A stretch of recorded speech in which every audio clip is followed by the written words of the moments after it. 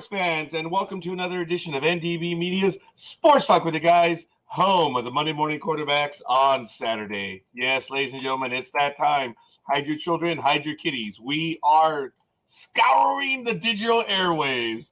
It is that time, ladies and gentlemen. It is February 18th, 2023. I'm the Scorekeeper. You know how it works here. Hell, no one is safe while we troll the digital airwaves. Join us as we discuss the latest news in the world of sports and review the events of the past week. No fantasy sports here. We keep it real. We're the adults in the room. And you need to remember, we keep it real, which I think I just said. But, hey, I'm going to repeat it again because that's what we do. We are the internet's ongoing traffic wreck. So you've already been warned. We kill brain cells. And as such, we are the purveyors of the zombie apocalypse. You have been warned. We are repetitive and redundant. We have no peers. As I mentioned, we are the internet's ongoing traffic wreck. Hell, we carry more water for sports than even the diaper depends can handle. So good morning, and good morning. And thank you, Aisha. Good morning. It's a little cold. Don't have my gloves on this morning, but I'm going to put, there's my beanie. So there it is. There they are, I should have said. Oh, how do you tolerate the colonial English, Aisha? It's amazing to me. But thank you for slumming it with us this morning. Good morning, Aisha. I hope you're doing real well out there in the land of kings and queens and King Arthur and J.R.R. Tolkien and all that. Over here we have Star Wars and Star Trek and rip-off of anime. I'm going to pay for that one, I'm sure. But, hey, it is what it is. All kidding aside, folks, just to give you an idea, it is cold out here. It is only 40 degrees out here in Southern California, out here in Pomona. Oh, you're funny. I'm sure we're going to get to it. Look, yeah, we are going to get to the Super Bowl conversation shortly, so it's all good in the hood. 40 degrees is going to get to a high 67, overnight low of 44 out here. It is crazy at 6:02 a.m. Pacific time. It is 45 degrees, humidity, pressure is 30.03 inches. Visibility is 10 miles, even though the sun is not up yet. Sunrise is at 6:32 a.m., sunset at 5:37 p.m. The wind is heading 3 miles per hour in the southeasterly direction, so it's that way. You know, I have to do my spatial orientation. I am facing west. The sun will be coming out of the east. That's north. Aisha's that way. Oh, no, wait, hold on. Actually, you are right through that banner. Right through that banner. That's how I would get to Aisha. It's about, hell, I don't know what, 6,000 miles that way. So, yes, I am facing west. So I would use that Superman joke in Superman 2. As I look west into East Houston. I just thought that was so funny. It was real subtle. But anyway, 2 points at 21 degrees. UV index, of course, is 0 of 10 at this hour. And the moon phase is a waning crescent. To all my friends, coworkers, and everyone else joining us, thank you. Good morning, Big Dawg. And good morning, Aisha. Thank you for the likes. We're up to 2 this early in the morning. Wow, absolutely glorious. So today in history, we somberly remember that on this day back in 2001, Dale Earnhardt Sr., considered one of the greatest drivers in the National Association for Stock Car Auto Racing, otherwise known as NASCAR, in history, dies at the age of 49 in a last lap crash at the 43rd Daytona 500 in Daytona Beach, Florida. Earnhardt was driving his famous black number 3 Chevrolet and vying for third place when he collided with another car and then crashed into a wall. After being cut from his car, Earnhardt, whose tough, aggressive driving style earned him the nickname the Intimidator, was taken to a hospital where he was pronounced dead of head injuries. Earnhardt had been involved in another crash at the Daytona 500 in 1997 when his car flipped upside down on the backstretch. He managed to escape serious injury and went on to win the Daytona in 1998, his first and only victory at that race after 20 years of trying. The 200-lap, 500-mile Daytona 500, which was first run in 1959 at the newly opened Daytona International Speedway is one of NASCAR's premier events, as well as its season opener. And, of course, it is this weekend, Daytona. We'll get to that in a moment when we go over the schedules. Of course, we know that after that accident in 2001, NASCAR did an incredible amount of service to its drivers, to its sport, and to its fan. I don't have all the details right now, but NASCAR changed. It slowed down to the detriment of many, but it became much safer. And we have not had something similar along those lines before. And NASCAR has still continued to do well, even though my compatriot, Solomon Walters, who I had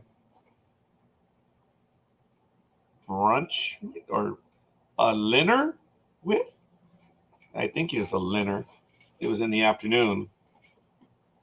Oh, I actually don't know what's going on. I did mention just anime, but thank you for being, being active in the chat room. Look at that.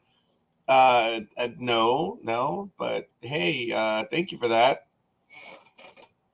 I'm glad the conversation is varied in the chat room right now. But today, again, in 2001, is the anniversary or the historical moment when Dale Earnhardt Sr. If it ain't broke, don't fix it. Most people will say, if it ain't broke, don't fix it. An engineer will say, if it ain't broke, it doesn't have enough features yet. And that's probably more true than I care to admit. The priest in a small Irish village was very fond of chickens. He kept in the hen house out the back of the parish, house. He had a cock rooster and about 10 hens. That's 11 for you folks counting at home. One Saturday night, the cock rooster went missing, and as that was the time he suspected the cockfights occurred in the village, he decided to do something about it and mention it at church the next morning. At Mass, he asked the congregation, "Has anyone got a cock?" All the men stood up. No. That's not what I meant. Has anybody seen a cock? All the women stood up. No. That's not what I meant. Has anyone seen a cock that doesn't belong to them? Half the women stood up. No, that's not what I meant. Has anyone seen my cock? All the nuns stood up. Good morning, Jay. Good morning. So, oh my goodness. Yeah, look, the big dog is definitely on a tangent this morning. He is wide awake. I don't know, Aisha, if I'm able to. But, the big dog is an instigator. He has become more of an instigator. He is the type that sits on his porch, "Get off my lawn!" And there's no one out there, but he has to yell it out. And just ask Matt Alvarez. So, good morning, Jay. Thank you for joining us. I hope you appreciated that one, Jay. That was meant for you. And Aisha greets him. So, really good stuff. I'm not going to go over the cricket stuff. The ICC women's, I guess I better now. And, of course, Jay's addressing the big dog now. Engineer to big dog. Engineer to big dog. Over, big dog. I'm so thrilled that the big dog is pontificating, which I'm sure makes him part of the family. So, nice big word, big dog. The big dog using the big word. So, India women won the toss and elected to. Well, they're winning by 100 runs. Sorry, over the India women right now. And the Australia men won 263 to 262. Wow. Later on today, South African women take on the Australia women, and New Zealand needed 331 wins to win over the New England men. So, sorry about that, folks. Here we go. Oh, breaking news, ladies and gentlemen. Or newsflash, Scotland beat England in the Rugby Six Nations. Aye, lass, that they did. That they did indeed. Woohoo! And I think I just erased my rugby screen. But all right. Well, thank you for that, Aisha. And good stuff. Good stuff this morning. A quick look at the AVP. As you know, they open up real soon. And it's going to be in Miami Beach, March 17th through the 19th. And then for most of the USA, tax deadline will be April 14th through the 16th. AVP in New Orleans. So that's something to look forward to. And here it is, National Rugby League Down Under in preseason challenge round 2. The Eels 36-14 over the Knights. The Sea Eagles got close to doubling up on the Roosters 28-16. The Rabbitohs 42, the Dragons 24. The Panthers lost to the Saints 12-13. And the Broncos edged the Cowboys 20-18, which is not unlike what happened in the NFL this year. But no, I do not know that, Jay. I don't know. There is rugby that's played in Southern California, but it's more like semi-pro stuff. So I do not know. Good question. Later on today at 5:50 p.m. Pacific time, Warriors visit the Storm. At 7:55 p.m., the West's Tigers take on the Raiders. At 10 p.m. Pacific time, Bulldogs visit the Sharks. And tomorrow at 12:05 a.m., Dolphins visit the Titans. So, woohoo! National Rugby League is going and blowing. In the PGA, taking a quick look. I'll have to look it up, Jay. I have no idea. The Genesis Invitational in the Pacific Palisades is going on right now, February 16th through the 19th. And right now, Max Homa is leading -10 at 132 strokes. Keith Mitchell is tied with John Rahm and Lee Hodges at -9 and 133 strokes. And then we have just Colin Morikawa at -8 and 134. In the LPGA, let's see if they have an event going on right now. No. The next event for them is February 23rd, the Honda LPGA in Thailand. Woohoo! So, not too bad. In the NHL, in play last night on February 17th, Chicago 43 over Ottawa. In overtime, the Islanders 5-4 over Pittsburgh. Minnesota 2-1 over Dallas in a shootout. And I was going to say the Lakers, but the LA Kings should have had my jersey 6-3 over the Anaheim Ducks. And in a shootout, the Rangers 5-4 over the Edmonton Oilers. Later on today, Colorado and St. Louis, Florida and Nashville. The Islanders at Boston. The New Jersey Devils at Pittsburgh. Did you notice the screen moved and I followed it? The Blue Jackets visit Dallas, Montreal, Toronto, Washington, Carolina, Philadelphia, Vancouver, and the Rangers at Calgary. And we still have, the Kings are playing again tonight. Arizona, the Coyotes visit the Kings. Buffalo versus San Jose Sharks, Detroit, Seattle, Tampa Bay at the Knights of Las Vegas. Taking a quick look at the NHL right now. In the Eastern Conference, the Metropolitan Division, Carolina leads with 80 points, followed by New Jersey at 75 and the Rangers 74. In the Atlantic, Boston 87 points, Toronto 74, Tampa Bay 73. In the Western Conference, in the Central, Dallas 72 points, followed by Winnipeg and Colorado, Minnesota at 63 points. And in the Pacific, the Vegas Knights, 70 points, followed by the Kings, 69, Seattle, 68, and this is close. Edmonton, 67. Woohoo! Well, not too bad. In the NBA right now, it is, I believe, NBA All-Star Weekend. So it's not the halfway mark, but yeah, it is what it is. Yeah, it is. NBA All-Star Weekend. It's going to be the 71st NBA All-Star Game at Salt Lake City tomorrow. So not too bad. As you know, Major League Baseball pitchers and catchers did report this week throughout Major League Baseball. So it has begun. Build it and it will something or other. I don't know. The engineers of the room will be able to tell us. Build it and it will. Build it and it will. Build it and Speedy will come. Morning. Man, how are you? Good. How are you? I'm doing real well. Thanks for joining me, Speedy. Everything good in the hood out where you're at, young man? Yeah. Good. I understand there was some snow down there. Actually, there has been. The mountains are looking real nice. Near the Grapevine, for those that know and don't know, that's where the Interstate 5 enters the Central Valley or exits Southern California, as some people would say. There has been quite a bit of snow there. Solomon Walters, formerly, you know him as our NASCAR fan. He sent me some pictures. I don't know if I may have one of the snowfall this week. Maybe I could actually. I don't think I saved it. It's in the text line, so forgive me a moment.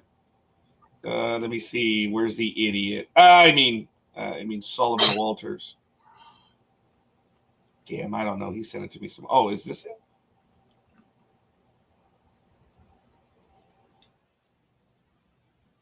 This may be it. Yeah, check it out right here, folks. The image might not be the clearest one, but I'll see if I can upload it. But that is just north of the Grapevine. That was this week. So, yeah, that's about, I don't know, maybe 70 miles. It's about an hour and a half away. And it's just over the Grapevine in the Central Valley. And I know you can't really see it, but over on the left, there's a dusting of snow on the truck. So, yeah, we've had a little bit of snow in Southern California. And when you look up towards the mountains, there is a bit of the white stuff. But speaking of a little bit of the white stuff, good morning, Big Dog. How you doing this morning? What's up? What's up, Matt? What's up, Big Dog? Same old, man. I don't know why, but I wanted to answer Big Dog back. What's up? I don't know why. I did the way he said it. I was like, "What's up? What's up?" I don't know why. Good morning. Hey, folks. As I mentioned earlier, it is NBA All-Star Weekend, and Big Dog will keep us surprised on some of that stuff going on. But Aisha did warn me this morning. Let's see. I'm going to go back to it. And don't mention the Super Bowl. Bloody told you I wouldn't get it right. So I don't know if anyone is ever going to get it right. But I'm going to go to my co-host in just a moment. I got it right. And that moment has arrived. Go ahead, Big Dog. and it is what it is. Look, you know what? I lucked out. I had the opportunity. It was almost last minute. I did invite people to come over and visit me here at the world-famous headquarters. But my sisters said they wanted to do something. And we got together, and I took my daughters with me, and we went to go catch the Super Bowl over there. And my daughter, that was a Freudian slip. I was going to say my daughters, but my sisters put a nice spread out there. We took a few pizzas over, and it was absolutely a lot of fun being able to watch the game. And speaking of being a watching voyeur, did I just stutter? Watching voyeur. I don't know. But that is the almighty. Go ahead, Big Dog. Sorry. I was going to say, you were studying earlier when you were saying cock rooster. Did you like that one? Did you like that one? It was funny. But I was just wondering why you kept saying cock rooster. I mean, it's the same thing. There's only one type of rooster. He's a cock. Yeah, it's what was in the joke. But it was imperative to the joke, I believe. Yeah, it was. Hey, look, if you guys chuckled, that's the purpose. So I'm glad. I'm glad. I'm glad it was. So good morning, Herr Almighty. How are you? I'm doing pretty good. How are you guys doing? We're breathing. Yeah. I guess that's all that counts, right, Big Dog? That you're breathing? That's it. Yep. Besides, yeah. So, you know, all right. So, where are you guys at since I came in late? Oh, we were taking a moment to settle ourselves. But welcome again, Almighty. Dude, I got to admit, I am envious. While I'm stuck being either Yoda or Palpatine, you are the man, the Breaking Bad man. That image with that hat, dude. Okay. It really okay. fits. Aisha, by the way, thank you for the update. The Six Nations table, Ireland 10 points, Scotland 10 points, England 6, France 5 points. Yes, France 5 points, Italy got 1 point for total 6, Wales nada, and Morning, Speedy, Big Dog, the Porn King, and the old guy. That's funny. The Porn King. I'm not the Oh porn my king. goodness! I just talk about what Roger likes to watch. That's all. Yeah. Good morning once again. Don't tell that to Eagles fans. Yeah, I'm waiting for Tony to show up so we can talk about Super Bowl. He's a good man. I don't think, or maybe he's hungover. I don't know which, but Still, Tony hopefully will be joining us shortly. But I think we can get to it. Let me see. I want to go over the calendar real quick. No, I think that's generally it. In other stuff, the World Baseball Cup pool play begins on Wednesday, March 8th. Backing up a day, Formula One opens up on February 5th. I'm sorry, excuse me. In Bahrain, I do apologize. And March Madness Selection Day is March 12th. Also, the March Madness Selection Day is also the day we spring forward. Go figure. Matt's favorite day. Matt. Yeah.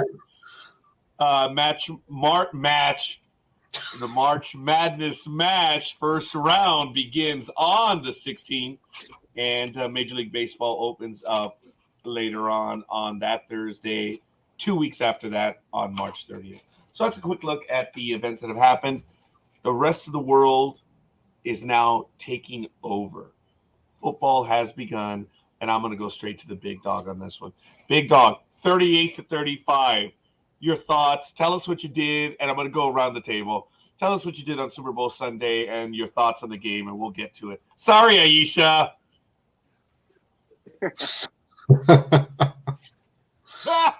The Eagles didn't fly too good. They snatched defeat from the jaws of victory. Well, what else? Go ahead, Big Dog. It was a hell of a game. I mean, it was a great game, great high-scoring game, which is what I wanted. Controversial call, of course, at the end. And I'm sorry, Eagles fans that are, worldwide that are out there that are saying that was a ticky-tack call, that was a call that shouldn't have been made, blah, blah, blah. But the thing is, I believe Bradbury was his name, correct? The cornerback. He himself said he grabbed the jersey. He admitted to that right after in the locker room saying, yeah, I grabbed the jersey. I just hope the ref didn't call it. So he knew what he was doing. So anybody out there that are showing the video of it, of course, it's always cut the way they want it to be cut. So it only shows where he's kind of like reaching out and he kind of half grabs the jersey, but the grab was before that. You see the jersey being tugged on the reverse angle. So he grabbed the jersey. It was Scorekeeper and I have always said the same thing over and over and over and over all the years since the very beginning. If it's a foul penalty in the first quarter, then it's a foul / penalty in the fourth quarter. You don't say, oh well, it's the fourth quarter, the game is close, I'll let it go. No, because all that does is let the opponent or whoever's going to do it say, oh well, they're not going to call it, so I'll just do it anyways. I know it's wrong, but I'll do it because he won't call it. So, yeah, it was a close game. It's sad that because of that call, they had to they got the automatic first down and they just wasted the clock down. But who's to say Mahomes wasn't going to get it on the fourth, because it would have been fourth and goal or fourth and whatever. Who's to say Mahomes wasn't going to get that first down or even a touchdown? So it's the whole woulda, coulda, shoulda thing. But the thing is, it was a penalty.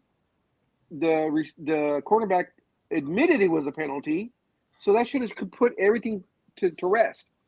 When the guy who did it admits that he did it, and said, "Well, I was just hoping the ref wouldn't call it." That right there, you know. So, but it was a great game.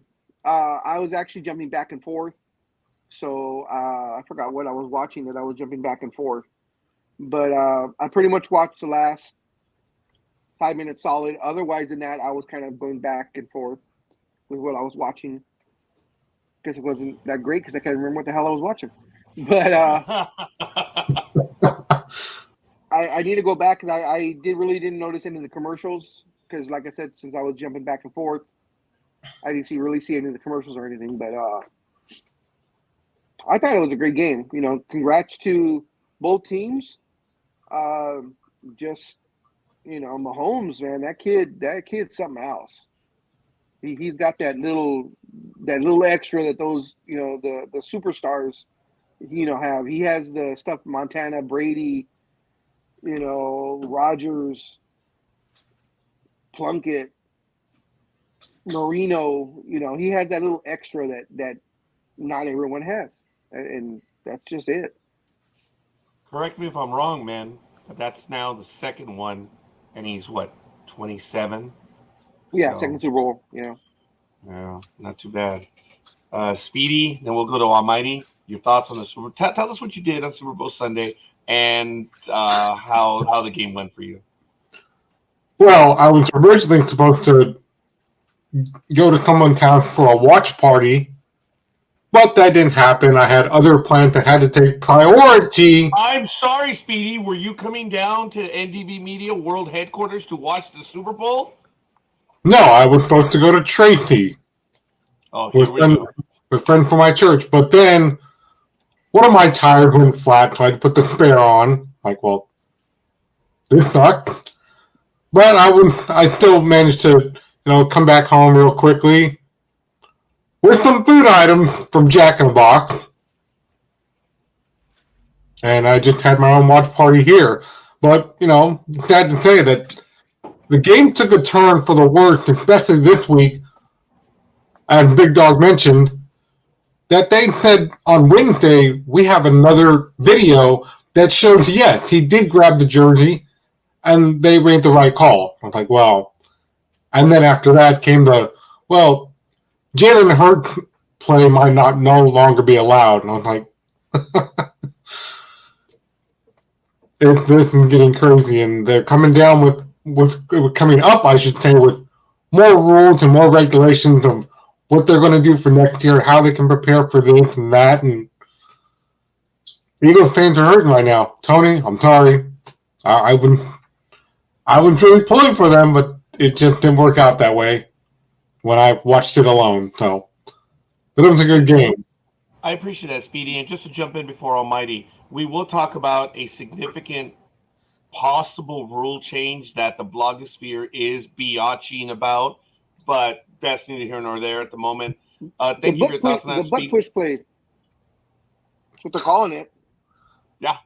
Or the push tush, I think, in some other places. Go, yeah. Same thing, Big Dog. It's just they have lots of names for it.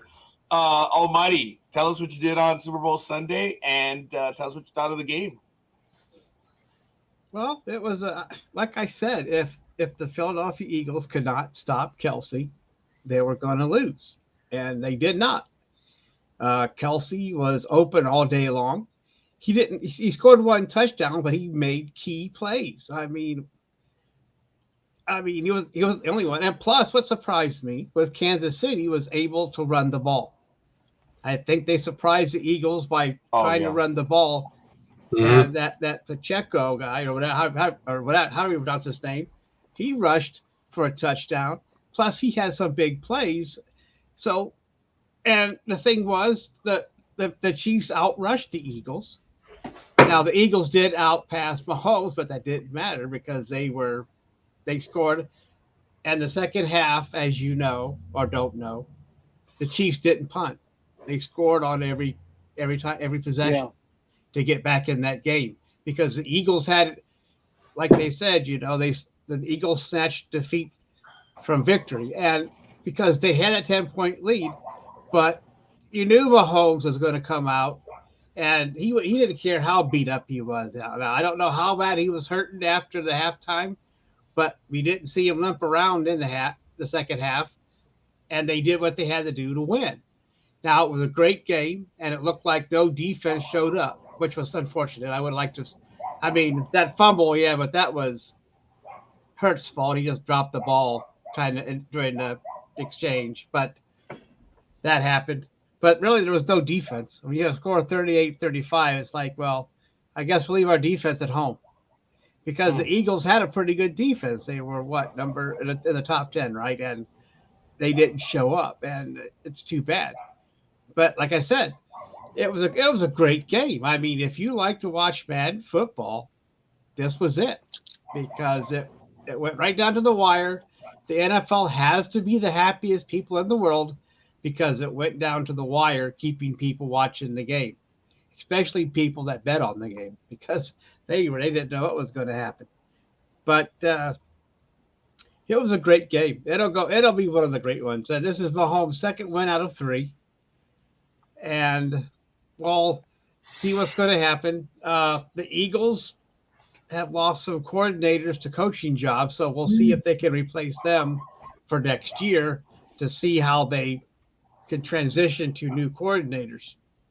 So I think they lose their offensive coordinator to somebody. I think the Eagles did. I should know that, but I don't.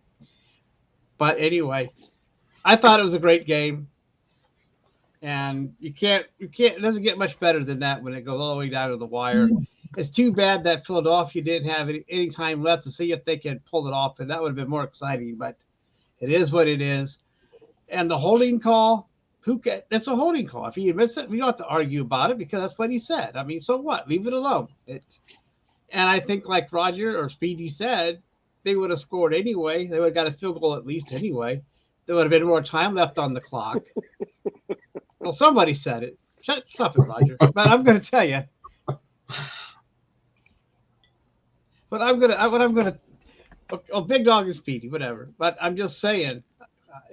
I'm just saying that they would have scored anyway, but they would have left time on the clock for the Eagles to see what they could do. But it worked out, and it's just unfortunate that he did grab the jersey. I mean, but he made a gamble. The guy made a gamble, and sometimes they miss it or don't call it, and sometimes they do. And what else was he supposed to do? Because the guy would have ran open and got a touchdown anyway. So he did the right thing.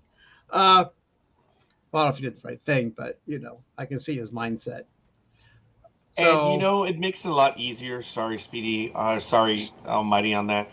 Look, he admitted it. He said it straight out, as Big Dog so eloquently told us a few moments ago. Dude, he did it. He owned up to it. Yeah, let it effing go. Okay? It happened. He gambled, and that's it. It's so nice and refreshing to hear someone just so eloquently say, yeah, I did it. I thought I'd get away with it. I didn't. And that's it. He didn't, claim anything else. It was kind of nice and just a simple aspect of it. Coffee had a comment earlier, and folks, as you see, we're trying to get all of your comments, and that was to the push tush. And I did send to my glorious co-host this morning an article about that if they want to take a look at it. But there's conjecture whether the NFL committee will actually look at it right now or not.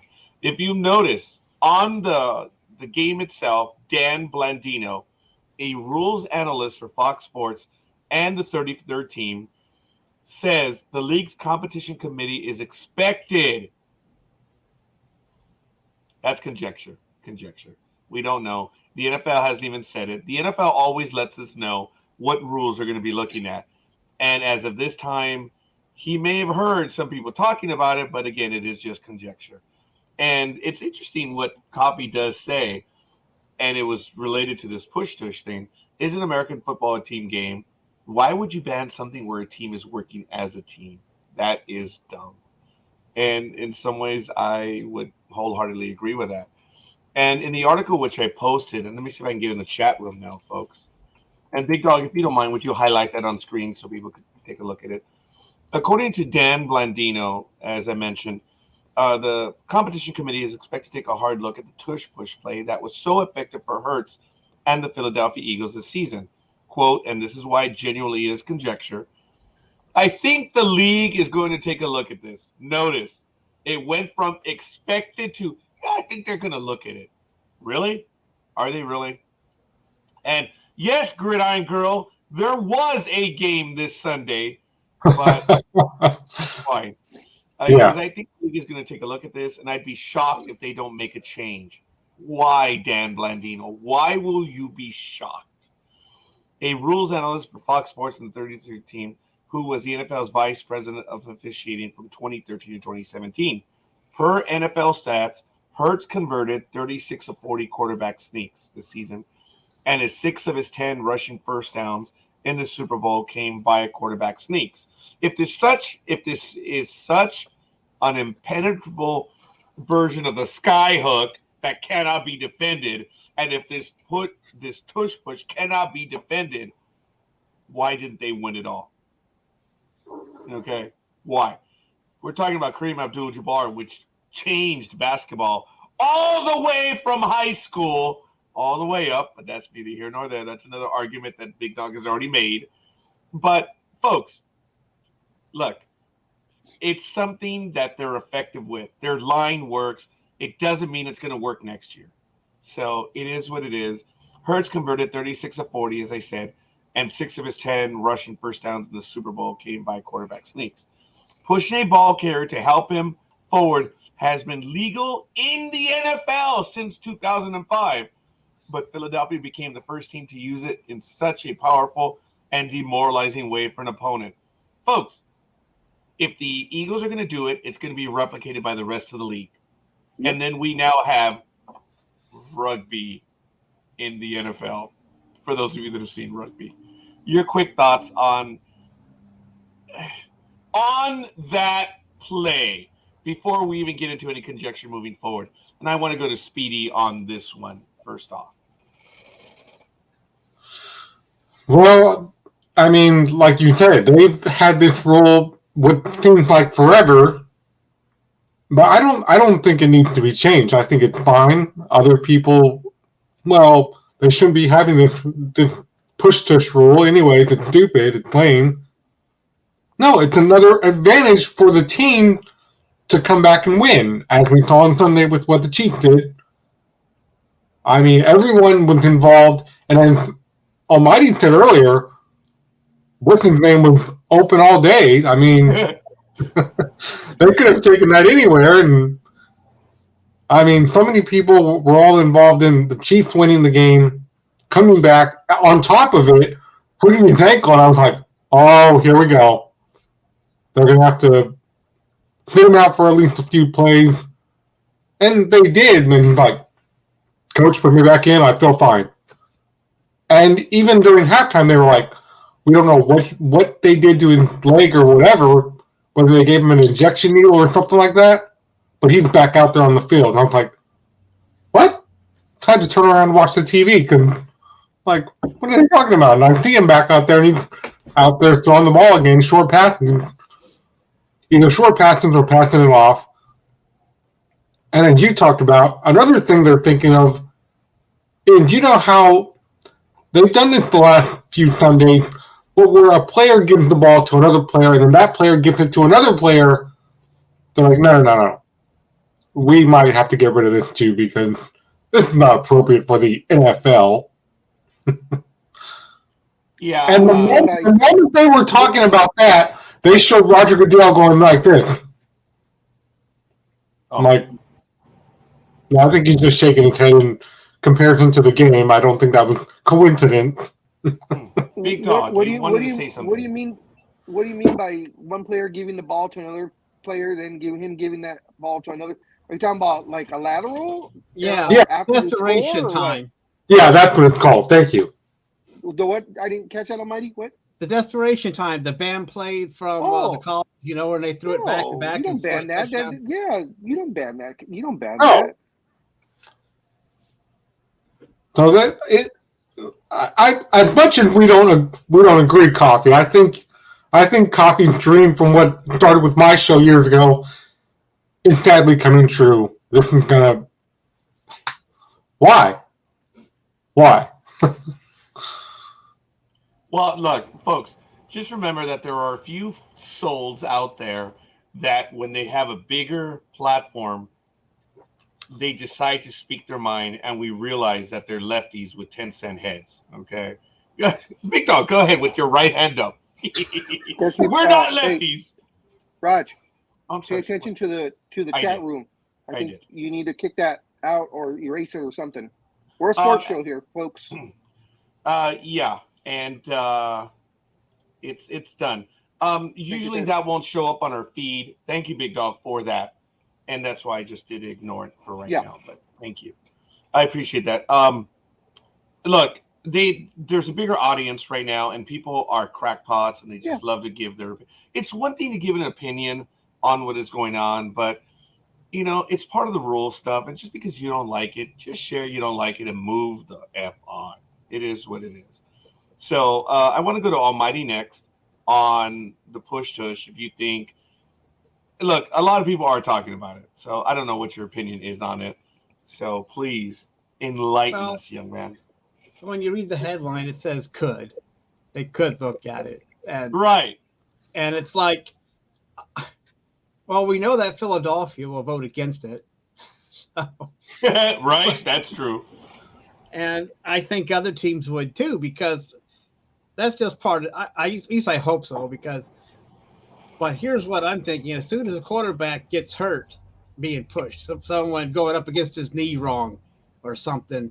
And then they'll change it. But for now, I think it's going to stay. I mean, so what? I mean, even if he wasn't getting pushed, he could still find that gap between the tackle and the guard, or the center and the tackle, and just move his ass in there. It doesn't, but you know, I know it's been used a lot this year since they emphasized it. Somehow it got emphasized last season, saying it's legal, and so all of a sudden, even though it's been legal for almost 20 years, all of a sudden it's the big thing to do now. But other teams are using it, and you know, I mean, there are quarterbacks that are efficient without being pushed. Because, like, look at Allen. He's what, 6'5"? So yeah, he's going to be able to squeeze his ass in there. So I don't see a problem with it. I mean, they can look at it, but don't change it. Appreciate that, Almighty Big Dog. I know you got some comment in there, but on the push tush. I mean, look, again, blogosphere is going crazy. Yeah, I agree with everyone here. You know, it's the play works. I mean, it's not the Eagles' fault that they perfected it in a certain way that it's now to their advantage. Mm-hmm. So if it's a legal play, there's nothing wrong with it. It's been, you know, in the books for over a decade, or, you know, however long it's been. It's not the fault of the team if they were able to perfect a certain play. No one complained back in the 80s when you had Air Marcus, when Marcus Allen would jump the pile, literally fly over the pile. No one complained about that. The Raiders perfected it. Marcus Allen perfected it. You know, no one complained. It was just a play. You know, other teams try to do it not to the greatest percentage for them. But hey, if this works for the Eagles, it's up to the defense of the other teams to stop it. Because for every offense, there's a defense. There's a way to stop that play. They just have to learn. You know. But yeah, it's also like all of a sudden, well, the tight end could just catch 3 passes to control Kelsey or other tight ends. That's like the same thing. Yeah. It's like, you know, isn't Kansas City perfect? I mean, Kelsey's a good guy getting open, and he perfected his position. So why would you penalize anything like that? I mean, it's like just because a team. Well, I mean, I don't know. It's just leave it alone. I mean, the fans like it. I mean, come on, let's not kid ourselves. Yeah. And just leave shit alone, guys. Let me tell you. And also, go ahead. I'm sorry. And also, how many times in a season, you know, you got 32 teams times the entire season, times however how many plays it is. How many times are they actually on a goal line stance where you can actually do a damn quarterback sneak? The percentage is extremely low. So yeah, You know, it's not And like the same thing, you're at the 4th and 1. Yeah, Yeah, and yeah. and if you have if your quarterback sneak, or if you have a pounding running back, you can get it too. It's just nitpicking to me. It's just, leave stuff alone. The fans are enjoying it, and just keep it up until the quarterback gets hit wrong and from behind and tears the knee ligament, and then change it. Marty, I think that's an excellent point, and I appreciate your thoughts on that, Big Dog and Speedy. I would have to say, to everyone who's bitching about the NFL becoming a pass-only league, you have elegant proof of the Eagles right there. And if they're successful, why didn't they win? They got to – oh, I'm sorry. Ooh, I apologize. I didn't say. They made it to the Super Bowl. They almost won. This is smash mouth football. I don't understand what purists – I don't think the purists are bitching about this. It's just, the apron stringers that are unhappy about it. But look, if it works, it works. Sorry, Roger, but go ahead. This has been a passing league since the 80s. I mean, let's not kid ourselves. I mean, and Dan Marino learned the hard way what it's like not accepting a running back, because he just can't. He tried to pass his way to the Super Bowl and it didn't work. He didn't want to run the ball, but running the ball is still important, because Kansas City proved that with their running back, and running is still, because if you don't run the ball, then the defense will just sit back and wait for you to throw the ball and pick. I mean, it's not as much running as there used to be, but the running back for the Kansas City ran for 78 yards. Okay, that's quite a bit of yards. I mean, it's not 100, but still, he ran for 78 yards. And look how many yards running quarterbacks get. I mean, Lamar Jackson runs for over 100 yards a game. Hurts likes to run the ball. Allen will take off with the ball. So, I mean, it might not be a running back, but there's still running involved. And remember, Mahomes likes to run too. So but they do have a running back, and they do use their fullbacks. Boy, that breaks it down to the most basic level. Yeah, it is. Folks, and sorry for interrupting you, Roger. Go ahead. No, not at all, guys. It's all right, guys. We're having Sports Talk with the Guys, home of the Monday mornings on Monday morning quarterbacks on Saturday. Folks, this is what it's about. Yes, we'll probably get a little peeved and a little impatient because we don't have a chance to say what we don't, but we try to make it where we have a wonderful conversation. It's great. We don't have any rules here, folks, and we try to respect each other. I'm not offended in any way, and I appreciate it, because it's awesome to want to have a conversation and to say something on this, and it's really good, folks. Exactly, Jay. They did that. I mean, plus, if you just pass the ball, you won't have the RPO option anymore. So there's always going to be running. Maybe not a lot of it, but there will be. And I do want to get to Aisha's comment in a moment, but I do want to say that I did watch the game myself, of course, and I did watch the entirety. I want to thank publicly Jay. Thanks for coming over to visit. He was there for the first half. I was thrilled. I'm glad you had a chance to meet the family as well. Jay, thanks for stopping in for the first half of the game. I just read that Randy Moss comment. I was joking. He's too fast. Damn it. I did not. We'll get to that one right now. But it was a lot of fun. As I mentioned, my family, my sisters really went wild with the spread. It was nice. There was food and drink, which was really cool. But having my sisters there, my sister Rose, as now the evil sister, Jay. She's the talkative one. She doesn't care. She's got a mouth on her. And I appreciate that, Jay. No, seriously, I'm glad you were able to make it. I was so embarrassed because I had invited everyone over to come over to the studio. And then since no one really had committed, I was like, okay, well, I'm going to go to my sister's house. And I got a call from Jay. He says, hey, bro, you still going to watch the game on Sunday, at NDB Media World headquarters? I'm like, oh, shit, no, Jay, I'm going to be watching. But come on over. Please come on over. And I'm so glad he did. And I'm glad he was able to get away from it for a while. So, Jay, tough shit, bro. That's your first visit. You'll be coming over a little bit. You're stuck. You're in the family. So see, it was kind of right. He was actually, he wasn't at NDB Media World headquarters. He was at NDB Media, the substation. Oh, I was going to say that too. 'Cause, That's funny. yeah. You got me going on that one, but it was fun. We also had friends of my sister that were there. I've known them as well, and it was a nice environment. You know, my sister has a condo which she purchased, and it's not the biggest place, but it was not bad for all of us. There was 1, 2, 3, 4, 5, 6 people watching the game. My daughters, much to my shock and disappointment, just weren't there. They were upstairs doing whatever 20-somethings do when they're not interested. But it was good, folks. Again, I'm sure we're going to do something for Super Bowl Sunday next year, but we'll get to it. Again, I want to get to the comments in the chat room, and a quick shout out, Aisha. Again, thank you for the like. Some guy named Peter Gama, thank you for the like. Another one, Gridiron Girl, Jay, and Timos Whitney.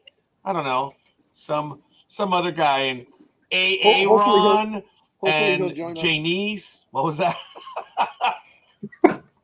I'm being stupid. You know that old shtick. But anyway, good morning, Thomas. Thanks for watching. Of course, Dreem. And I did miss that comment by Coffee. The NFL has gotten so ridiculous that I am surprised. After Randy Moss, they didn't try to slow down wide receivers by banning anyone that was too fast. That was good.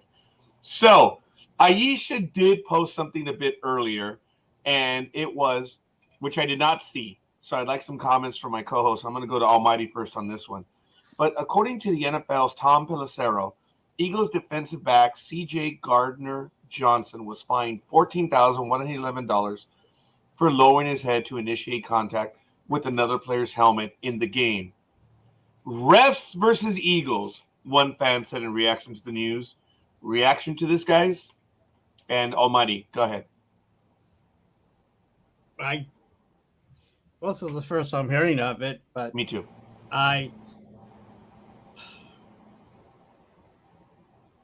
Why can't they round that up to why $111? I don't understand that part of the fine.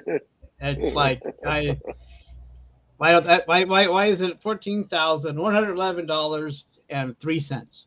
I mean, I don't know. It doesn't make any that. Maybe that extra 111 will break him. Oh my gosh, I can't afford that. But anyway, so this is after the fact that Alicia, that they just saw it on the film, and after the fact they saw him lower his helmet, because there was not a penalty for anything like that I saw. Because but the NFL does this all the time. They will send out a fine after the fact, so it's nothing new. I mean, I didn't see it, and taxes. That's a service fee. That's well, actually, $14,000 is a service fee. $111 is the actual fine.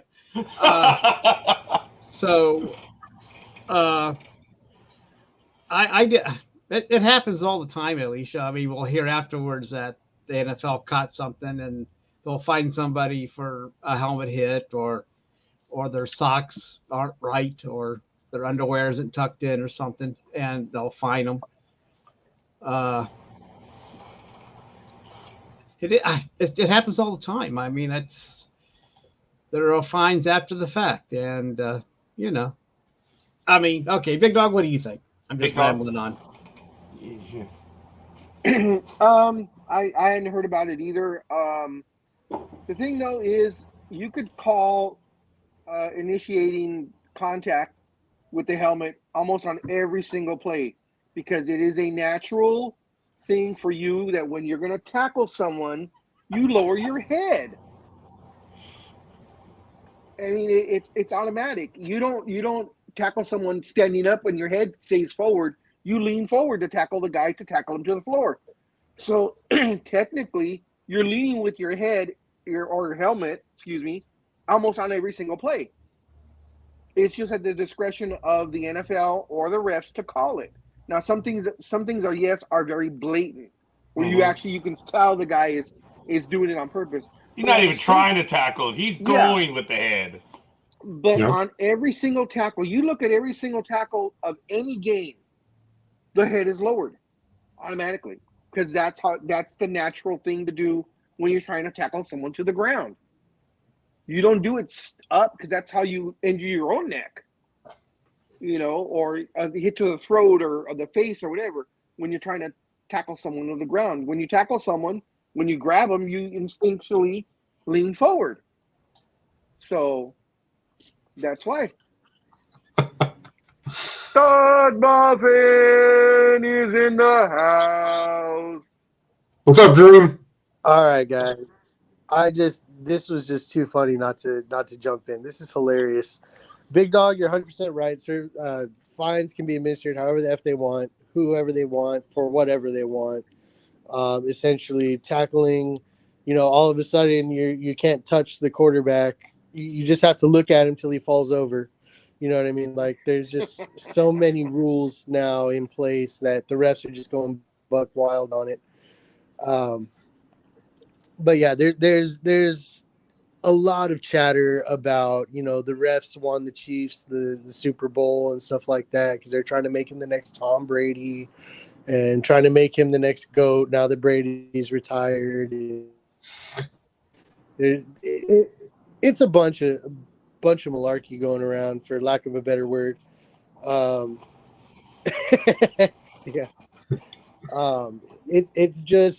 It's ridiculous sometimes the way that fines are administered, but everybody's going to say, hey, my team was cheated when somebody loses. When your team loses, oh, it's the ref's fault. It's their fault. You know what? The Chiefs played a better game. It happens. Calls are going to go your way. Calls are not going to go your way. That's true in every sport, every league, hello, Aisha. Just got blown on air, Dream. Morning, Dream, you lucky bastard. Right. But how I was taught to play back in the day, a long time ago, and you've probably heard me say this before, is you play the game as best you can, and you make it so that no matter how many bad calls you get, you beat them so bad that no bad call is going to ruin your victory. So that's how I was taught from several different sports. It's like the refs aren't always going to give you your calls that you want. Beat them anyway. Beat them into the ground so they can't stand up, and don't take the foot off the gas until that last whistle blows. Let me step down off Dream, my soapbox now. And I appreciate that, Dream. I love you for it. I agree with you. You and I competed many years ago, and it was fun. Look, and Dream and I are both of the same thought. You push the pedal, but you don't be a dick about it, right, Dream? Right. Then you give them a chance to get back. You beat them into the ground, but you don't be a dick about it because they get mad. And then you'll go cold, and that team will come back and just beat the shit out. Right. You celebrate when you're holding the trophy. That's right. Yes. Which is what one of the Kelsey brothers did after. Remember? He's like, you guys said you couldn't beat us. We won, though. Didn't we win? Yeah, we won. And I was like, well, there he goes. He's going to do his soapbox and tell the world that they said they couldn't be beaten, and they won, though. Yeah. But let's go back. It's like, this is what a rebuilding year for Kansas City looks like. That's the big stab right there. Yeah, but let's go back to Big Dog's point. I have a 2-in-1 tangent here in a minute because what Big Dog said is true. What did they say? What did they say in the film? Gridiron Gang, when The Rock's like, "You get over here." He's like, "Look, guys, you hit with your helmet, you tackle him to the ground, and you make the tackle." And then what do they say too? In the longest yard, you got to use your helmet. Same thing with the other film that Denzel Washington does. You guys need to just lead with your helmet, knock him down, and make the tackle and make the touchdown. You don't just stand around. You come over. If you got to drag them down, you drag them down. Of course, not in the NFL. That would never be allowed. You can't just drag somebody down. We've seen that get called so many times. And Dean Blandino, he gets it right more often than not. I mean, they even congratulated him on air for that often throughout most of that game. Dreem, thank you for that. Very good. You won once again. You got it right. You got it right. He goes, yeah, they're going to call it every time. But what about those commercials? Those commercials, man. My favorite one. Hold on. Before I want to address what you just said as far as the penalties go and everything else. As an athlete, all these players know you push the line till something gets called. If I can get away with this, what's the next thing I can get away with? What's the next thing? How far can I take this before it gets called? And cold? Okay. You know, you learn Big Dog, based off we can of the hear different... you. Dreem. Shh. Big Dog, we can hear you. All I said was, I didn't say anything. All I said was, did we lose him? That's all I said. Oh, sorry. I thought you were actually on the call because you said hello. Yeah, it sounded like you were on a call. You're like, it did. Sorry, Big Dog. That's why I said, Big Dog, we can hear you. I thought he was loading up Pornhub or something. Oh, hello. Oh, he's on Pornhub? Is that where Big Dog goes? Oh, wow. No, he goes to Feet Finder. All right. Well, sorry for the interruption, folks. I apologize. It just looked that way very briefly. Sorry, Dreem. I know I ruined your train of thought. Sorry. It sounded that way, too, from what I heard. My choo-choo just crashed. I don't know. But I should see a doctor about that. They can fix that now. That comes with age, man. I forget when I was going to the fridge. Oh, so said the youngest one here. Oh, that comes with age. No, Speedy is the youngest one here. I'm not the youngest one here. No, I think you might be the youngest one now. No, Speedy, how old are you? He's gonna be 40. What? 39? Mm-hmm. Yeah, you're younger than me, bro. Don't worry, you're good. Okay. Hey, the young man revealed it. Come on, porn star. How much? Oh, I'm gonna be 41 this year, bro. Like, right. But my knees and my back are 80. Shit, Dreem, I've known you since you were 17, dude. Holy crap. Yeah. I'm sorry, dude. I apologize. My oldest kids are in college, man. They're graduated from college, working their own careers. My my youngest is about to start high school this year. That's terrifying. Damn, you're old. Yeah, no shit. Yeah. Aubrey is starting. We just had a conversation in the car with one of my kids, with the middle one and the youngest one, talking about how, you know, when we get old, you know, the middle one's gonna have to be the one to take care of us, but she's probably just gonna put us in a really, really nice home.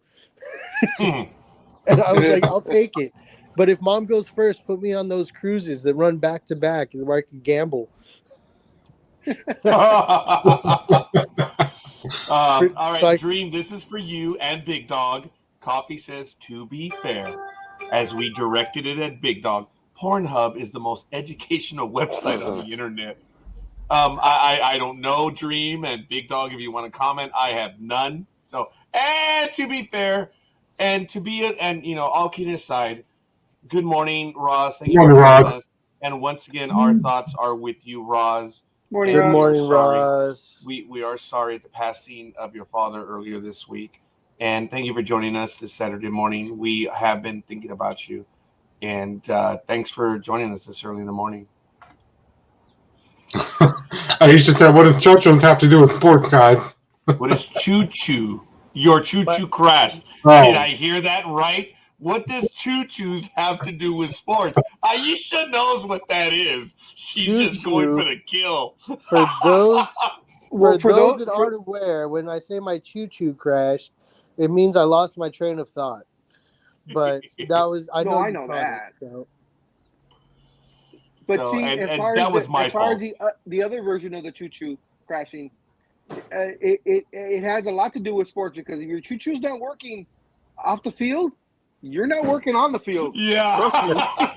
Yeah. On the exactly. field, on the court, on the diamond, whatever you want, on the ice, if that choo-choo's not working, that's all you're worried about. You reminded me. I was gonna say that service fee is probably to get that girl back to the hotel room. If you're an announcer.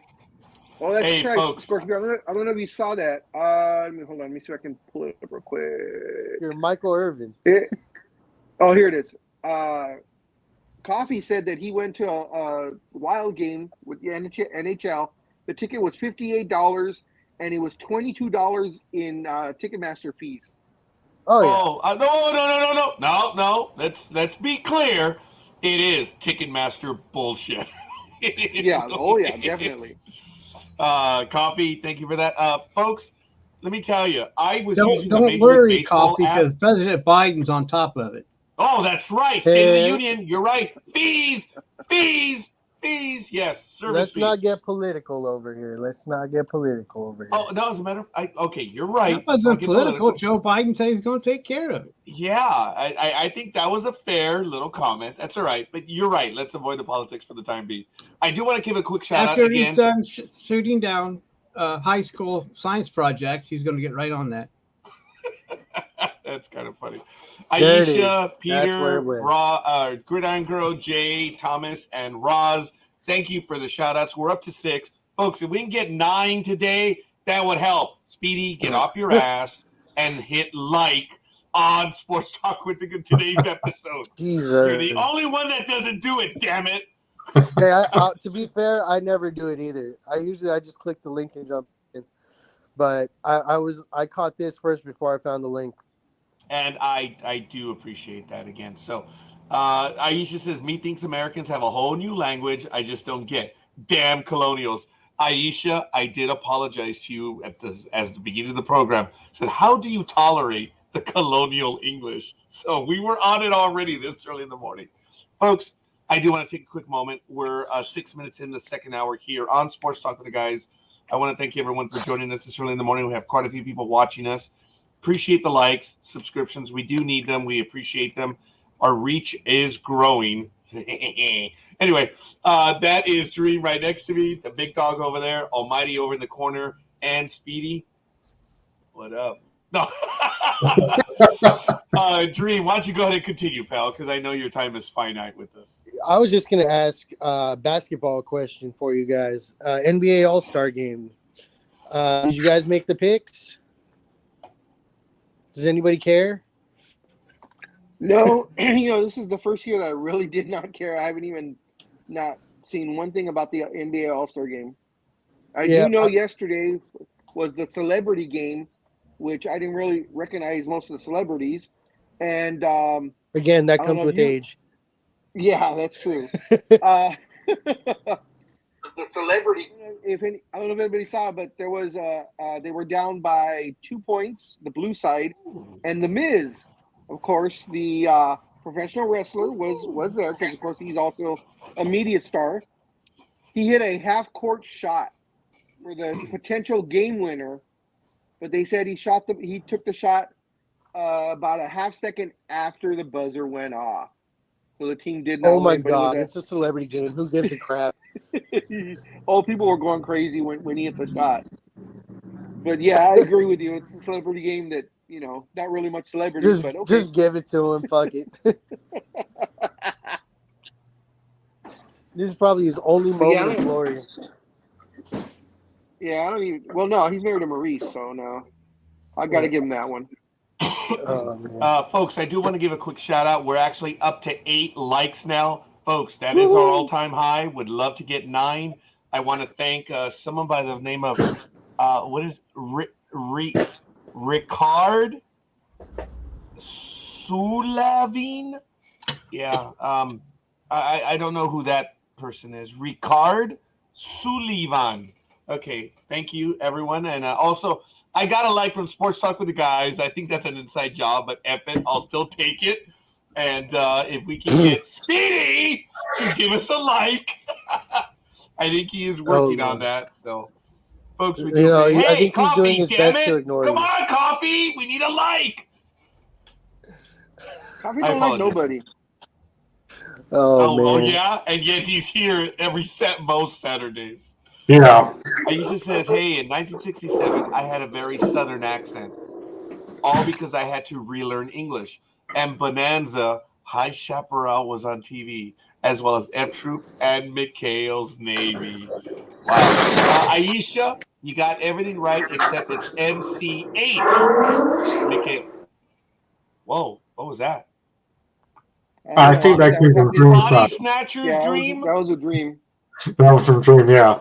Okay, he muted himself now. Yeah, he did. Folks, we're having a wonderful Saturday morning talking sports right now, and it is absolutely awesome. Big Dog, did you want to go into some of the basketball stuff right now, or we just go on to the next subject? Because we do have news. I'm going to give you the titillating story. There was a story about Paul Pierce.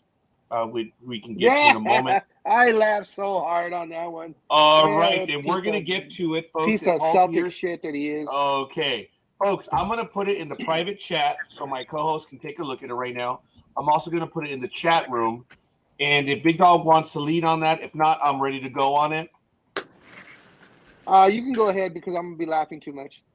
Okay. The basketball world reacts to the, and this is an opinion piece, unfortunate Paul Pierce announcement. So very briefly, and Big Dog will correct me because I'm sure I'm going to get this one wrong, but I do want to announce that we have our 9th like, and that was Michael. Thank you, Michael. Michael Day gave us the number 9. Thank you, Michael. Oh, I thought it was Michael Strahan. Okay. Well, Michael sure, Irvin? I'll take it. Yeah. Michael Paul Myers? Pierce is one of the best basketball players of his era, a Celtics franchise legend and a member Debatable. of the Basketball Hall of Fame. Unfortunately, he's in the news for something totally unrelated to basketball. This was yesterday at 9:24 a.m. And it was, and I'm going to go to the screen right now on it. Forgive me a moment. I'm going to quote the the thing that happened. Here it is. The federal securities laws are clear that any celebrity or other individual who promotes a crypto asset security must disclose the nature, source, and amount of compensation they received in exchange for the promotion. Investors are entitled to know whether a promoter of a security is unbiased, and Mr. Pierce failed to disclose this information from the Security Exchange Commission. And here it is. They announced that charges against former NBA player Paul Pierce for touting EMAX tokens on social media without disclosing the payment he received for the promotion and for making false and misleading promotional statements about the same crypto asset. Folks, there's a lot to be said about ignorance. There's a lot to be said for theft, and there's a lot to be said for growing up in the hood. And I'm not talking about Paul Pierce. I'm talking about all of us when I say it, growing up in the hood. Folks, if we're talking about something, we always say, I try it, we use it, or nah, I don't use that stuff. Paul Pierce wasn't being a kid. He was being an adult. He was hiding his investment, and he shouldn't have done that. Every kid knows that growing up, and adults should know that. And the law says ignorance of the law is no excuse.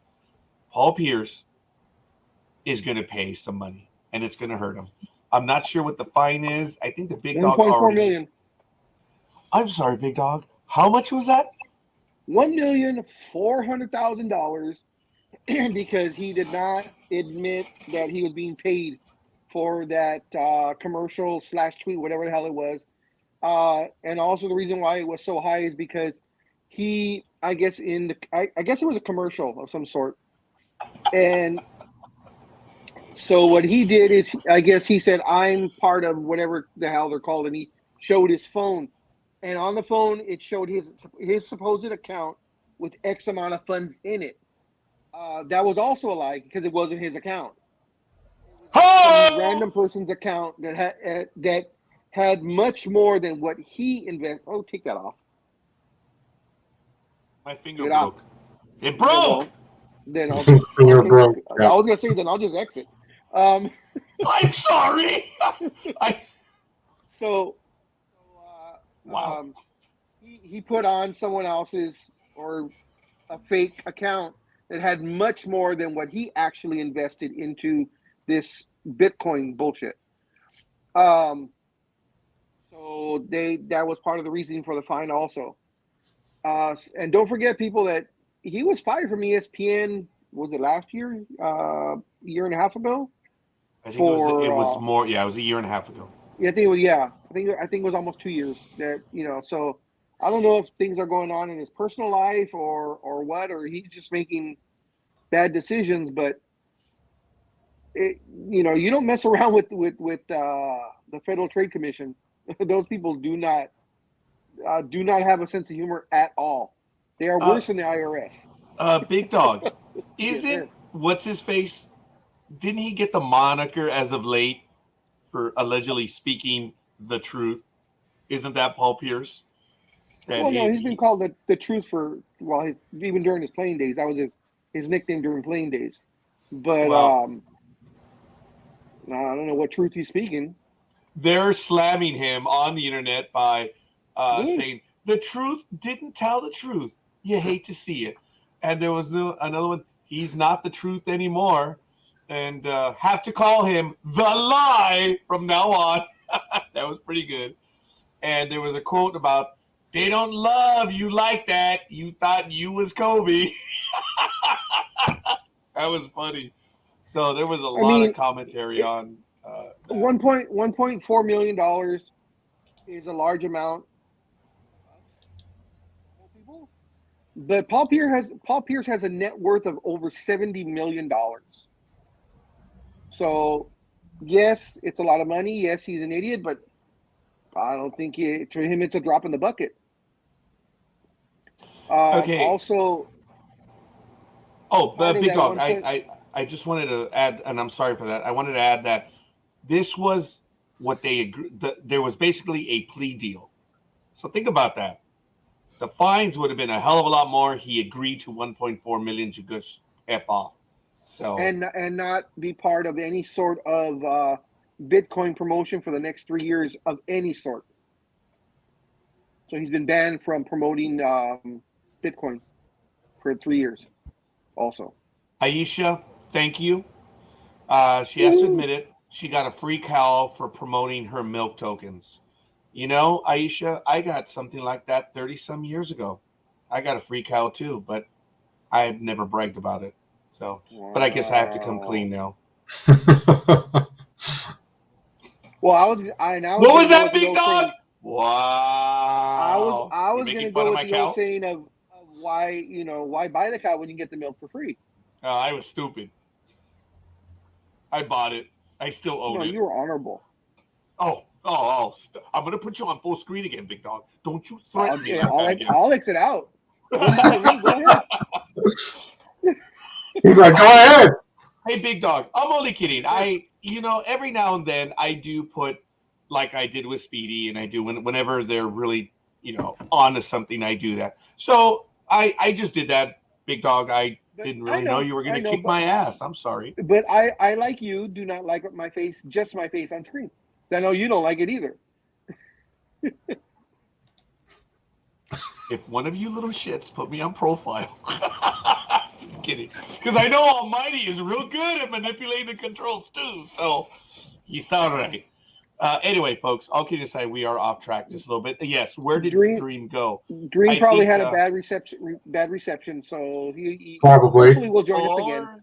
Or he's the only one of us that actually had to get to work to open up his restaurant this morning. So, as you know, he does work. It is really amazing over the some 15 years that we've been on air.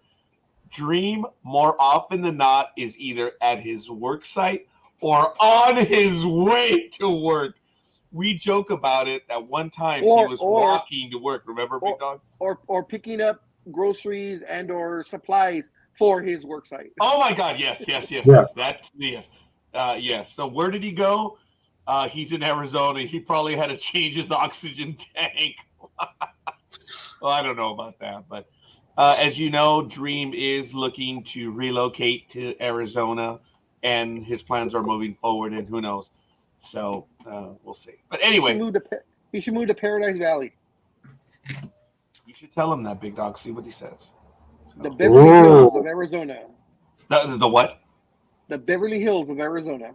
Oh yeah, he can afford it now. That kid. Good for him. He can be the next door neighbor to Steve Nash. Mm-hmm. And the whole thing from earlier was only because of my friend. One of the wrestlers that used to wrestle up here, he's now down in somewhere in Buena, California. He's like, look, it's snowing. It's like, no way. What? As you mentioned, Scorekeeper, yeah, it snowed down there where you guys are. It actually does snow. What big? I mean, it snows in the mountains, which are only Snows in the what mountains. 10 miles Yeah. away, if that. It snows all around us, but for us to get a light dusting in Southern California proper, what big dog? Once every 5 years, definitely once every 10 years, we Well, get once a every dusting. 10, 12 years, we'll get a dusting. Yeah, I- and that's down here in the valley, but up in the mountains, we get that white stuff all the time.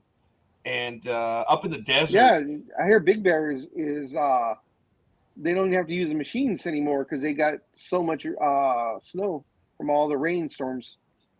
oh, well, yeah. Jay says it's like ice, not really snow. Yeah.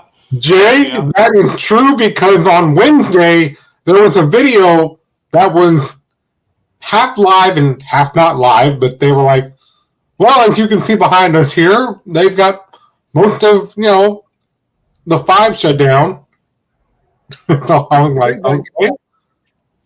Yep, the grapevine now. Let's close the Yeah. grapevine. Yeah, that's where they were at. They were at the grapevine, and they were telling people, don't come through the grapevine because it's shut down, because there was actually a truck that got caught on camera, and he went like this, and his truck just went back, and I was like, oh, shit. Good thing I didn't. Good thing I'm not down there. I mean, I would have been. Well, I mean, the grapevine at its highest elevation is over, what is it, 4,200 feet, Scorekeeper? Or is it 4,000? It's just 4,000. I thought it was 42 and change. Actually, Big Dog, you almost got Cajon Pass right. I think it's about the same. But when you Okay. said 4,200, I'm like, that's Cajon Pass, baby. Cajon Pass going north is 4,200 and south is 4,192, I think. I'm just being anal. I don't recall what. I think it's about the same for the grapevine. It's not bad. I'll check it out in a moment. Big Dog, I have an Yeah. article, and actually, all of my co-hosts, I'm going to prep you because this one's too easy. I'm going to send you an Okay. article, and I want to set up the banner first before I get into it. But folks, I'm not fought. Oh, Big Bear. Oh yeah, Big Bear is 67.59. Yes, that's correct. It is pretty high up there. Thank you for that, Coffee. But folks, this one is just too damn easy. And I got to get to it. It is football related since we're kind of ending the season. This is just it's too damn stupid not to pass up. Ladies and gentlemen, this is going to go political, so I do apologize. Only because you have to consider the stupidity. We are now on full DEFCON moron alert. Ladies and gentlemen, once again, NDB Media is on DEFCON moron alert. All right. NFL star Aaron Rodgers believes UFO sightings are to distract from the bombshell release of the Epstein client list. Now, first of all, Mr. Aaron Rodgers, I don't know what you're talking about, Aaron, because all the video of everyone that Epstein was with is already in the public realm. So you're talking about a list that listed everyone that's been in the videos. I don't understand. You're excited that some senior clerk put everyone's name on the list? That's what you're excited about, which we know who has been on the plane and who has been on the list. So Aaron Rodgers, the mother effing pea-brain moron that believes in every conspiracy theory, now believes that the balloons that are being shot down are UFOs, and he believes that the news about the UFOs are to cover the Epstein client list. He defines himself as a free thinker. You know why you're a free thinker? Because no one wants to pay for your knowledge. No one has anything for you. Dude, you're stupid. There's just nothing else I can say to it. You're just stupid. That's my opinion of your opinion. Big Dog, do you believe in UFOs?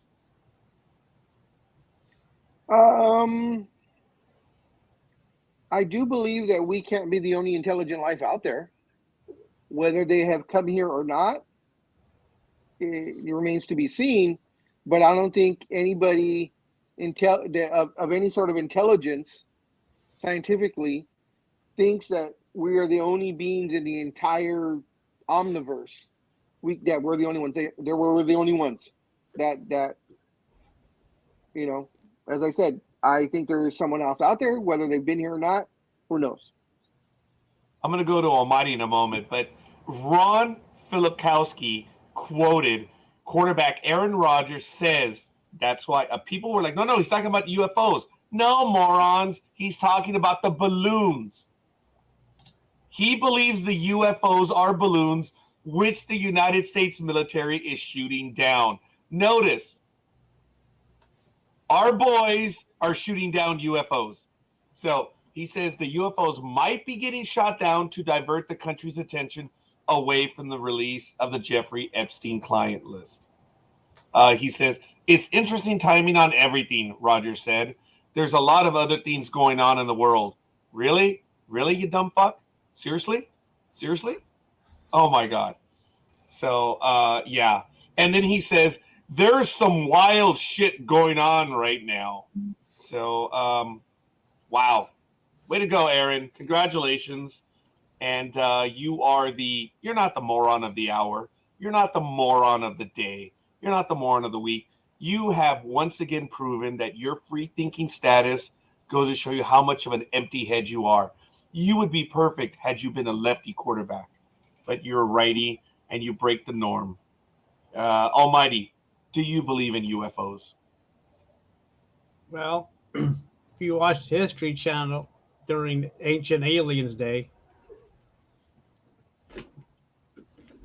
you might believe it, but I don't know. I guess we can't be the only ones out there, like Big Dog says. But as far as distraction goes, I thought the distraction was to get away from the investigation of Biden having those documents in his garage. But I guess you can use that to cover up anything. Shooting down science projects and blaming China. And but I don't know. I mean, I didn't know. Why would it be there to cover up Epstein? Because I haven't even heard anything. I mean, I knew they were going to publish bring out the list of people. We still don't know everybody that used Epstein's services. And that's true. Because if that ever came out, there's a lot of probably big names there besides Prince Andrew. And who knows? But just give Aaron Rodgers some tinfoil, put on his head, and let's move on. And that's what we'll do. What do you think, Speedy? Yeah, Speedy. Do you believe in UFOs? No, but like Big Dog said, I also don't believe that we're the only ones here. I mean, look at the things that happen. It's like out of the blue. Because, like I said earlier, I was supposed to go to a Super Bowl party, and don't worry, I have a major watch party video that I'll address in a second and share with you all. But I had a flat tire, and I was like, well, this is not going to work because I have a flat tire. And I put air in it. And finally, I ended up taking it down to Pep Boys down the street. And we looked it over left and right, up and down, and we couldn't find anything. The tech guy was like, there was no glass in here. We don't think anybody shot your tires or pumped your air out just to be savage idiots that they are. You're going to need a new tire. And I was like, all right. So I ended up buying one new tire, almost $300. By that time, the game was already going on. I'm like, I'm missing the game. I'm just gonna run to Jack in the Box and watch the game myself. Can't go to the party. So, okay, so all right. the aliens gave you a sorry. flat tire? No, hold on a minute, Almighty. You said we were going to go in 1 second, Speedy. We're already 1 minute and 32 seconds. So F you. Big Dog, jump in, and then Almighty. What does that have to do with UFOs? You're talking about UFOs, and you said this happened. Okay, what does have a flat tire have to do with UFOs? That's why I That's all asked I'm if you thought the aliens gave him a flat tire. Yeah, exactly. Yes. Face balls against and I thought Speedy he theory. was going to tell us that a UFO hovered over his car and took him up and gave him an anal probe. I don't know where we were going to go with that, but you know. Speedy, What I'm saying is, things happen in life, don't they? Oh shit. Oh, okay. Yes, they do happen in Yes, life. they do. Wow, But you know, can't Speedy. you can't attribute them to aliens. You can't say, "Oh, my car battery died. It's got to be alien." You can't attribute it to that. It's No. life Okay, happens, dude. all right, Speedy, are you But saying no, that I your like flat tire I is like due to the aliens aliens? gave him a flat tire though. I like it. I mean, it's a great story. I Yeah, love dude. Independence Day up in San Leandro. The bastards showed up and they took out Matt's tire. All right. I think that's. We're just happy with you, Speedy. Because even Coffee called it. Coffee said UFO flattened Matt's tire, and even Aisha's like Spaceballs against Speedy. We have a new theory here on Sports Talk with the Guys. All right, folks. We're an hour and a half into the program. Hold on, Sports hold Talk on. with the Guys. You didn't give your opinion. Do you believe in the question? Now goes to Scorekeeper because we went around, but Scorekeeper did not answer. So, Scorekeeper, do you believe in UFOs? Okay. It's a complicated. So to answer your Talk question, about flustered. well, it's because there's a lot more to it. But Yeah. in the purest sense, I do believe. Let me answer it this way. With the universe as being as big as it is, Exactly. yeah, you know, being as big as it is, folks, if you do the math, if they look, you know, there's that theory, and I don't remember it right now, but if it's like 1% of 1% of 1%, okay, that's a ridiculous number. That means there are 200 million Earth-like planets in this universe alone. And if just 1% of 1% of 1% does the same thing that happened here, folks, the galaxy is teeming with life. So, do I believe there's statistically? Yeah, there's got to be. Just when you think of it statistically, there's a whole lot of stuff going on out there. But what is the definition of life? So, but to answer the question, as we're making fun of this dumbass, the one from Green Bay, I'd like to believe there is, Big Dog. I would. I don't know. I in another program that we've done, my parents, my brother and sisters witnessed. Okay, I'll tell this story briefly. I was not on this world yet, so maybe I was the alien for all. I hadn't taken form yet. But they tell the story when they were actually not too far from here, probably closer to the Big Dog than they are to me. They were in Chino, and they were driving on a back road. I believe they were leaving my aunt's house and going to their house, and all five of them talk about late at night something came close over their vehicle, no sound. It was a light that was blocking them. It didn't block them per se. They could estimate it was within 50 to 100 feet that was hovering over them, and they were stunned because they felt like gravity they felt the force of it. But again, there was no wind, there was no sound. And I've talked to my family members about it separately, and damn if they don't describe the same thing over and over. So who knows? Maybe they were screwing around in the backwoods of East LA County. Or I guess that would be San Bernardino, right, Big Dog? Chino? Or is that Riverside? I don't know which one. But my family claims to have seen something like that. I was not there for that, so I believe my family. I don't think they're a bunch of liars. So they distinctly say it was hovering overhead with no sound. That's crazy. And if you think about the technology in the late 60s that we had, we didn't have that technology yet. So I don't know. It's a quick little story, and I remember it from my family. Aisha, Copy says string theory. Not that one. It's not the Fermi. I think it's related to the Fermi paradox. It's way out there, guys. So Aisha says, I heard this way of working out if there's alien life. In our system, there's 9 planets. So take it as 1 in 9 planets equals quite a lot of chance of alien life elsewhere.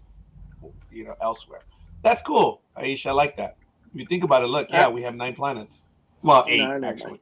Yeah, go I ahead, was Big just Dog. going to say that. Oh, I was yeah. just going to say the same thing. Well, 8, someone got downgraded, but Damn you, whatever, the Astronomical Union or whatever, you bastards. Pluto's a planet. But if a lot of people don't know. Just ask Mickey. Oh, yeah. There were 3 other planets that were planets, and they were also downgraded before. But I say, you're good, Coffee. We did. Pluto was relegated to junk bond status. That's funny. Well, going back to that, how about those Super Bowl halftime commercials? We did touch on them. What were your thoughts, Speedy, on some of them? My favorite one had to be the one about The Chosen. That was a really good one. I think the other one, I can't remember it now, but yeah, there were quite a few good new ones this year. I was like, oh, okay. But people had, the flashback came on Monday morning too, especially with, Big Dog talked about it last week about the best referee is going to referee the game. And on Monday morning, probably Eagles fans were like, we want him fired now. I was like, I don't think they're going to fire him. Yeah, this coming from the group that flipped the car over before the game even started. What? What happened? They had a riot before the game? Yeah, you guys didn't see it. It was all over the news everywhere. It was some sort of tailgate party in the streets. I was eating pizza. And some guy got, I guess, in the middle, or they just picked on a car or whatever, and they flipped that damn car over, and then they started jumping on top of the car. This was about an hour and a half before game time. So I was thinking, when I saw that, I was thinking, man, if the Eagles actually win the Super Bowl, that whole town's going to riot. But they didn't. Yeah, they didn't. So, I actually did not hear that one. I sarcastically said I was having pizza. I was working all morning, so I missed out on that. But, folks, there was a lot. Big Dog, does any of the commercials stand out for you? And then I'll go to Almighty. I didn't see any of the commercials. I told you I was flipping. That's right. I'm sorry. No problem. Yeah. Almighty? Well, the only one, I like the one with the Breaking Bad commercial. That was pretty cool. That's the other one. Yeah, that was the one I liked too. And I don't know if I'm not saying the Flash movie was going to be good, but the clip with when they show the trailer with Michael Keaton, the Batman movie, yeah, Batman, that just I had shivers up my spine watching that. It's too bad he might be in a sucky ass movie with a pervert, but it's still to see him come back as Batman finally. And I think the movie's going to be decent because it's DC. That's the best I can give it. It's decent. But the interesting thing is if Ezra Miller, whatever his name is, if he's going to be able to hold up during the press junkets. And that's what everybody in DC and Warner Brothers and all the people that put money in this, that's what they're all worried about. Will he be able to hold up during all the interviews? Because he himself has already admitted he does have mental problems. So if he's not taking his medication like he's supposed to, he could go off the deep end during, Good Morning America. And, it will definitely torpedo the movie. So it's going to be interesting to see how they decide to deal with his outbursts. that he's had in the past. How they'll deal Well, with that. also going his other forward into the movie. shenanigans that he's been having. Yeah. Well, yeah. I mean- was trying to be nice. Yeah, but we have to admit that he was being a little. Yeah, no, Pervy more than a and- little. More than yeah. a little. So I'm just saying, I don't know if that's. I mean, you never know. I mean, I don't know if they're going to. I mean, usually when you have someone doing that, they try to cancel you, and Yeah. and so I don't know. I don't know. I mean, maybe the movie will be decent. I hope so. But because for me, if I did eventually watch it, it'd just be to see Michael Keaton as Batman. I mean, I don't care about anybody else, and I know that there's rumors that there might be more than just Michael Keaton Batman. Yeah. Yeah. What'll be interesting though is if it is a hit or makes money. Let's put it that way. If it makes money, if they keep Ezra Miller for a sequel, or will they replace him like they talked about already? Well, they should have used the Flash from the TV series. I totally agree. I mean, that would have been the best way to do that, to handle it. I mean, that way there's continuity, and they've done that before. But I guess when you're shooting 22, I mean, anyways, episodes, I guess they keep them busy for a summer or two. But still, they should have used the Flash from the TV series. Everybody knows him. Everybody likes him, and that would have been done right. But that's too late for that. But I did like that commercial. And I guess I did like the Ben Affleck commercial. Oh my God. All right. Hold on, folks. I already have it ready to go.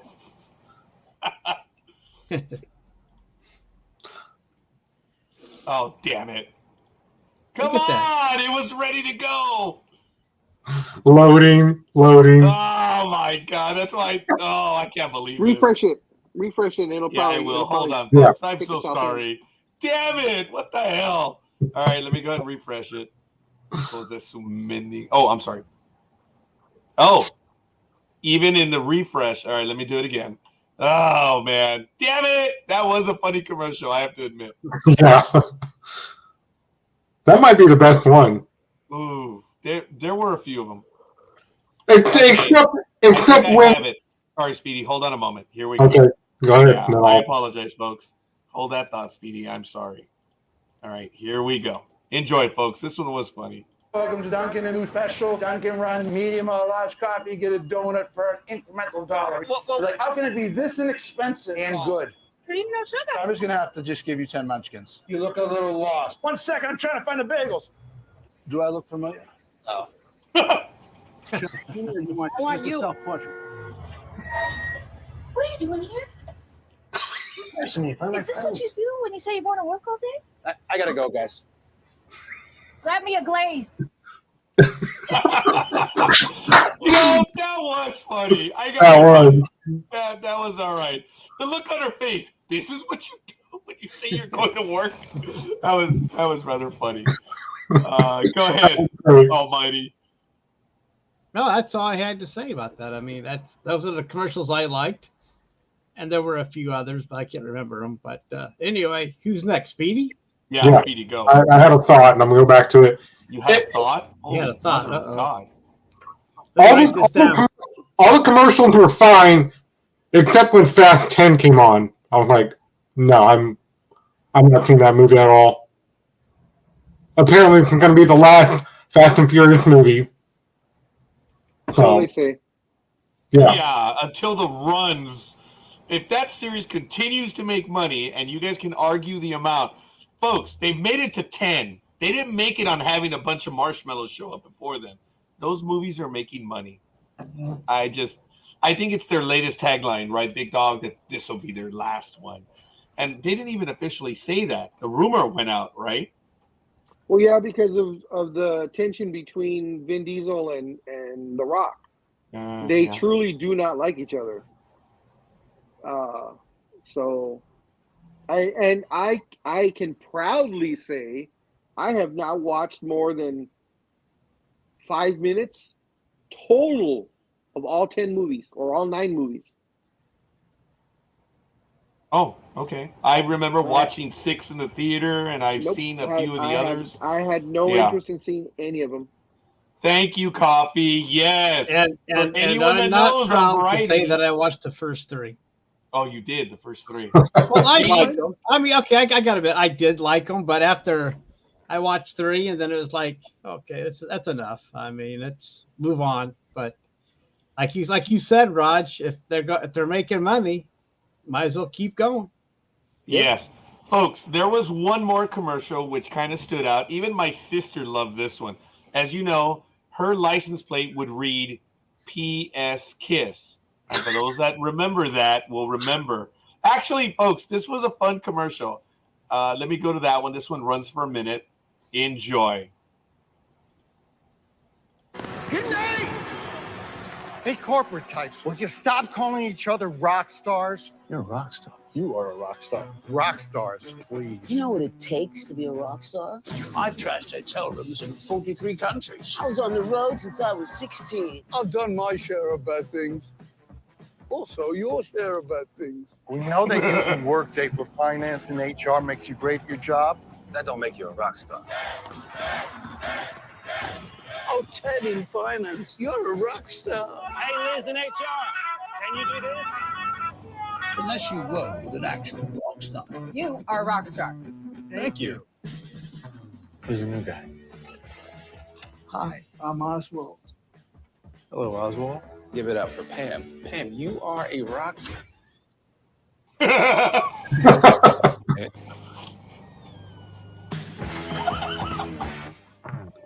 The Workday commercial, yeah.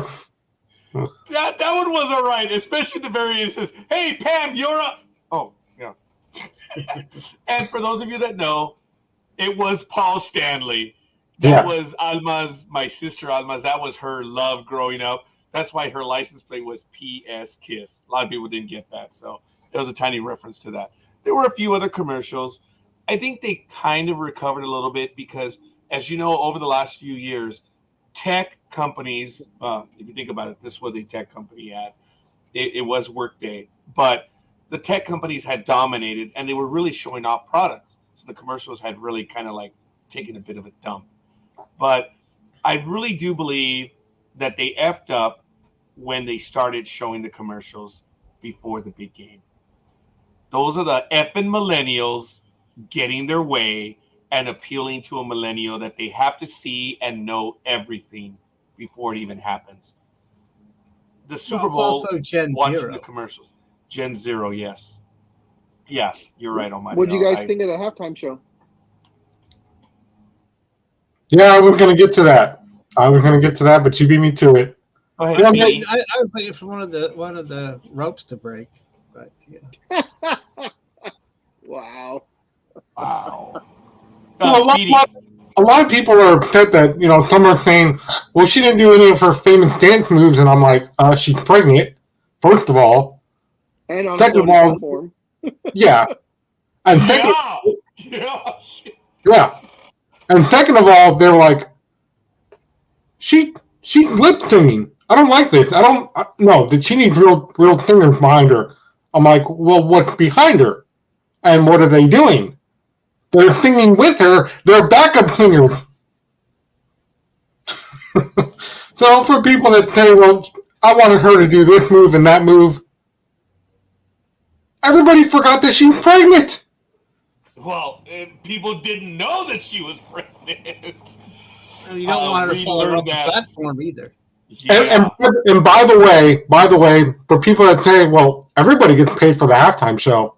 Oh, No. Yeah, folks, we've discussed that. It started off with Katy Perry, and there was something about that which they're describing. Remember, the NFL used to invite people to perform, and the star, as per the new rules, the star does not get paid. Everyone else does due to SAG rules. And actually, it may not, that's Screen Actors Guild. It's the TV ones. I forget which union that is. I should know that, so I apologize. But she did not get paid.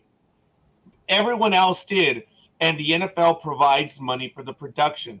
But you guys remember the big hoopla as to why Katy Perry was the first one to do it? Because the NFL changed the rules. They put it out to say who wants to do it. And Katy Perry said, I'm in, and she had to put in her own money. That's the way it works now, folks. That's why you're getting the varied people that you are, is because they want to do the halftime show and they're putting in their own money. The NFL does for the production, but not all of it. So it started with Katy Perry and it is now. Sorry, Speedy. I just want to add, we were watching the halftime show and right away we're like, oh man, is she pregnant? And of course, the blogosphere blew up after that. I thought during the program, in my personal thoughts, it was a little stunted because I was expecting a little more from her. But again, she was on a damn platform, right, Big Dog? And she's floating on a platform 30 feet in the air at 6 months pregnant. With she's not one be little doing a lot of string. Yeah. One little string holding her up. I thought the performance was good. I was just on a personal level a bit disappointed that we didn't get like her best stuff. But as far as her performing, I thought it was all right. Like I said, I was expecting maybe a little bit more, but was it a good halftime show? All it is supposed to do is entertain us. Did it? Yes.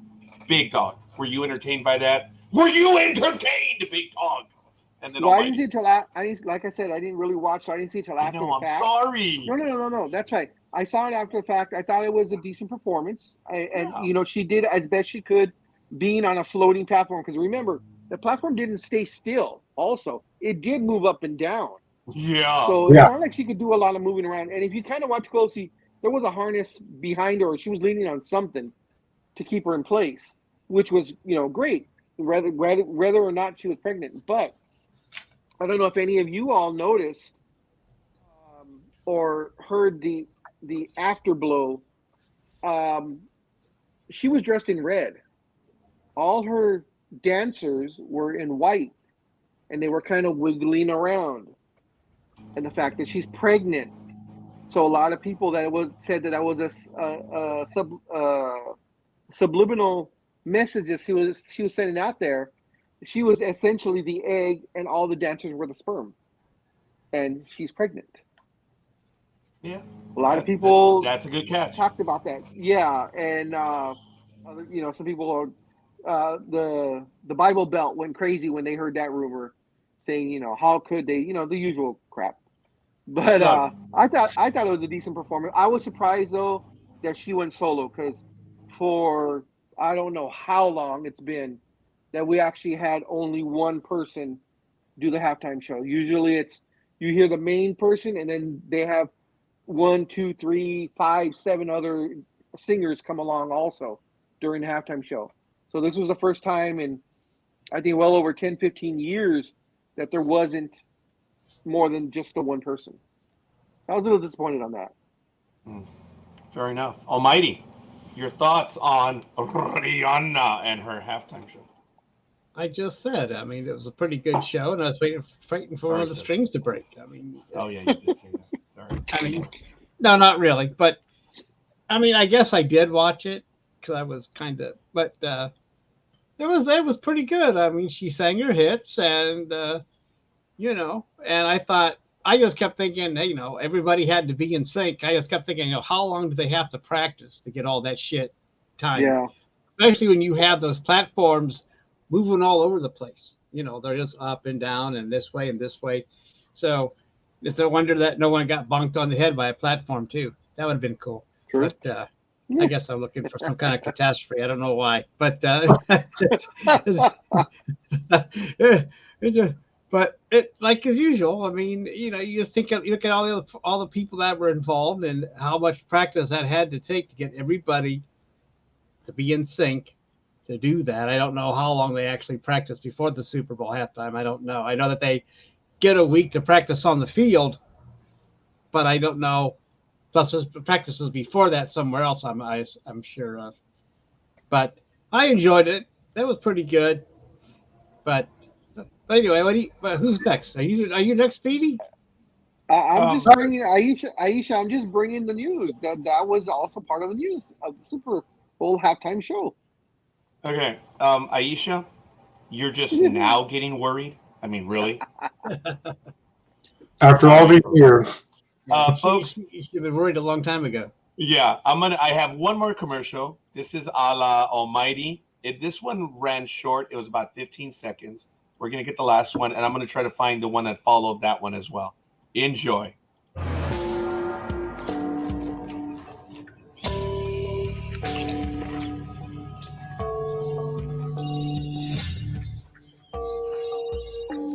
Yo, what's up? That was the first one, and the other one I thought was really good. That was the Breaking Bad one, but that was the teaser to it. So, all right, folks, we're doing very well. We're finishing up the second hour here on Sports Talk with the Guys, home of the Monday Morning Quarterbacks on Saturday. That's the Big Dog, that's Almighty, and, of course, that's Speedy, and we're doing real well. We're moving forward. Big Dog, any particular story? We're going to go clockwise now. I know we'll move the issues around, but Big Dog, any stories that you want to get to right now? No, we already talked about the Paul Pierce last night. Okay. Idiocy. So, all right. No, not really. Almighty, anything you would like to get to? Well, we did not talk about the field conditions at the Super Bowl. Oh, which yeah. players were playing. So we did not get to that. They said this field was not very good. I think. Yeah. Boom. Yeah, it was a new hybrid of some sort of special grass and turf mixture. Well, it was made for a golf course by one of the universities. What was it? LSU, I think, made it. And okay, but the players were saying that it was a slippery SOB, and we saw them slipping around because there's people there's somebody slipping around, and. But it was supposed to be made for a golf course, and both teams, Oklahoma State, I guess, not LSU. It was Oklahoma State University.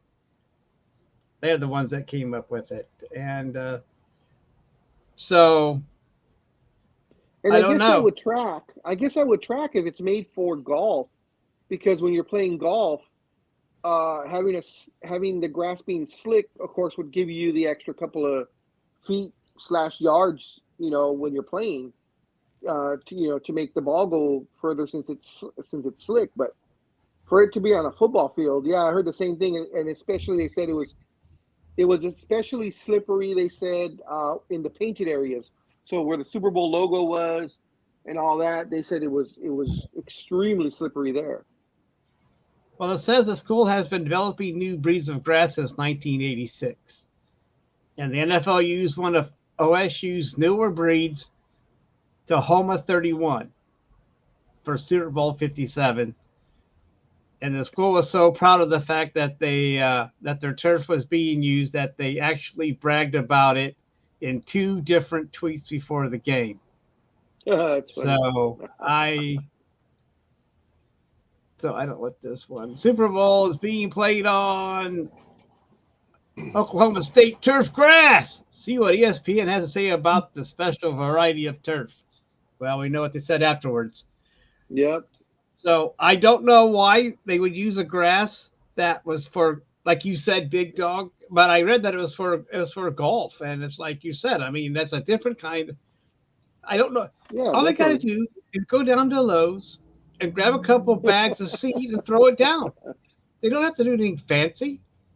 I mean, just put some regular lawn grass down, for God's sake. They don't have to get all fancy about the shit. And why did Arizona feel they needed to get a different grass? What was wrong with their own turf? That's right. I don't know. Whether it be grass or artificial, what was wrong with theirs that they felt, ours is not good enough for the Super Bowl. Let's go out and get something that's never been used in a football game before, but we'll use it. I mean, that's idiotic.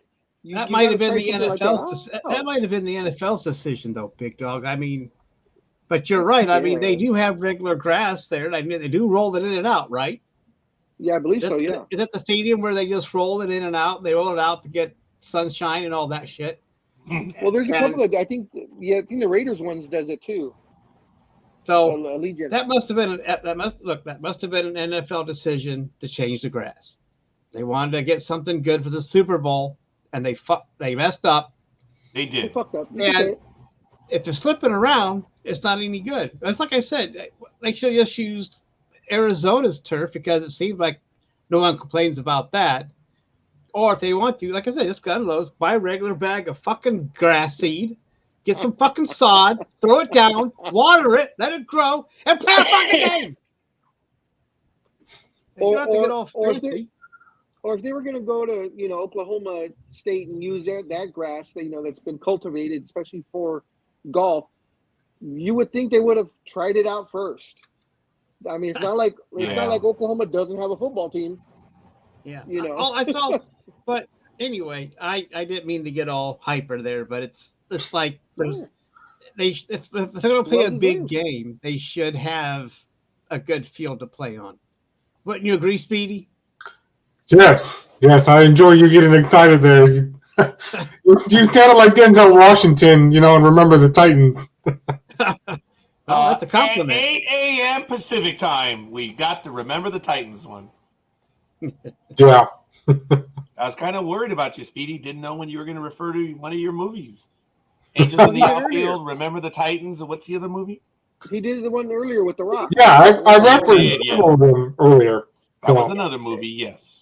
And this is probably gonna piss off Speedy to no end. I have never seen either movie. I've seen bits and pieces, but I've never seen Remember the Titans. I've never seen what the other one that you talk about. What's the other one? Angels in the Outfield. No, the other football movie, the one with The Rock in it. Gridiron Game. Gridiron Game. Yeah, I've never seen Gridiron Game. I've never seen Remember the Titans. Well, I haven't seen Remember the Titans. That's a pretty good movie, Big Dog. You might like it. I've heard it was a good movie. I think I've seen like maybe a half hour of it. That's about it. I'm just saying. If you ever have a chance to sit down and watch it, I think you'd enjoy yourself. Get your popcorn ready. I agree because Denzel usually is an excellent actor, so he does really good, really very well done movies. So I wouldn't doubt that it's a good movie. I just haven't seen it.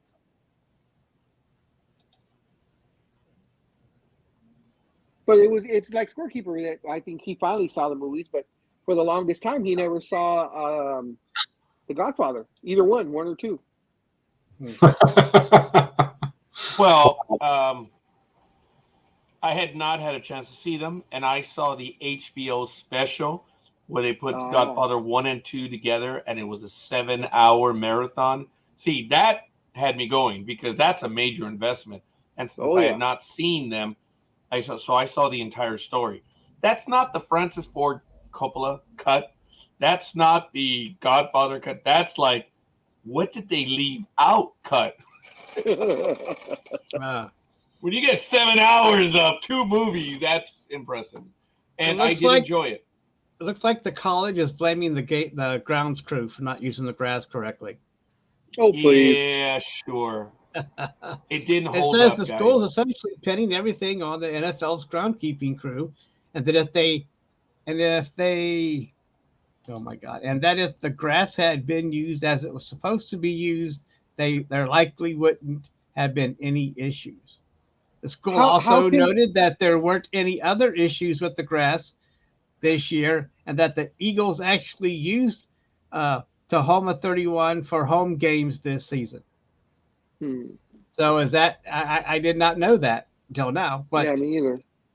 So they're going to blame the grounds crew, but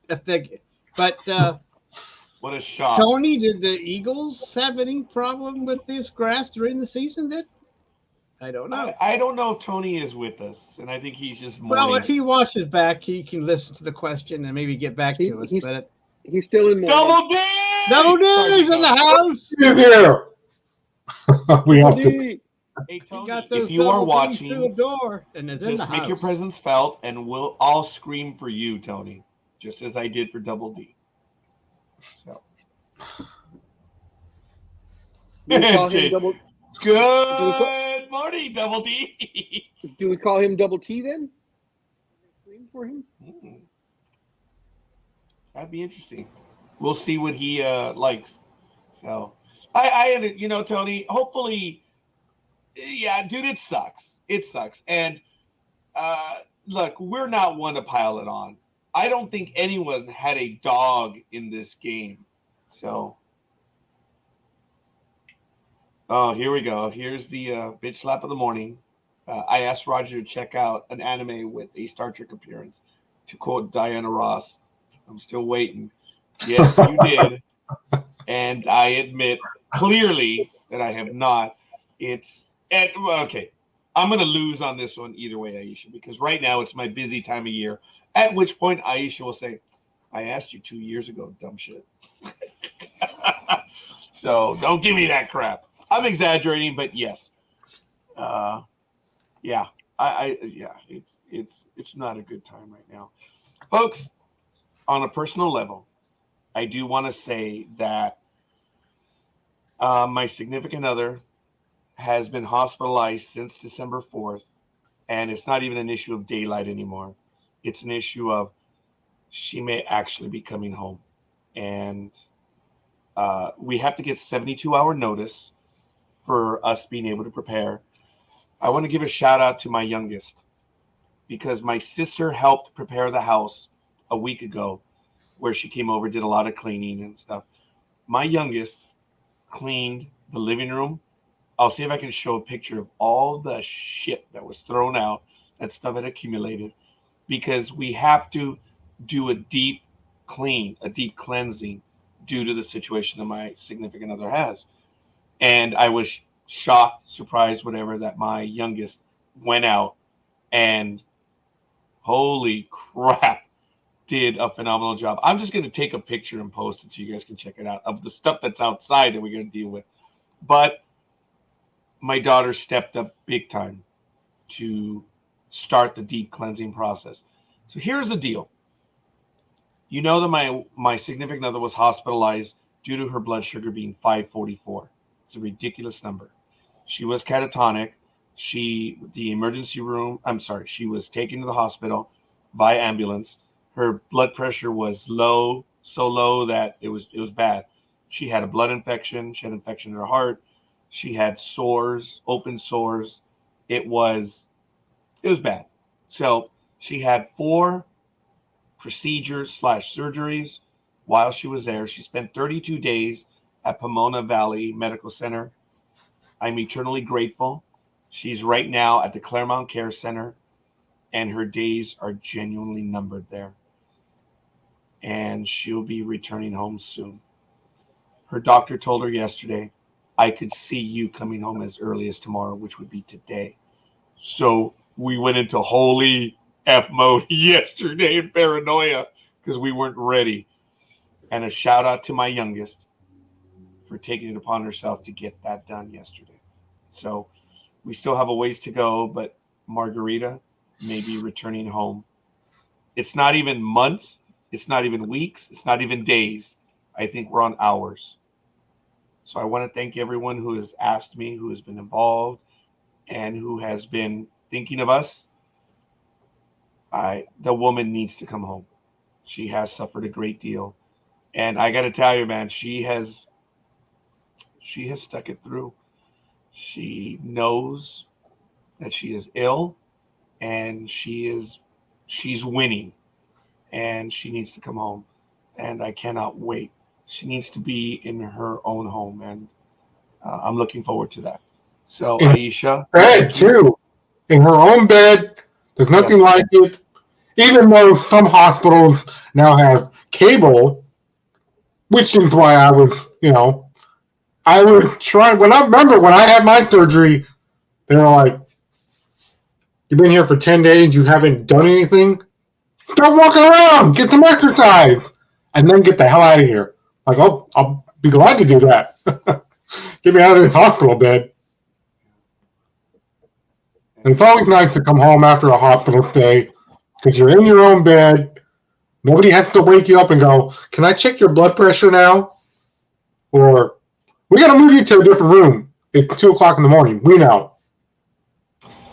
You know, I again want to thank everyone at Pomona Valley Medical Center. Wow, they took care of her. And now even at the Claremont Care Center, they've taken care of her. And she's going to be coming home. She's good. She has wound therapy treatment because her wound is still open. So this is going to go on for at least another 10 weeks. that's why we have to do a deep clean of the home. So we'll see. That's going to go for at least another 10 weeks. And the woman has suffered enough. She needs to come home. I appreciate that, Speedy. She needs to be in her own bed. Dude, you said it. And I hope she does soon enough. So I just want to share that because I am asked both on air and off air. And yeah. So we'll see. We're far from over. She has issues to get through, but she needs to come home. And I'm looking forward to that. So, all right, boys. I'm going to continue. I guess I just wanted to give that that report, I suppose, for those that have asked. And I want to thank you for that. So, yeah. Yes, good luck to her. I hope so. Thank you, Aisha. And thank you, Double D. Yeah. Physically, she's there. But when her wound is still like 9 inches, folks. It's open still. So, but she's diabetic now, and it takes longer to heal. But the wound is healing, thank God. So we'll see. All right. Sorry about that, boys and girls. Sorry I got a little, but I didn't want to report it on air because, it's been hanging over me since December 4th. It started when I was in Washington, D.C. It sucked. And we'll see. Damn. That was a long time ago, boys. December 4th. Wow. Yep. She's got to come home. Yep. That's crazy. But anyway, I apologize. We'll go ahead and continue. Sports Talk with the Guys, home of the Monday Morning Quarterbacks on Saturday. Almighty, is there a story that you want to get to right now? Because as you know, there are a few baseball stories. I'm going to share them with my co-hosts in our chat to prep them, and then we can go over some of those. Otherwise, Almighty, if you don't have anything, or you do, it looks like you do. Do you? Go for it. This is kind of, I don't know. The new online game, Hogwarts Legacy. People are complaining because they can't get their characters to look as white as me. They're all like brown or black, but Europe, people like, so they do have a patch now or a mod where they can make their characters as white as me. So I thought that was kind of different, that there was complaints about no one can be as white as me. Because usually it's the other way around. They can't get their players to look as brown as them or whatever. But I thought it was a nice, not a nice thing, but I just thought it was kind of humorous, if anything. And as far as any other stories, I have to find the one about the player that got arrested for sex trafficking. Oh, yeah, I got that one too, and I couldn't find it. I don't know what happened, man. It's like it's been scrubbed from the internet. That's the real. I thought I put it in my little section, but I can't. It's not there. So but I know that an NFL player got arrested for sex trafficking, and that. But anyway, that was, can't talk about that since I can look for it now, but I will go on for me. And Roger, do you want to do your baseball now, or do you want to do something else with Speedy? Speedy, is there anything you want to get to, major story? Otherwise, I'll get the baseball stories out of the way. Elimination Chamber. We'll get to that. Don't worry. We'll get to that. All right, Almighty. Like I said earlier, I have a video that I will share with you all, and it's universal. No matter what language you speak, we all speak the same language when it comes to wrestling. Yes, even wrestling. But I'm sure Scorekeeper probably beat me to the punch with this baseball story, because me and Big Dog, after you left us early last week, we talked about this, and Rob Banfield, he only had a few minutes on Wednesday during the press conference, or whatever you want to call it. He said, well, players must report to camp this week. Pitchers and catchers report as a requirement. Many position players there get there prior to their required date anyway, and that comes due to spring training. Well, the commissioner was short on details. He said, here's some quick notes that you can all take home with you and ask me about them later. Blackouts are the kind of opposite side of the coin that we reached. We need to deliver the product to fans who want to watch on platforms that they constantly use on a realistic price. That is our first priority. But Diamond Sports, which owns Bailey Regional Sports Network, that have the local broadcast rights to 14 teams, had just recently filed for bankruptcy. And he said, on one final note, that the Las Vegas, that it could happen where the A's could move to either Las Vegas, somewhere in New York, or somewhere near me in Fremont, California. Fremont, California has this huge, vast, baseball type stadium field that hasn't been used in years. And they're like, we're thinking about that too. That's huge. We could have a huge capacity crowd. And he said, well, it's up to the owners if they want to move there. We will support that, and we will get behind them, whatever their decision is. So, Big Dog, to answer your question from last week, they could move to the north side of Vegas on the other side of Allegiant Stadium. But, like he said, that remains to be seen. And that's all he said. And I'm sure Coffee's going to say something about these blackouts. Well, as a matter of fact, I did bring that up last week. You gentlemen may not have been there, but I did add another article in the private chat that actually does talk about this. And no, Coffee, they do not need a fold, but thank you for your comment on that one. They did file for bankruptcy. That is an update. I did not talk about that when I first mentioned the article, so that is significant news. Thank you. Major League Baseball will take over if they cannot put on the programming. That's a duh.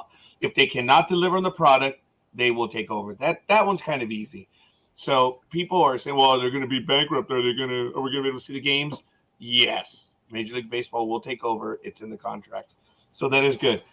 On our Sports Talk with the Guys page, I posted an article of what Rob Manfred said about the A's are now going to begin negotiating. Or they're looking at Las Vegas. Folks, if you take his comments and you think about it, he ruined, either he's a moron, or, that ends it, right? Yeah. It's not even rhetorical. It's like, if you're going to begin negotiations with a city, why do you say, they're looking, to play in Oakland? Dude, shut the... You may have ruined your entire negotiating ability based on what you said. So either the deal is done and he's just being coy, or he's a moron. So I'd like to go that he's with the moron. I lean towards moron. Yes. So there are 2 stadium proposals in Las Vegas. And to be clear, folks, one of them is to the east of Allegiant Stadium. If you check out, I think it's Flamingo or whatever, there is a casino there, but there is the means of tearing down the casino, and the lot is sufficiently big. But is that the Rio? Which one? No. I'll go to Google in a moment and show you, but it's projected, folks. The one east of Allegiant Stadium is a projection right now. There's an open lot to the north of the Strip, and that one is north of Circus, Big Dog. So they have the ability of being right there on the Strip. We'll see. But there's the one to the east of Allegiant Stadium, which is like 6 blocks away. So I'll get to that one in a moment. But yes. The commissioner is a dumbass.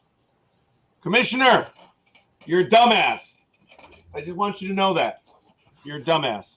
So, I also did put 2 more articles about Manny Machado. This is strange. He's already stated that he's going to opt out at the end of the year. So, we shall see. And there's also another article on Major League Baseball umpires will have a new signal to call this year. As you know, due to the pitch clock, this is out. This is saved. This is, we're calling time because we used to call a foul ball, but now we call time. Major League Baseballs are demonstrative. Now they have a new one where they will be pointing at their wrist, meaning you took too long. So, interesting article. We can get to that in a little bit. Those are the baseball stories I'm going to talk about. Maybe we have, if you guys want to go ahead and comment about them. I did put the articles in the private chat. Yeah, all I'm going to say about the time thing, that's kind of what fast food people do. Because, they're timed and they're like, and their bosses are behind them going, get that food out. We got customers. We got to drive through. We got to get going. Usually that's a warning in fast food because I've done that myself. But now the signal of this will be a time clock violation. So, wow. But what happens if they violate the clock? Is there a penalty? They get a yes. What is the penalty? There are two penalties. If it's a pitcher that violates the clock, it's an automatic ball. And if it's the batter that violates the clock, it's an automatic strike. So it works both ways. Okay. So how do you put that on your score sheet? Struck out by clock.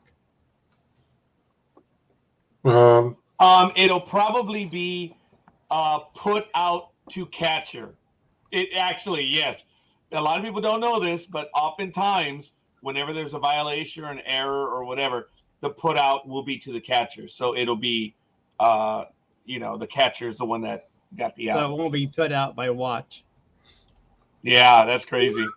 That is, and it will happen. And can you imagine the blogosphere going mad over, oh my God, the call ended because of the time clock. You can see it now. You can hear the belly aching and bitching coming down the road. Okay, well. So what is the time limit, Raj? Between pitches? 18 seconds with runners on base. And when no runners, it's 14 seconds. See, to me, that's stupid because it takes away from the drama. I mean, we like watching the pitcher trying to figure out what to do in the late innings in a tight game. And the pitcher likes to the game is fuck it. The game is what it's supposed to be. I mean, these pitchers I like when we get to the ninth inning or eighth or ninth inning and they're trying to get this thing going and the pitcher's just up there and the catcher and they're just looking at each other and he's trying to get the right pitch. And I just think it adds to the drama with the extra time with them rushing the pitcher. Well, it's just going to be, will that time clock also wear down an arm faster, Roger, do you think? It's going to cause injuries. I hadn't thought about that, but yes, it will.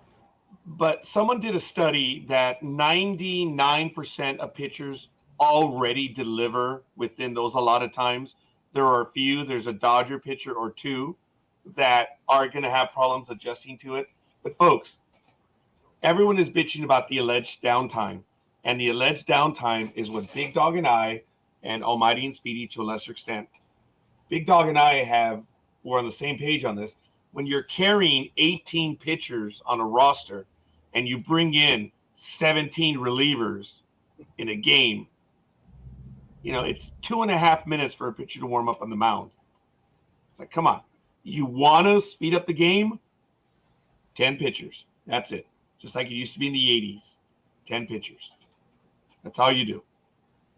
That's the entire roster. But when you have a batter that's going to come in, or a pitcher that's going to come in and face one batter and then he's out, and then you have an endless string of relievers for the next 3 innings.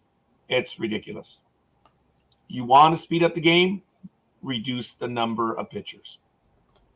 True story. I didn't I didn't mean to laugh when you and Almighty were talking, but when you guys were talking and when Almighty was like, man, that's going to screw up the game. What the hell are they doing? And I just had this image in my head of, and I'll mention it again, Angels in the Outfield, Big Dogs. You got to check it out. But remember the thing where the announcers are talking with each other, and he goes, hey, how many errors were in this game today? He goes, there were a lot of errors in this game. I could just imagine that doing that now in real life, where they're like, okay, gotta hurry, gotta pitch, and you can be like, because even in video games, They give me the option to do that where I can pitch really slow or I can pitch really fast. Like, yeah, I struck him out, or maybe not. But yeah, time clock would not work for the Bird Fredericks back in the 80s when he would pick the pitcher that rubbed the mound and did all this crap before he pitched the ball. Probably took him a minute between each pitch. Remember that, Roger? Remember him? I sure do. Was his first name Mike? Mike the Bird Fredericks? It was either Mike or Mitch, yes. Something like the that. Bird he played for Detroit, Fredericks, right? Yes. And he was colorful, dude. That guy had a little wire crossed. Yeah, but I mean, he was in no hurry to pitch, and I don't, and that's what I think about when they say there's a time clock where, well, it wouldn't give the Negro brothers time to get their little, filing done. For the pitches. I mean, you got to give these cheaters a chance to get their ball ready. I mean, come on. And folks, you know that I've been, and Big Dog has heard me from time immemorial, enforce the rules that are in effect now. Big Dog, how many times have we been at a game and I said, dude, enforce the rule of the minute the batter or the second the batter toes the rubber? There's a rule that's been since the 1960s. It's there, but they choose not to enforce it. And the rule is it was 20 seconds. A pitcher has to pitch. And I posted it on the Sports Talk with the Guys page. It was a few weeks ago. Enforce the rules that you have now, but they don't. So, hey, go ahead. And also, remember Mike Hargrove of the Indians, was a human rain delay. The human rain delay. That was annoying, but it was. Go ahead, Big Dog. How does the batter get violate the time clock? He's only allowed X amount of time outside the box, or yes. How is a batter? Okay. So and what you can't just step out. You have to ask the umpire for permission because there's a limited number of times that you can step off the rubber for pitchers, and how many times you can step out. They're not going to enforce the shit on the batters. Watch. They're not going to do it. So what's the time limit on the batters? The same thing as the pitchers, 18 and 14? Yeah, the batter has to be in the box. So the minute the second the pitcher toes the rubber, batter's got to be in there ready to go. So if the batter is delaying, that's a ball. So it's going to be a strike. A strike. I apologize. Yes, a strike. Yes, for the batter. So every batter steps out on every damn pitch. That's what I was going to say. So if I'm up there going, okay, I'm ready to hit the ball, and I just walk away, because that's what they used to do. They walk all the way around. They go play with themselves, have a cup of tea, or snort some whatever. Batters are the most cherished part of the game. They're the protected ones. Garcia Parra. Oh my God. Well, you know what? I guess I shouldn't say anything about Garcia Parra because, okay. I'll let that comment stay in there. But I'm dying to say something. But if we have a chance to have anyone to be on Sports Talk with the Guys, it could be no more. I'm not kidding. That's why I can't say a word right now. I actually shouldn't have even said that. Shit. So it is. There it is, the human rain delay. Check it out, folks. Check this out, man.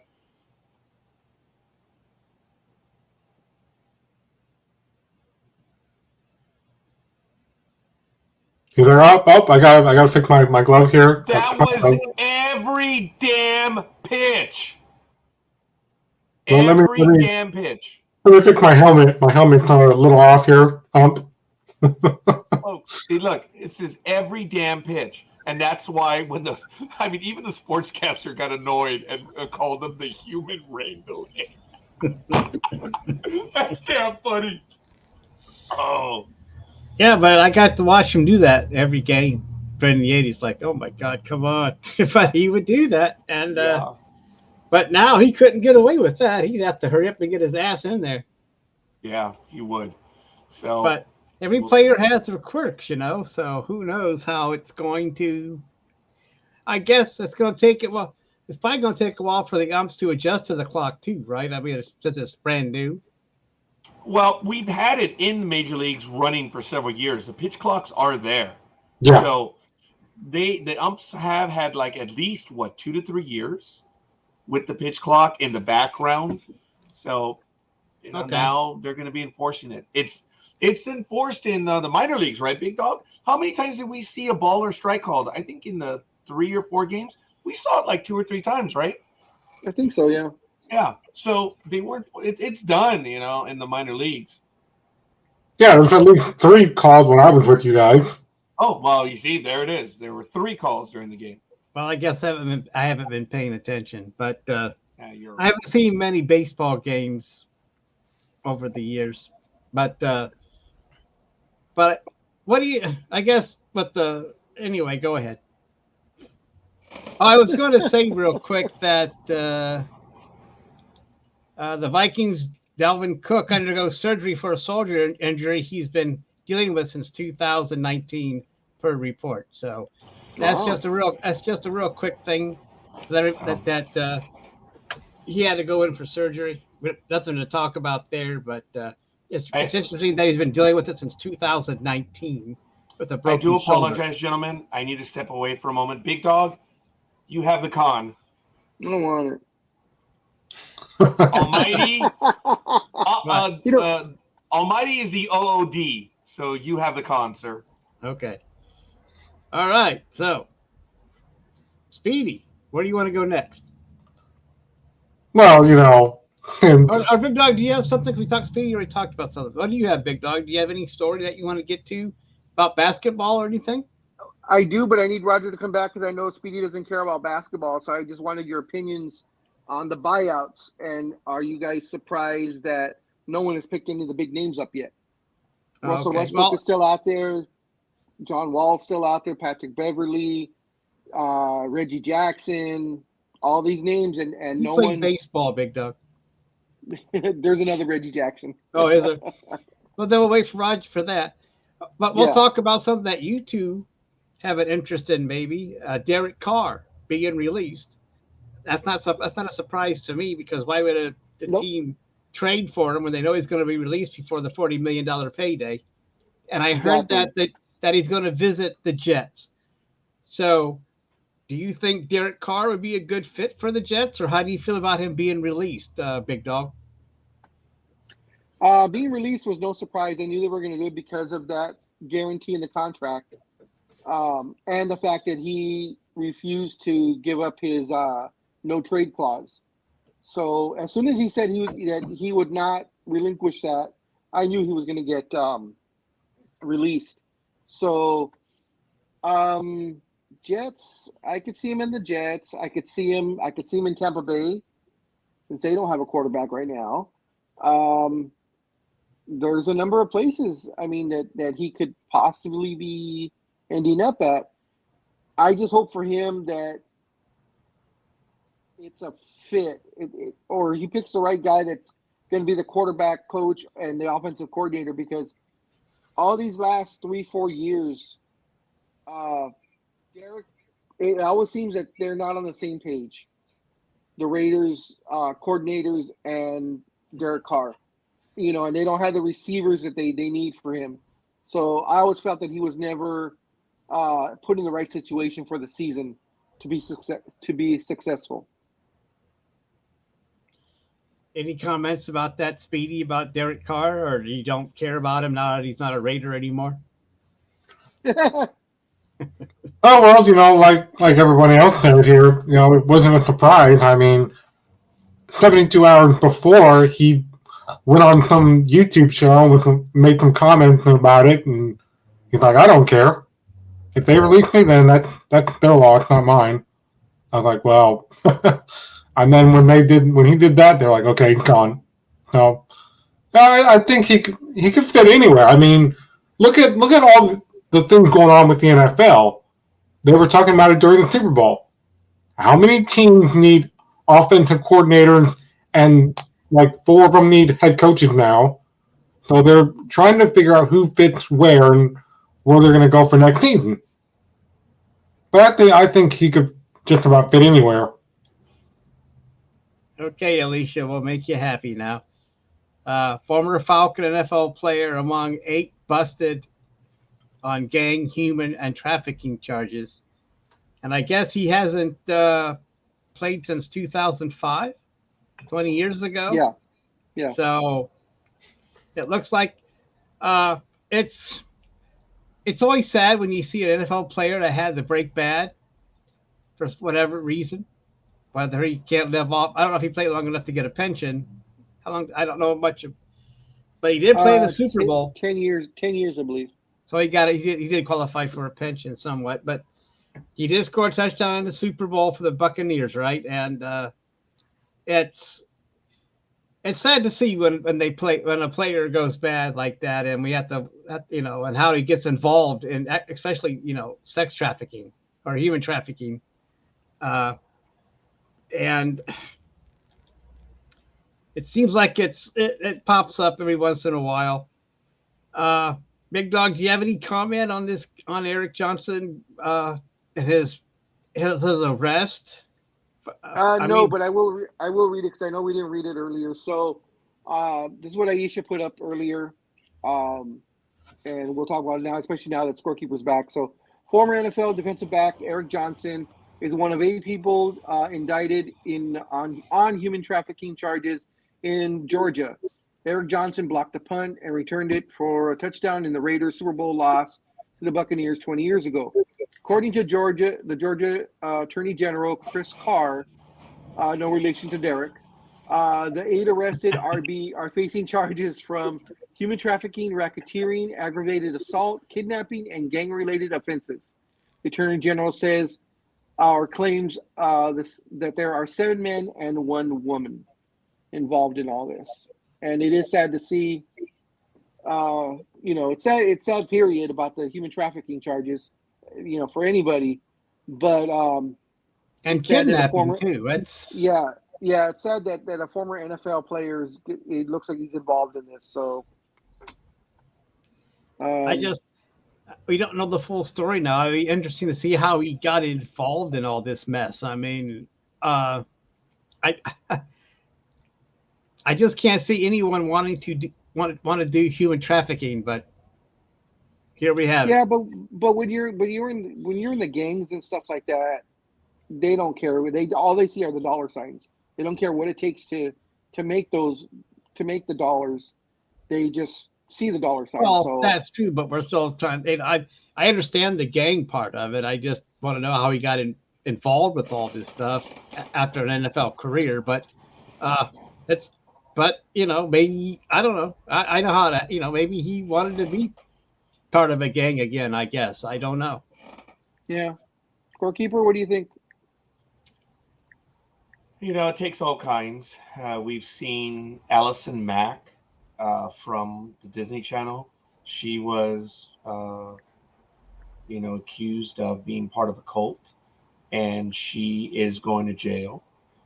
She was a Disney star, and her life is now destroyed. She was on Disney? Really? No, wow. She was on CW. She was in Smallville. Yeah, she was on CW. She was on Smallville. I didn't know she was on Disney also. Yeah, she was also a star there as well. On Disney? Yeah. Doing what? I don't recall right now. I'll have to pull up the article. But my point is, folks. Well, my point is I didn't know she was on Disney. I will find some of the stuff. I'm sorry. This happened. I did not know that, but but I guess people know her mostly from her CW. Go ahead, yes. Roger. I'm sorry, but go ahead. The point is, this is a star that threw her life away. She's not the only one. They've done it before. She was accused of similar as this guy. And it's, I'm glad you said it, Big Dog. The sadness is what the crimes are.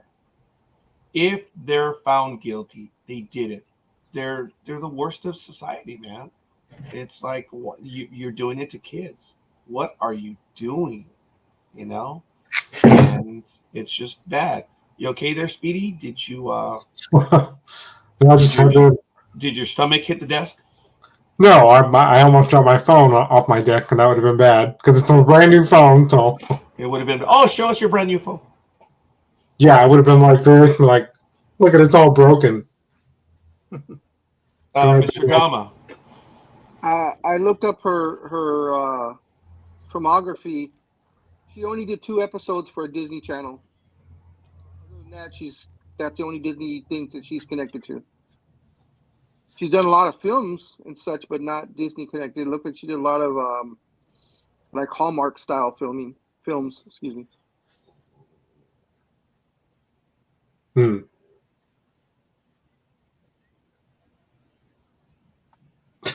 Awkward silence. And of course, Smallville, 204 episodes. Yeah. Huh. Okay. But just like Allison Mack, I mean, if Eric Johnson is guilty, throw his ass in jail. Throw away the key. Yep. Put him in general population. Yeah, that'd be nice. Yeah, maybe. We'll see. Or he could be, innocent, and they say innocent until proven guilty. Well, Yes, they are. That's why I said, if he is, then throw his ass in jail. If he's guilty, throw his ass in jail. If he's not, then he's been absolved. Although he'll never live down the accusation. I mean, when you get accused of something like that, whether you're guilty or not, and you're a public figure, your career is almost always over, whether the accusation is true or not. So.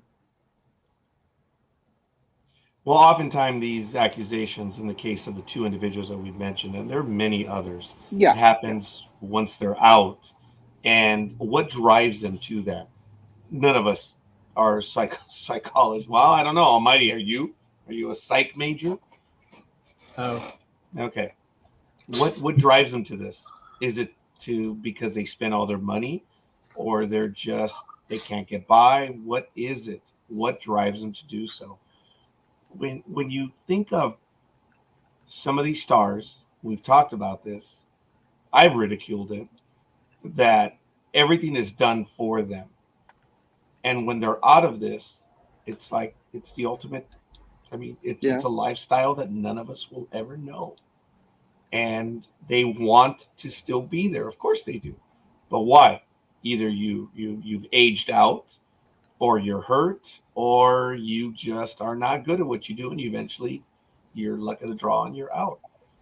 And oftentimes they need money, and they get involved in this stuff. Sometimes they're tricked into it, lured into it. And I'm not trying to justify or even give them an excuse. They're horrid stuff that they're doing if they're found guilty. Okay. I'm going to see what Coffee says. A few things. Number 1, they don't value life. Greed. Yeah, many do. Americans put money above all else. I think it's a little bit of a generalization. It's not It's not just Americans. Everybody over the world is the same way. Don't just put it on Americans. And actually, Coffee, I believe the 3 points that you put on, you and I are in agreement. So, there's no doubt. Sorry, but we are generalizing, as is that comment, because we don't know what it is that drives them to do so. But we'll have to see. They're going to be judged by their peers unless they come up with a deal or something. But the stuff that they have on this guy, I read the article. It's like he looks very, very, very, very bad. So. Yeah, I'll be honest, because what? We're 2 hours and 44 minutes in, Speedy, and now you say we're going to be honest with us? With who? The audience? With us? Who, Speedy? Who are you going to be honest with? With everyone. I'll explain why I'm so tired. I stayed up until 2:30 because A&E was airing the movie I've never seen. A lot of movies I didn't catch up on because in and out of the hospital for almost a year and a half, which sucked. But I finally watched The Upside, and there's a great scene in there where Kevin Hart plays the character, very funny too, it's a very interesting movie, about a man who really can't feel anything, and he has to do all these, dietary things for him, including when Uranus, parts of his body. And he's like, I'm not touching that. But there's a special part in there where he tells his son, he tries to get his ex to do it. He's like, can you tell him I need that book back? And she goes, what are you smoking? I'm not doing your dirty work for you. And later on in the film, he ends up driving his boss, to pick up his son, taking him back to his mom, and he goes, hey, son, come here. I need that book back from you right now. He's like, you need it back because you stole it, didn't you? You stole from your boss. And he runs away from his dad, and Kevin Hart's like, hey, I'm talking to you. Come back here, boy. And he goes, damn it. Because he knew what his son was going to do. And his son comes running out, and he goes, sir, I'm sorry my dad stole from you. This is your book. Here, it belongs to you. Even though his boss early on in the movie already knew about his criminal record and stuff, and I know we just had an awkward moment of silence, but they really had an awkward moment of silence in the film. That was great. I love that movie. Yeah, I think it's one of my new top favorites now. I'll have to watch it again. But we all have done things. I mean, I've done, stolen candy and soda and stuff, and who knew that, years later, in 2007, when I got sent to different Safeway stores, and there was one night in particular where a kid that stole some candy and, basic stuff, and we put him upstairs and everything, and I'm like, I'm going to call the cops because this is what this kid did, and he deserves it. And as he's trying to act like an adult with all of us, cussing us out and everything, I'm like, put him upstairs. And as he turned and leaned, because he tried to fall on his knees and act like we kicked him or something, which none of my security guys did. Nobody kicked him. His knee just went down on his own. But as he did, a piece of paper fell out of his pocket, and it happened to be his parents' phone number. So I called his parents and let them know what I was going to do, and we came up with a plan. And so when Oakland PD comes in, because this was at the Bancroft store, he's like, yeah, what's up with you? Come on, I can take you all out myself. And they were like, who do you think you are? I'm like, no, but they can take you to juvenile hall, or you can go with them. And he goes, with who? And he turns around and his face turns bright blue red and all the colors in between, because he was shocked when he saw his parents there and his mom going, you know what time it is? And he goes, and his dad's like, boy, you're going to get it when you get home. You know that, right? You're going to get it. And he turns and looks at me and he goes, can you talk to the cops? I'll go with them. I'm like, you actually want to go to juvenile hall rather than your parents? And because he's underage and not old enough for, 18 and over stuff, the cops are like, well, we can't do that. Your parents are here, you have to go with your parents. And his dad's like, let's go, get in the car. I knew he was going to get that butt spanked really bad. So, yeah, we've all done terrible things. It's not just Americans, Coffee. Everybody does it. Bye, Isha. Bye, Alicia. Bye, Alicia. Thank you for joining us. Say hi to your mom. Give a high five to Prince Charles, or King Charles, excuse me. King Charles, yeah. Take care of his ears. Make sure he don't fly away. Oh my. Yeah, I can see on shoplifting. I've done that a couple of times when I was still working for Thrifties and Rite Aid. The part about the cops saying, "Oh, your parents are here, you have to go with them," that's not absolutely true. Depends on the crime. If it's shoplifting, I could see them saying, "Okay," to the parents saying, "Okay, I can release them." If it's okay with the store, they will release him to the parents, and there's no charges. That's up to the store. But if the store says, "No, I want him charged," he's going with the cops. Doesn't matter if the parents are there, and he's juvenile. So it's up to the store. If the store decides not to press charges, then he gets released to to the parents. If the store says no, I want charges pressed, then he goes to jail. No, regardless of the fact that the parents are there. If the cops decide to say, okay, well, it's not really worth our time. Yes, I know you want to press charges. We'll write out the ticket for that, but we're gonna, in our opinion, we can release them to the recognizance of the parents, and they can go that way. But it's not up to the cops to say, oh no, the parents are here, he's going with them. No, no. I know that's why. No, because it was up to me to do that because I was the one in charge that night. And before they came, calm down. It's okay, Matt. I know. I know, but you go, calm down. It's okay. But I was saying, before they came and before his parents came, I had a discussion with him about that, and he's like, I don't have money. I'm like, you could have asked me. I would have let you have it for free, or at the very least, I would have bought these items for you. You might not want to say that on air. That you're going to give stuff away for free. Don't do that. Yeah. Don't do that. Yeah. Don't say. Oh, you would have came to me. I would have just gave it to you for free. No, do not say that, Matt. That is not the things you can say. I would have bought it for you. Don't ever say the other thing. Matt, what was he accused of stealing? No, he wasn't. Well, like what Big Dog said, candy. Oh, wait, it was actually candy? Candy, gum, and I think a bottle of Sprite. How old was the kid? He was like 11 or 12. Like I said, he was trying to cut us out and act like an adult. And I'm speaking for the short experience that I had, and Big Dog had probably a little bit more than I did because just of the time that he was there. But the biggest disappointment, I know there was a store manager or an assistant manager, a second. His name was Rubakalova, younger kid, nice guy, really sharp. He was a good guy, really sharp in the retail business. And we talked about it, that it was sucky that everyone that we caught, they were never stealing food. It was always a something, whether it be perfume, a tool. It was something that had the easiest thing to fit into your pocket with the most value. And we talked about what will we do if we ever arrested someone that was stealing food, because we never caught anyone that was stealing food.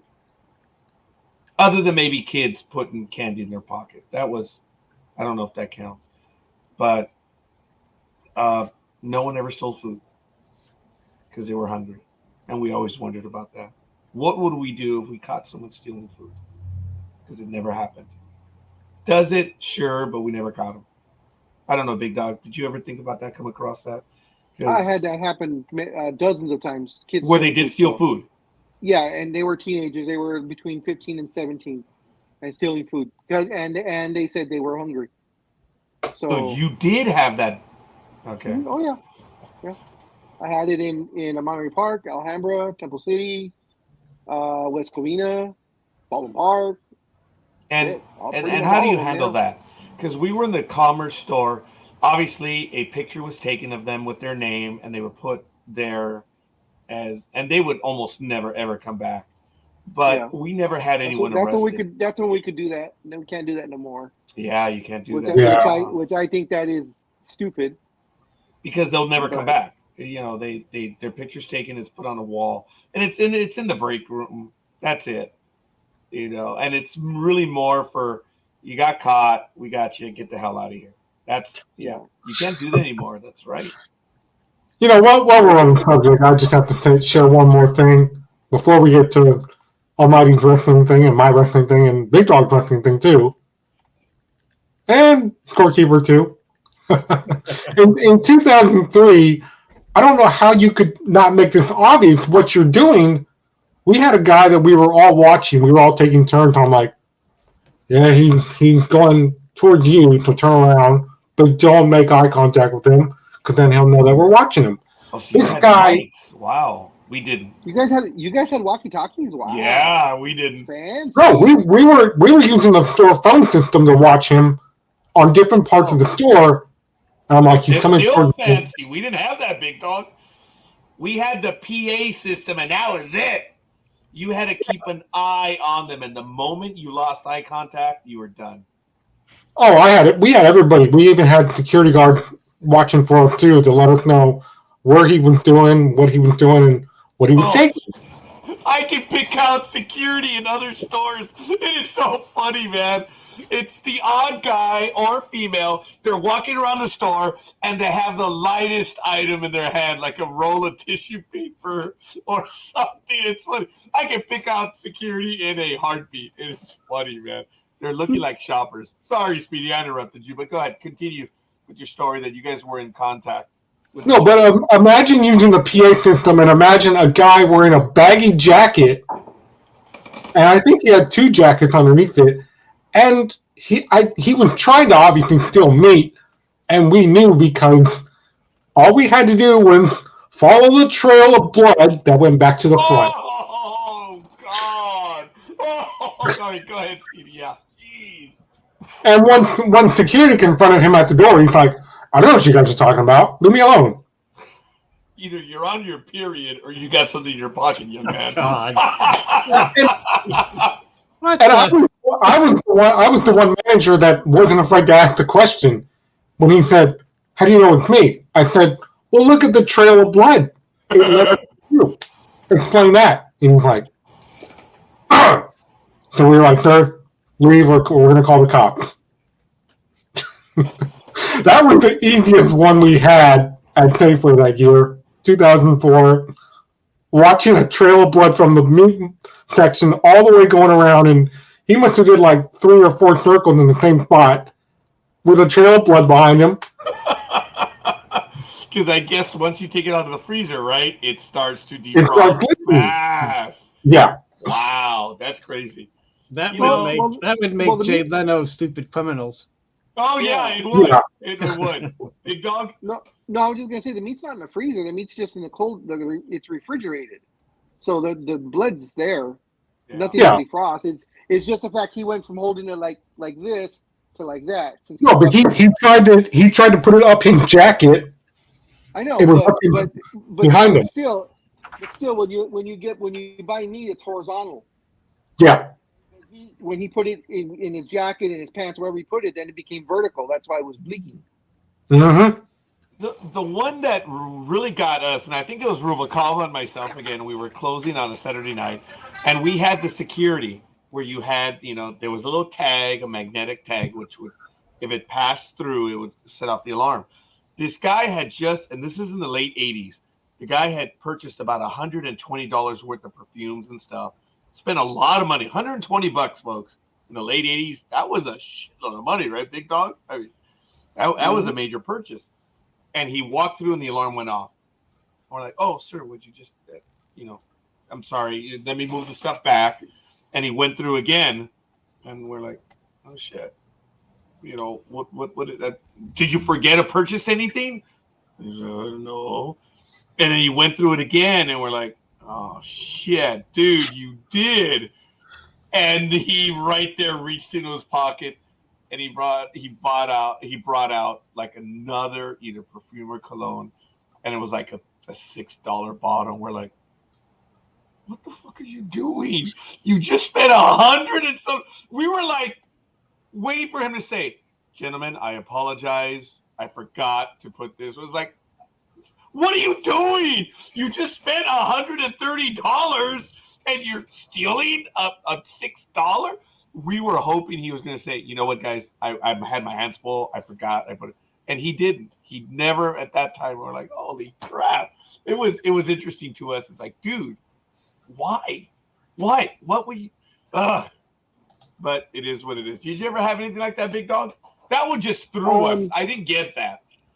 I had that a couple of times. The one that I was thinking of, the ones I was thinking of, was when I worked in Brea, which is, for those who don't live in Southern California, a money place. That's a more affluent area, yes. So we would always get shoplifters from the high school, because there was a high school down the block from us, and they would be stealing just different stuff, stuffing it in their backpacks and stuff. And we'd catch them, take them to the break room, and they immediately would pull out a big old wad of money. I had money to pay for this. I don't know why you're stopping me. I said, well, I'm stopping you because you stole it and you shoved it in your backpack. And now I'm calling the cops for that. No, go ahead. No, I'd give them the choice. I'd say, we can do it one of two ways. I go, I'll call the police, and they'll take you away, or I can just call your parents, and you're never to come back here again. And they're like, well, I'm not giving you my parents' number. I said, fine, I'll just call the cops. And I start walking away. I open the door. Yeah. I'm give you the number. I'm like, I'm not missing. I'm busy.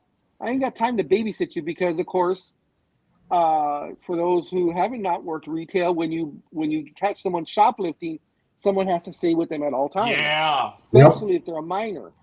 Yes. So that means, especially when you work, I mean, Speedy worked in market, so there was a lot of employees working. Thrifties / Rite Aid was not that lucky. You know, if you had 6 people in the store, you were at like a full complement of people. So to take that was load day, big dog. Yeah. So if you had 3 to 4 people only. So to take one of those people off the floor and have to sit them down in the break room to watch a shoplifter, that was a big deal. So, but yeah, I had a lot of that where they would have money after the fact. And I'd be, it's too late for that. Yeah, you're right. We would call their parents, and they would always, oh, no, you can't. I'm like, all right, you're right. I think one of the other managers did. I don't know if it was Fuentes or Fastbinder that did that. And they were like, okay, all right, you want to give me your number? All right, Noriega, stay here. I'm calling the cops. I was like, holy crap. I was like, wow. And it was like for $3-4 or whatever, which was a lot of money back then. I would get a lot of them in Brea that they would do either the school supplies, or remember we had that cheap jewelry rack that everything was under like $4. And the teenage girls would just load up on all that crap. So there'd be $20, $30, $40 of that stuff in their backpack. So there was one that I'll still never forget. It was a kid. He stole all kinds of just crap. He stuffed his backpack. He had a couple of $100 worth of stuff. And I talked to him, and he gave me his parents' number. And he was like, call my mom. Don't call my dad. Whatever you do, don't call my dad. Okay. Called the mom. The mom came down like 20 minutes later, asked for me. And I actually had to protect the kid because I opened the door to the break room. She saw him standing there. And, of course, I had everything on the break room table all spread out. She's all, he took all that? I'm like, yes, ma'am, he did. She was going to end his ass right there. She slapped him across the face so hard. I had to jump in and, man, I understand you want to do that, but you can't do that in front of me. Take him home. That's right. Take him home and beat him to death. That's up to you. You can't do that in front of me. See, and parents get that. Parents get, the store called me, cops aren't involved. Oh my God, it's the greatest free pass you can get. Even worse. So the reason why she was really pissed, I had to get her out of work. She had to leave work. Oh, that kid's day. Oh, shit. Yeah. Oh, yeah. So, all right. So I had everything listed, and I said, okay, I'll let him go. And she offered to pay for everything. I said, no, we got everything back. Don't worry about it. I go, that's fine. I go, but he is no longer allowed in the store again, period. And she's like, no, I understand. I'm so embarrassed, blah, blah, blah. And as she's taking him out, the last thing I heard her saying was, wait till your father gets home. Oh! And look, folks, we can laugh about this because of your experiences. No one got hurt. The reality is the kid's losing the lesson. Look, it's better that way. Because if they start doing this, then it's going to be a little bit more, and then their life goes to shit. So we can laugh about it a little, their experiences, but the point is, why are they doing it? So I like that. These are good stories, folks. The worst circumstance I had was we caught a kid. It was in Alhambra. We caught a kid stealing. He was stealing Oreos. He was stealing food. Okay. And we caught him. It was myself and the first assistant who was a total asshole. Shavira. But, no, it wasn't Shavira. It was another asshole. His attitude was like Shavira's of, I took shit from everybody going up the ranks. So now that I'm in that place of power, I'm going to give everybody shit because that's what I had to do. So that was his attitude. But anyways, we catch the kid and I can't remember the assistant's name, but he was all, being bad cop on the kid. And I finally just said, hey, take it easy. I asked him, why did you steal it? He's like, I was hungry. I haven't eaten anything in 3 days. So we both looked at each other like, oh shit. I'm like, okay. So we kind of left him in the break room for a second, and we closed the door. And I'm like, well, what do you want to do? You know, because he was the one in charge. I think I was a key or maybe a third, and he was the first assistant. So, what do you want to do? I go, we should call the cops or at least call his parents. And he's like, oh man, I don't want to get him in trouble. I feel bad enough for this. You know what? I'm just gonna tell him he's not allowed. And no, I take it back. We got the parents' number, but there was no answer. So he left a message saying, you know, he's here, blah, blah, blah. And we waited for like 45 minutes. And the first assistant finally went, you know what? We can't wait any longer. The person's not answering. I really don't want to call the cops on this kid. So he tells them, you're not allowed back anymore. So you go ahead and just go. Just leave. So the kid leaves. Kid was probably about 15 maybe. Came about 20 minutes after that. Both parents come running in crazed. They're all panicked and shit. You know, what's the matter? What's the matter? Like, you have my son, Richard. Richard's here. We've been looking. He ran away over a week ago. The police. There's a all points bulletin out for him, and we've been looking for him. He's a runaway. Where is he at? And I was like, speak to him, because I was like, I ain't gonna tell him that I let him loose. So I went, that first assistant. I go, he's the one that took care of it. You know, so the parents, oh my God, they cried bloody murder, saying, how could you let a minor go? Blah, blah, blah. You called me. You left a message. Why couldn't you wait for me?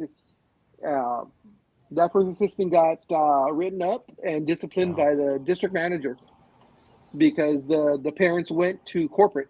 Not only did they go to the district manager, they went to corporate and said because of the first assistant, their son is still missing. And if anything happens to him, they're going to sue. It was Thrifties at the time. They were going to sue Thrifties and the first assistant if there was any harm to the kid because they had him in custody. We had him in custody, and he decided to let him go because he didn't want to sit with them. I never heard what happened after that, but I was just like, oh, that's not my call. I would at least have called the cops. Yeah. You know. All right. Well, I do appreciate that. Really good stuff when we go off on those. Ladies and gentlemen, we're now in our fourth hour here on Sports Talk with the Guys, home of the Monday Morning Quarterbacks on Saturday. That's Speedy right down there. That is Almighty over there. And that's the big dog. Speedy, there was a big event that happened. I know you're dying to get to it. Let's get to it. I believe there was some WWE stuff, or I don't know, WMA or MMA. I don't know. That's today. Yeah. Speedy, why don't you get to it? Tonight in the Elimination Chamber, I'm sure Big Dog is going to be looking more forward to the Women's Elimination Chamber match. Oh! No, I'm going to be watching Sammy and Roman, see what happens there. That's what I want to see. Yep, that's going to be a big one. Now, Almighty, you feel the same as Big Dog? You're not really interested in the chamber matches? Well, I'm interested in them. Yeah, I'm going to be watching the females, of course, but there's only... Hey, get that out. But because I believe in equal opportunity, so I will watch them as well. So yeah, go ahead, Speed. Yeah, so since you guys brought that up, there's been wrestling. She'll kick your ass. Yeah, I think she will. She'll kick your ass, Coffee. But I've been tagged in so many wrestling websites on Facebook that have been telling me what they think about this whole situation. And as I said at the top of the show, wrestling is a universal language. And I'm going to try and play this right now.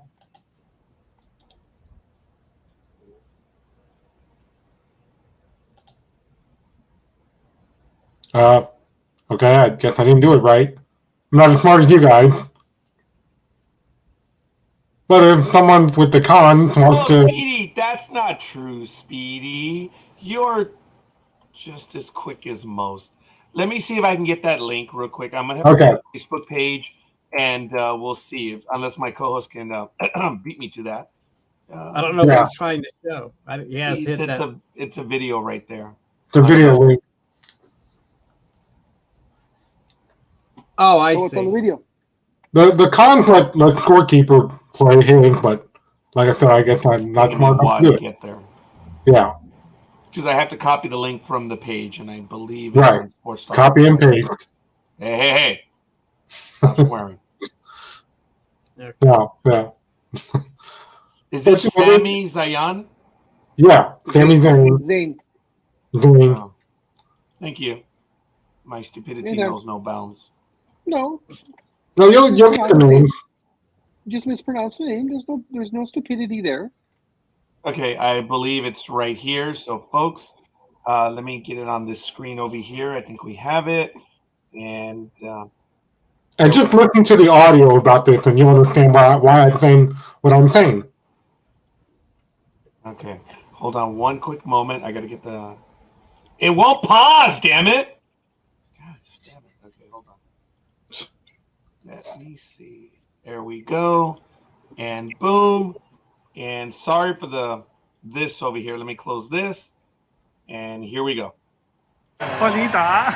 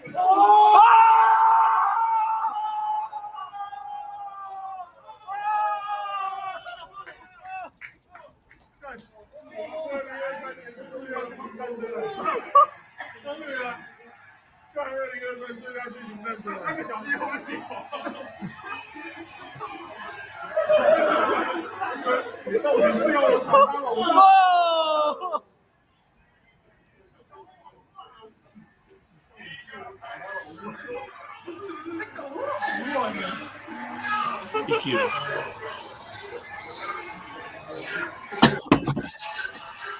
This crowd is not into it whatsoever.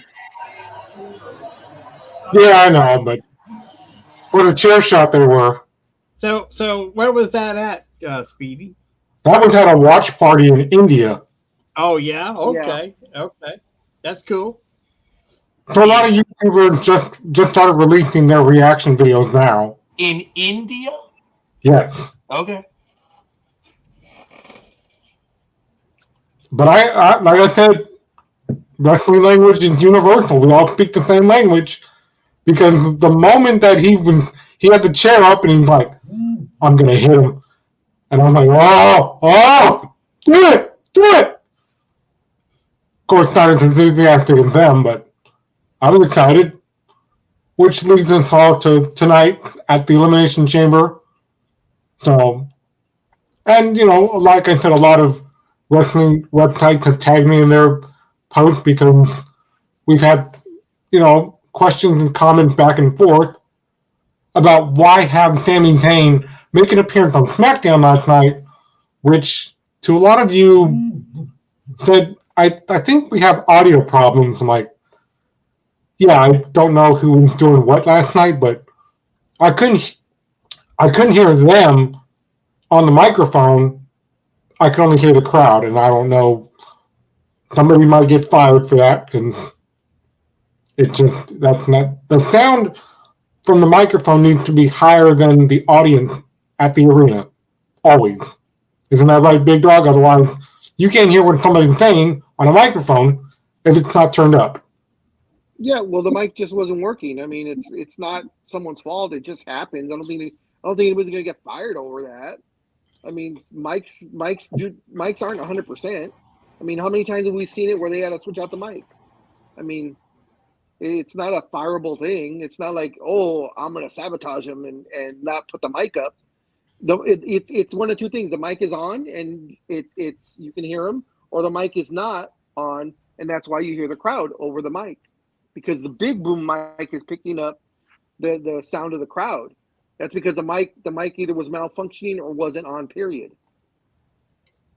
Well, even when they aired the promo for Roman Reigns and Sami, you could still hear the crowd over the promo. So I don't know. Yeah, they were having audio problems. I mean, it happens. I mean, it was probably like 30 below in Alberta.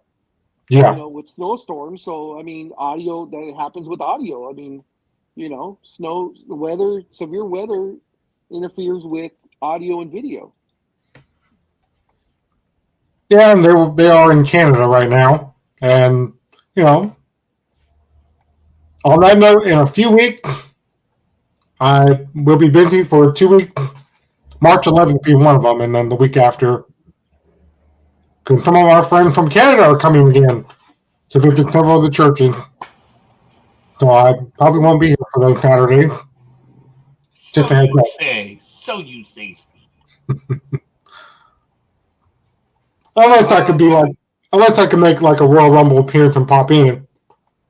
We'll see what happens. But I probably won't. As far as the match goes with Sami Zayn and Roman Reigns, they did this wrong, and I said it before, because everybody knows that the main event is going to be Roman Reigns versus Cody Rhodes, and they've been building on that for a year. So I started saying this as soon as Sami turned. It's the wrong time. Unless they decide to make 2 matches on Sunday and give Sami a chance at WrestleMania, since Roman has both belts. But I don't think Roman will do double duty. I don't think he can. I don't think he has the intestinal fortitude to do 2 matches in a row. He's unfortunately not built that way. But I mean, maybe. But the way I see it happening is they'll have the match tonight.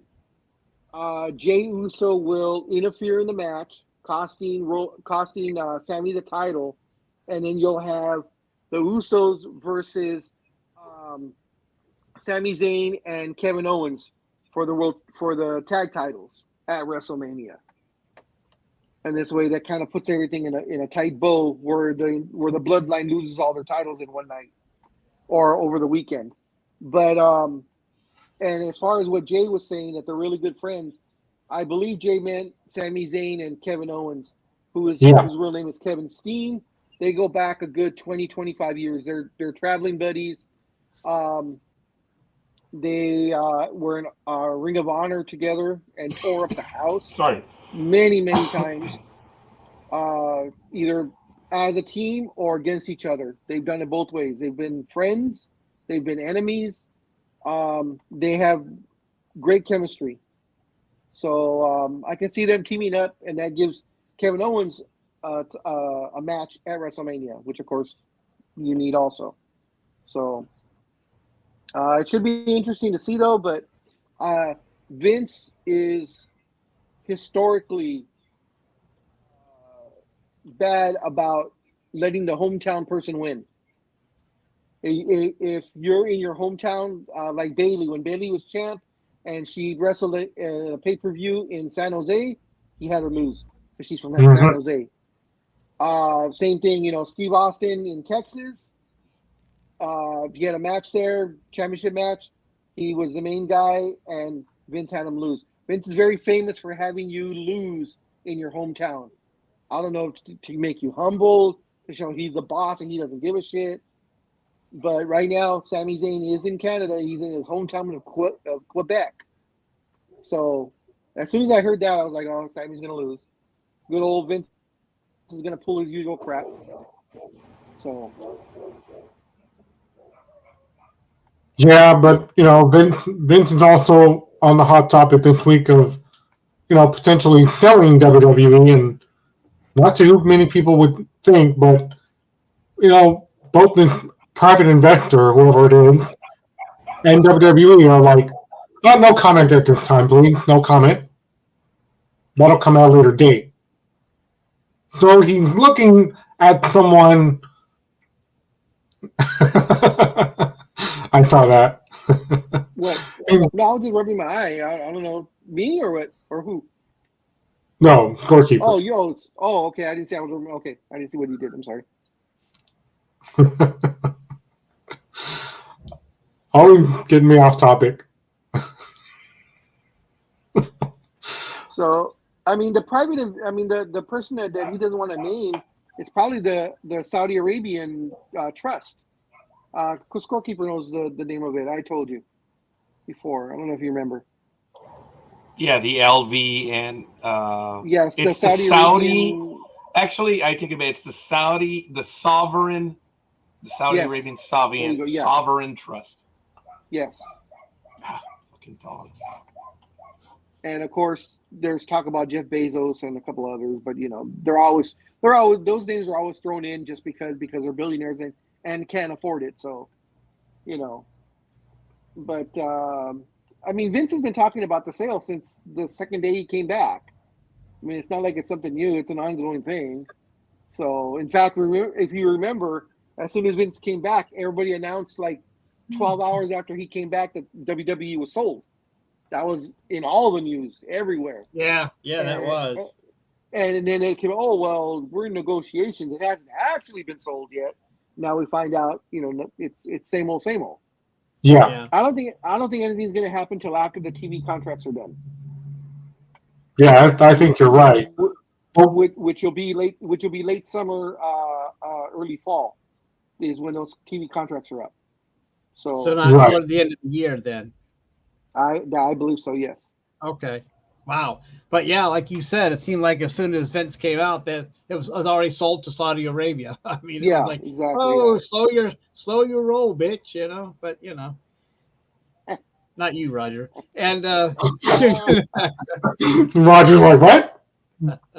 So, yeah. But so do you think Reigns is going to win? Yeah. Well, a lot of, I'll mention them. They know who I am. Wrestling News Hub tagged me in their post. But they said, what if? Because Canadians are very, very tough. And I've known some of them. I know a lot of them, actually. Like I said, some of them will be visiting California in a few weeks. Yes, Jay, we understand that. But they can be very, very biased about rioting too. So they said, well, Sami Zayn should win because, as you mentioned, Big Dog, it's his hometown. He made that very clear 3 times in his promo last night on SmackDown. And he said, Roman, I'm coming for you, and you will take nothing from me, but I'm taking everything from you in Canada. So we'll just have to wait and see what happens tonight. But, if WWE is really, they're thinking about going down that road, I'm like, Sami is champion, yes and no, but then they don't really think it should be a thing because then the Canadians will probably riot. I mean, they've had that happen before. They've had legitimate letters sent to them. Canadians are too nice to Riot. Please, please. Have you even met Canadians, Big Dog? Yes. I'm sorry? I said, have you met Canadians? Yes. I met many Canadians. They're all nice. But let me ask you a question. Would you rather see, money wise, you're Vince McMahon, you're on the board of directors. What is your money main event? Roman versus Cody Rhodes. Cody versus Sami Zayn. What's going to get you more money? Honestly. Take out who you like, because I'd rather see Sami, personally. But money wise, who's going to make you the more money? Cody Roman or Cody Sami in the main event of WrestleMania? Cody and Roman. Exactly. And that's exactly why Sami's not going to win. They pushed it too soon. They should have had him turn at WrestleMania and then have the matches later. Yeah. But instead, like I said, you're giving Sami the big shot right now. And 99% of the people are saying, well, Sami's not going to win because the money event, the money match is Cody Roman. And even if he has a great match and you say, okay, well, we'll make it a triple threat, that also waters it down. Yeah, that's the other idea they're toying with too. And I'm like, no, don't make it a triple threat. Yeah, because then at that time too, if they make it a triple threat, Cody pins Sami, Roman doesn't pin, and he gets to go on saying, well, I lost the title, but I never got pinned. That's the storyline I could already see going down the line. But man, I was a little, I won't lie, I was a little disappointed when all the women involved in the chamber match made their appearance on SmackDown. All Nikki did was, stay rabbit on the table, and I was like, jump anybody, beat somebody's ass. I mean, the referee's not involved in what they do out of the ring, but sadly the women only got partially violent. They're saving it for tonight, I know. I hope Nikki wins tonight. Nikki is my pick. Jay, I believe I forwarded it to the guys. I didn't forward it to Speedy because he doesn't have an IG account. What was I going to say? Well, if we're off WWE, then I have a AEW thing, but you can continue until you guys are ready. Oh, we're almost ready. I think for the men, I'm not sure who I want to win the chamber match for the men. I'll probably decide that later. But, we'll see what happens. But yeah, I enjoyed AEW this week. And mainly because APW, my promotion, got the pop on live television. If Roland Alexander was alive, he'd be so proud to hear that. That was a great moment.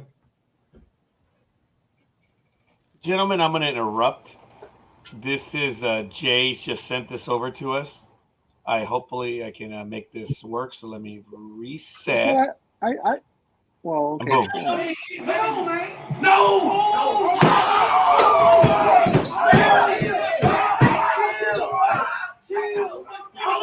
It's just the game. It's just fools. I got you. Hey!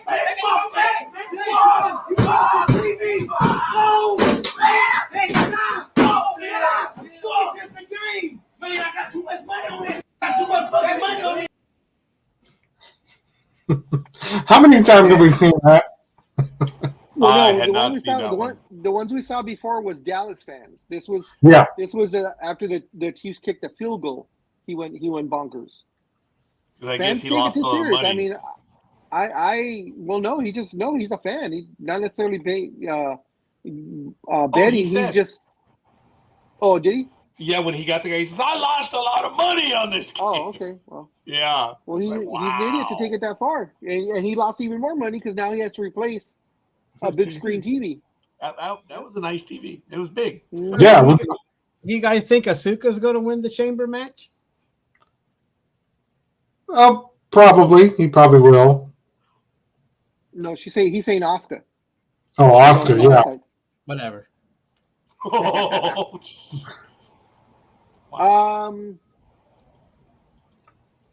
It'd be. Oh shoot! I'm trying to remember who's in the match now, because I think it's got to be a heel because she what's her face is a face.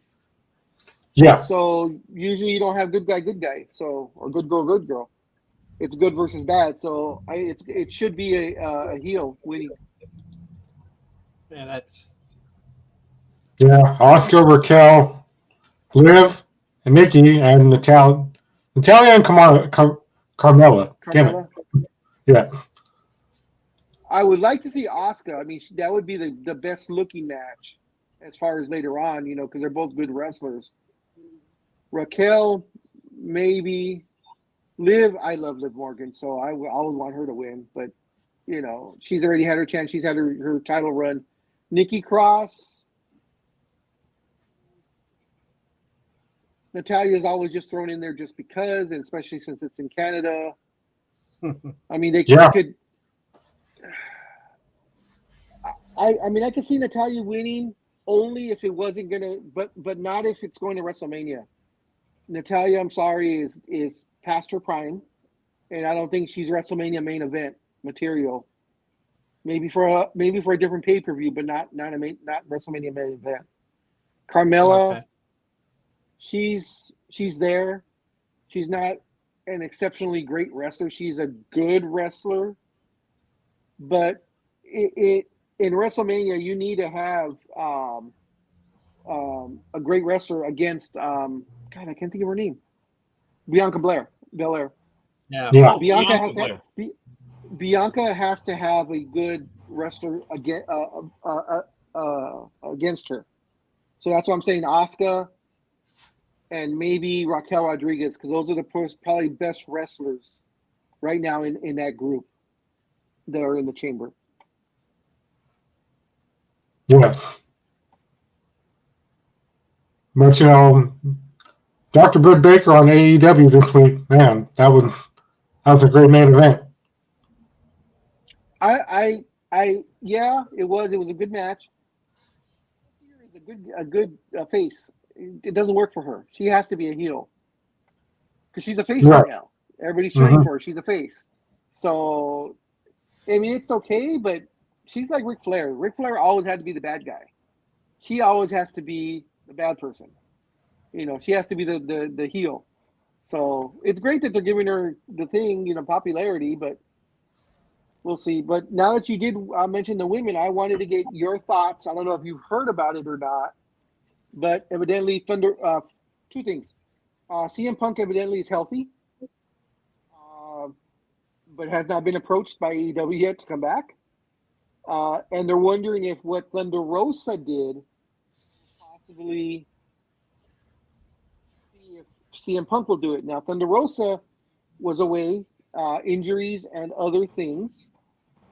I know she's your gal from up north, but Thunder Rosa was there on Wednesday. I don't know if you heard about this. She was there, and she went to management and apologized for her bad behavior and attitude that she's had. She then went to the women's locker room and spoke to them as a whole and apologized to all of them for sandbagging her matches, in her own words, sandbagging her matches and being extremely stiff to certain wrestlers that she didn't get along with outside of the ring, but wasn't professional enough to let it stay outside of the ring.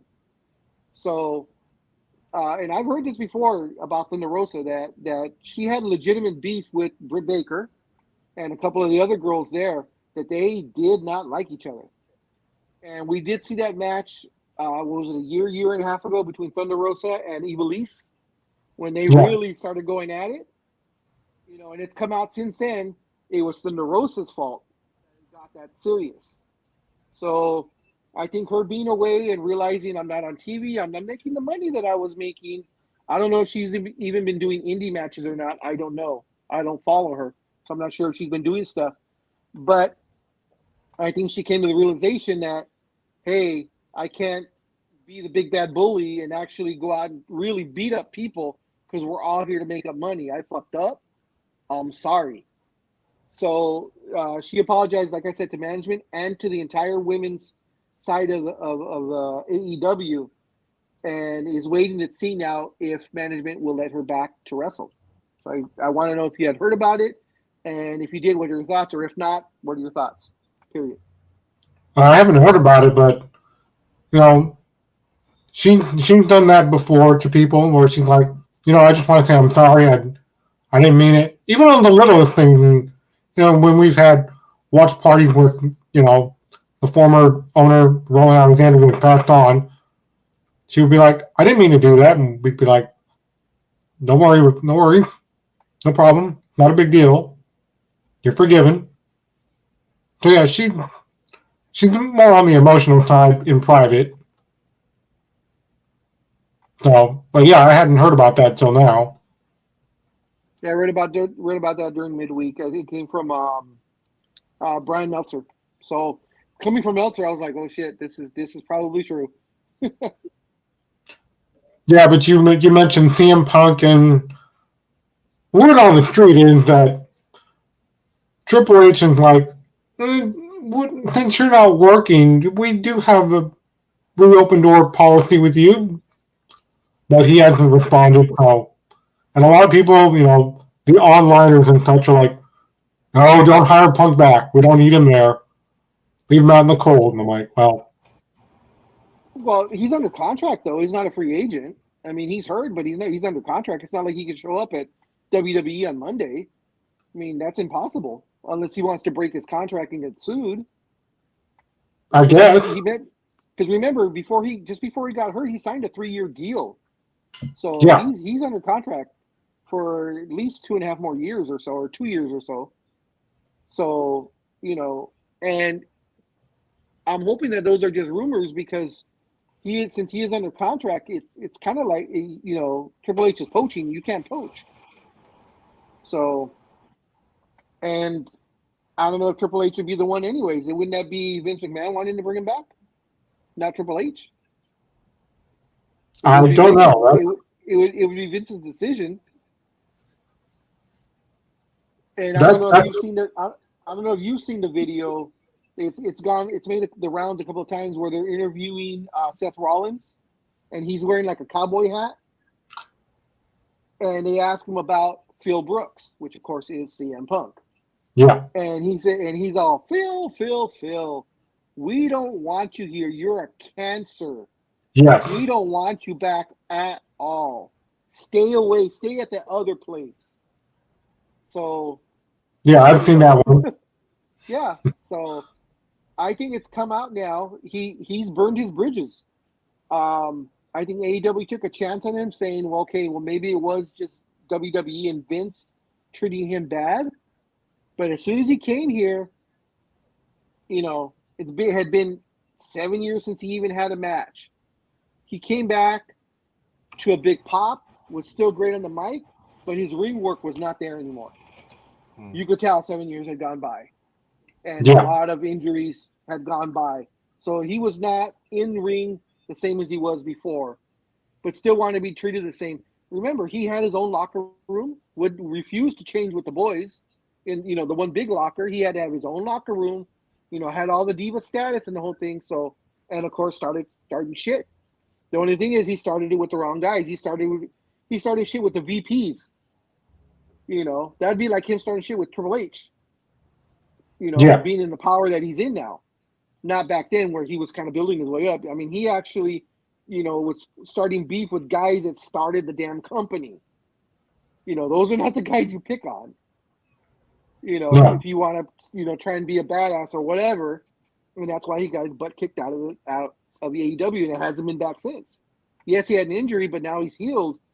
And if you remember the first time he had that ankle injury, they brought him back on the broadcast side, so he would still be prevalent in AEW. After this whole fiasco that happened, they wrote him off, had him drop the belt, and he's never been even talked about since. So CM Punk, unfortunately, drank his own Kool-Aid and is paying the price now. Okay, but the key is, did he serve himself the Kool-Aid and then drink it? Yes, he did. Bastard! What a dumbass. He made the Kool-Aid. He served it to himself, and he drank it and finished the whole jar too. Oh, I guess he was okay.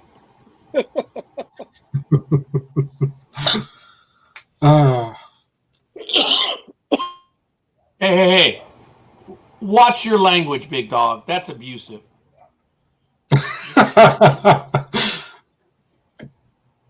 Sign language. You're number one. You're number one. You're number one. Scorekeeper got nothing to say. No. I was waiting for something abusive. So. Oh. Yeah. So. You wanted abusive language from the big dog, but. Oh, every day of the week and twice on Saturday. All right, folks. Sports Talk with the Guys, home of the Monday Morning Quarterbacks on Saturday. It's we're in our 4th hour here on Sports Talk with the Guys. Today we do not have a program that follows us. I'm sorry, big dog. Go ahead. No. I was just gonna say. I don't know if anybody noticed, and I might have tweeted. Maybe not. Maybe it was just on the guys on Instagram.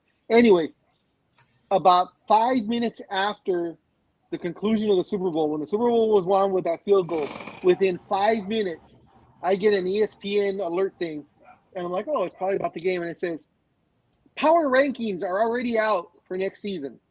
Yeah, I saw that. It's like, okay. I was like, you got to be fucking kidding me. They're still they're damn still on the field, and you already have your power rankings out? Yeah, they were still doing the awards. They were still doing the trophy giveaways, and Terry's talking to all these guys and like, hey, get in here. Yeah, here comes the power rankings. It's like, yeah. Okay, it's still based on last season's numbers. It's not. They have like they're making predictions for next year. I mean, gosh, they have nothing to write about. That's all it is. That was when I saw that the first thing that came to mind. Remember the picture I shared with you guys a couple of weeks ago on the show? I do. Where it said that. Remember, it said that the game was going to be on Monday night, and we all went, there is no more Monday night games. Like, somebody made a mistake with the teleprompter or something. I don't know. But when just put the power rankings up there, and I'm like, they're all still on the field. Terry's interviewing all these guys, mainly the winners who are the Chiefs. So that was interesting. Especially the picture. Yeah, especially the picture. I wonder how those brothers dealt with it. You know, because I don't know if you guys knew there was brothers on each side of the team. Yeah. There was a brother on the Raiders, on the Chiefs, and there was another brother on the the Eagles. So we knew one of them was going to be a world champion. You know, that to me that would be hard, being the parent of your sons, and who to go for. I mean, you know, you're happy for one, you got to console the other. You know, especially the way it ended. You know, on a holding call. Yeah, that actually happened a few years ago in college baseball, when a mother had to choose between her two daughters because they both went to the championship, and like now we both made it as sisters, but we're on opposing teams, and the mom's like, I don't know which one to pick because I love them both. I was like, well, that's fair. That's when you see those half jerseys. Yeah. Oh my God, that's right. Yeah. But you know what? Those mamas get a free pass. You know, you don't ridicule, you don't make fun. You know, it sucks. It really does. And I believe they said this was the first time in NFL history, it might have been in professional sports history, that two opposing siblings were on a championship team. Yeah, in the Super Bowl, this was the first Super Bowl one. Yeah. First time in the NFL. Yeah.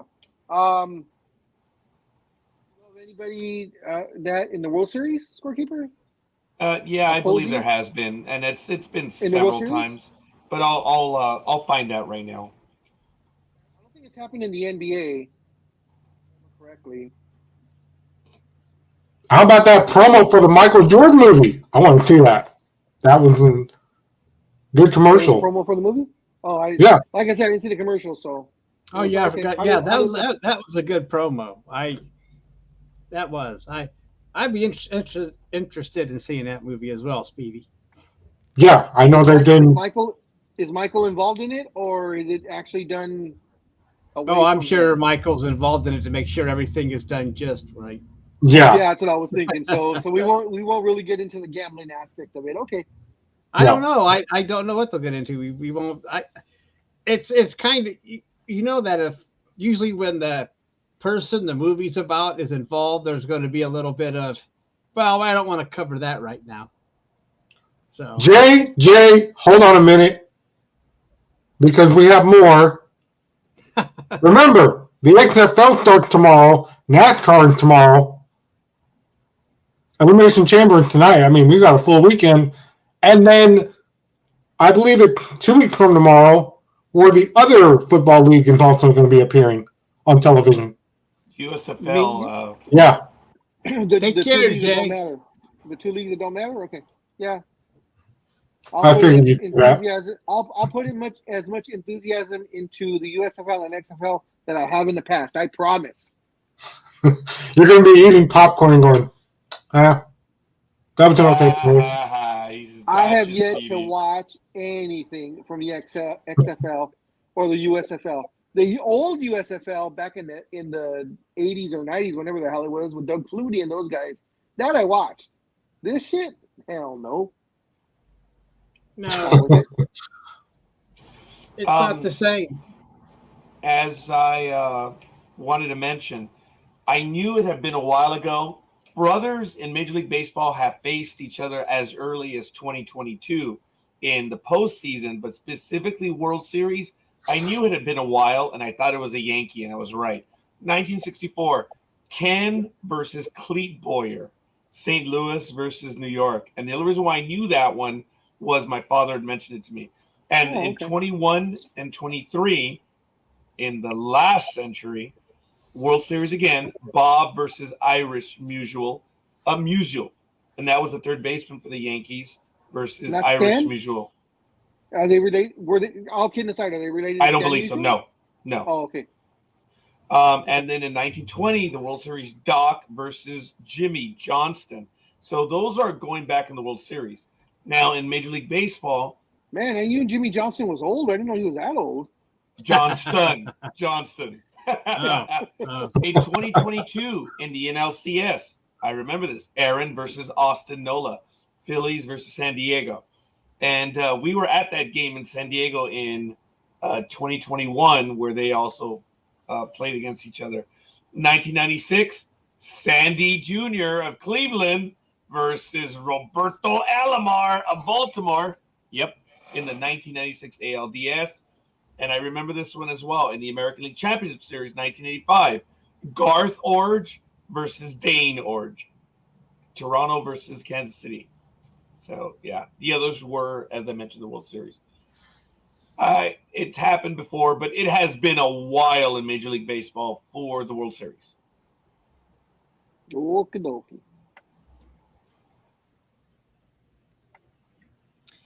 So, are we done with wrestling? Because I know Big Dog had some basketball. What? I thought not basket. Yeah, I think you had some trades. I mean, some. Never mind. Maybe you didn't. Maybe I missed. Oh, that's right. What we wanted to talk about. That's right. Or what I wanted to talk about. Wanted to get. I know Speedy's not real big on basketball, so if he doesn't want to chip in, that's He's fine. not basketball. I definitely want Scorekeeper and Almighty's opinions on this. In the buyout market or potential buyout market, because Russell Westbrook still has not been bought out. But are you surprised that the big names that were bought out are still available? A week and a half now after, the trade deadline. So those are Russell Westbrook, John Wall, Reggie Jackson, Patrick Beverly, and there's one more, but I can't think of the name. None of those players have gotten any offers. No one, they're on the buyout market. As I said, Russell Westbrook is still working. Yeah, it's weird because they're allowing him to talk to other teams, but yet he still is on the Utah roster. So I don't know how that works because to me that's tampering by NBA rules. He's under contract with the Utah Jazz. He hasn't reported yet, but he's still under contract. But yet they're saying he's being allowed to talk to the Clippers, the Bulls, and I think they said the Magic also have talked to him. So I'm going to have to look into that one, that if you were traded but haven't reported yet, they're allowed to talk to other teams. I mean, it's kind of weird, but I wanted to get your ideas about why you think maybe these guys haven't been contacted. The one that I'm surprised about is Beverly. That one genuinely, I thought he would have been picked up somewhere somehow and already. Really? But as far, yeah, Beverly. He sucked with us. I understand that, but when he was playing well, he was a good defensive player, and knowing that teams are making runs, I just thought he would have received an offer. But Westbrook, I don't know if anyone's going to really pick him up, dude, because these last 2 years, the word malcontent just shows forth. It's like, dude, with the talent that you have, the skill set that you have, dude, just shut up and be a team player. And it was impossible for him to be. Just impossible. Yeah, I love it the way the Russell Westbrook fans out there are, oh my God, how could he not be picked up? Look at his stats. He, blah, blah, blah. Yeah, look at his stats. Triple-double machine, blah, blah, blah. And I always answer back, okay, yes. That was his OKC days.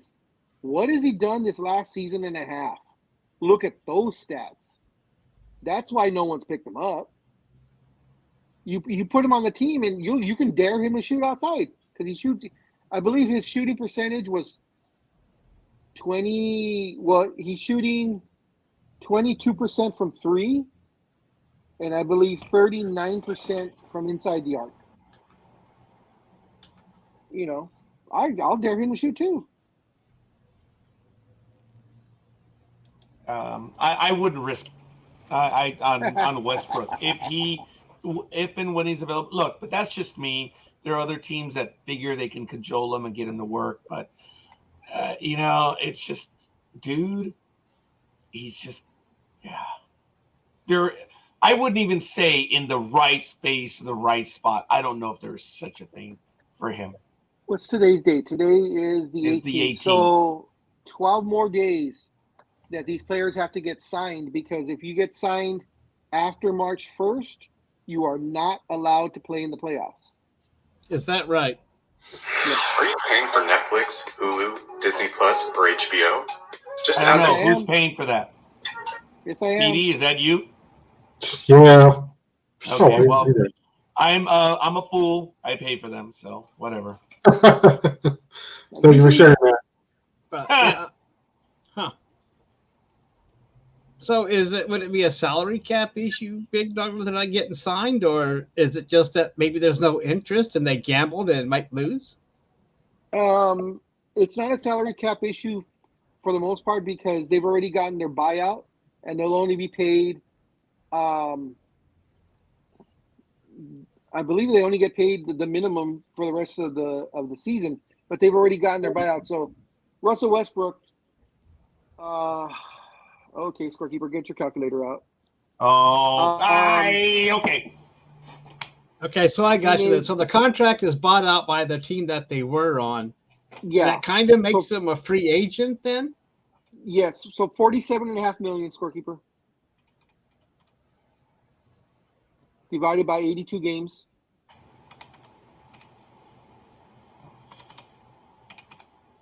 How much?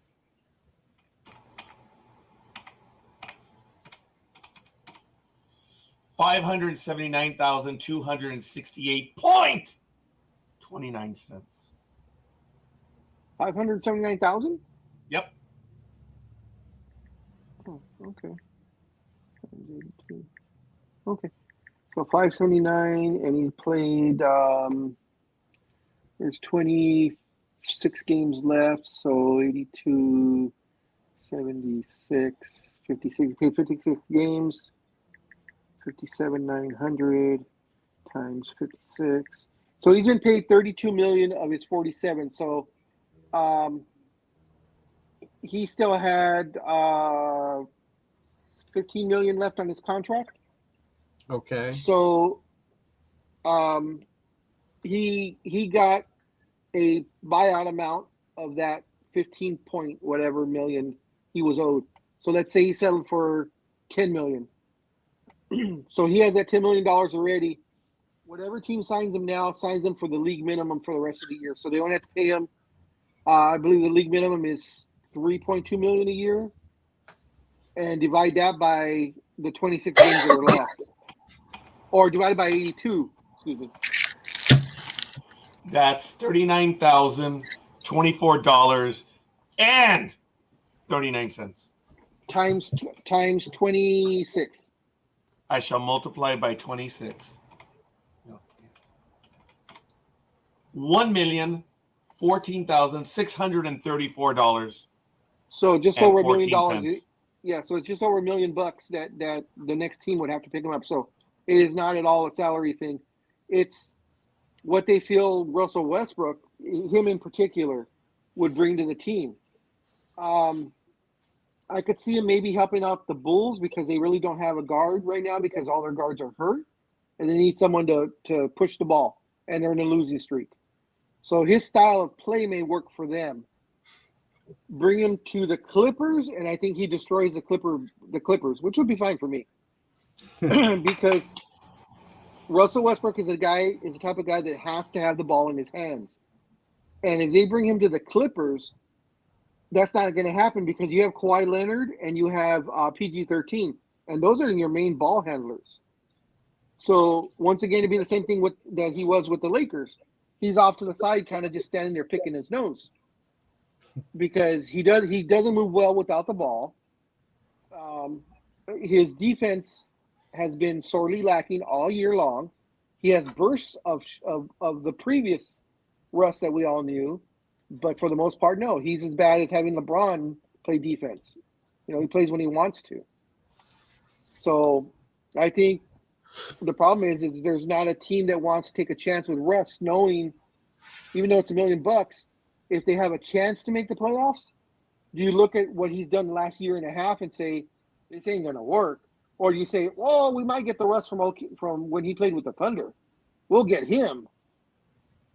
You know, that's a big chance to hope that a guy plays the way he has from 5 years ago or 4 years ago. Because remember, the Utah Jazz are now his fifth team in 5 years. It was OKC, then it was then he went to Houston, then he went to Washington, then he came to here, and Utah. Yep, 5 teams in 5 years. You know, that becomes I think it's the player type of person, not he's not. It's the team that he plays for. 5 times in 5 years is a telling story.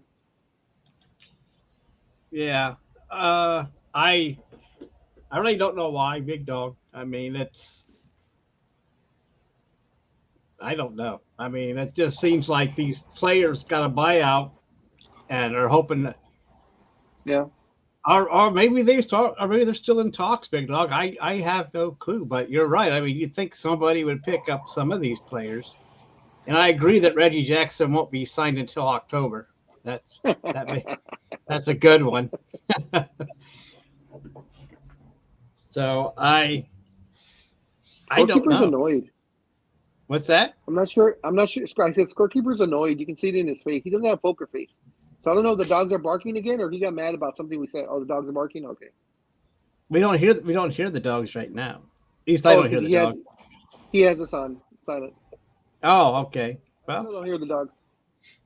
But we like hearing the dogs. The minute I unmuted, they went quiet. That's funny. That is.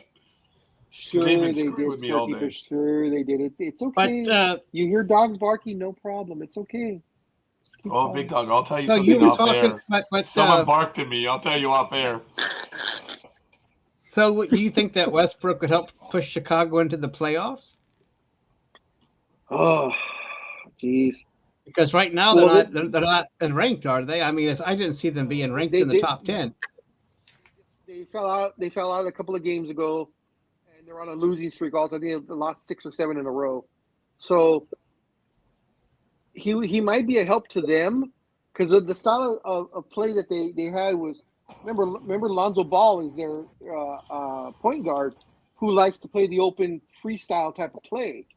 So without being hurt, Russ could possibly come in and initiate that same style of play where he's pushing the ball up, pushing, which what Russ is known for. So I think of all the What the?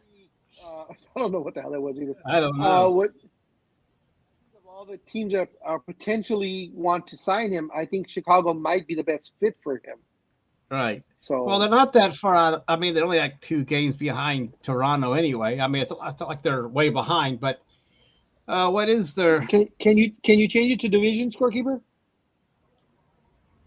No, that's all. Not division. I mean That is division. No, or do you conference. want conference? You want Yes, sir. conference? Yes, sir. But thank you. That's Almighty showing off right now. No, I'm not There we go, showing off. conference. Okay, there we go. Now we see where they're at. See, they're just out, so they're 2 games out of the 10th spot. So you think they should be looking at Westbrook then? Yeah. See, and they have lost. They've lost 6 in a row. So Okay. they're hurting right now. Westbrook might be an infusion for them, and it's the right time because they're at the All-Star break. So no one's going to start playing until next Tuesday or Wednesday.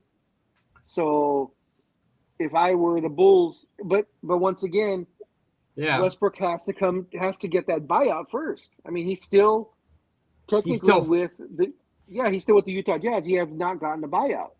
No. Well, If I were the Jazz, I'd be saying, hey, you've already a week and a half. You start suiting up, dude. Yeah, I mean, but you're right. The Bulls have lost 6 in a row, and they're 3-7 in their last 10. So yeah, they have been tanking. I mean, they've been going down. So and let's see, you want them to play with the Clippers, but you think they would just? But you think they won't fit? He wouldn't fit with the Clippers. No, not at all. There we are down there. And he doesn't want to help the Utah. If they don't want him in Utah to help them get into that 10th spot. Well, Utah. Or does he want to leave Utah? He wants to leave Utah. The second he got traded, the next words out of everyone's mouth was he's not reporting to Utah. He will be bought out. But the buyout's been, like I said, it's been lagging. So, Would he fit with the Lakers?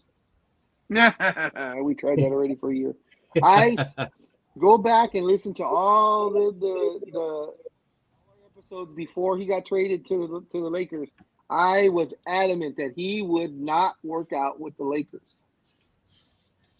I said it then, and I say it now. I unfortunately was right.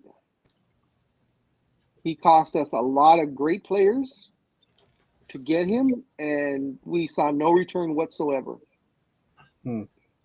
Any player on any professional sport, whether it be baseball, hockey, football, basketball, soccer, any person that comes in as a superstar that Russell Westbrook is/was, that comes in and says in an interview, I have no expectations of winning a championship here. That immediately would say, your time is you know what? Let's trade you now. Yeah, get Any rid guy of that you comes now. in and said, I had no expectations of winning a title. What kind of player says that?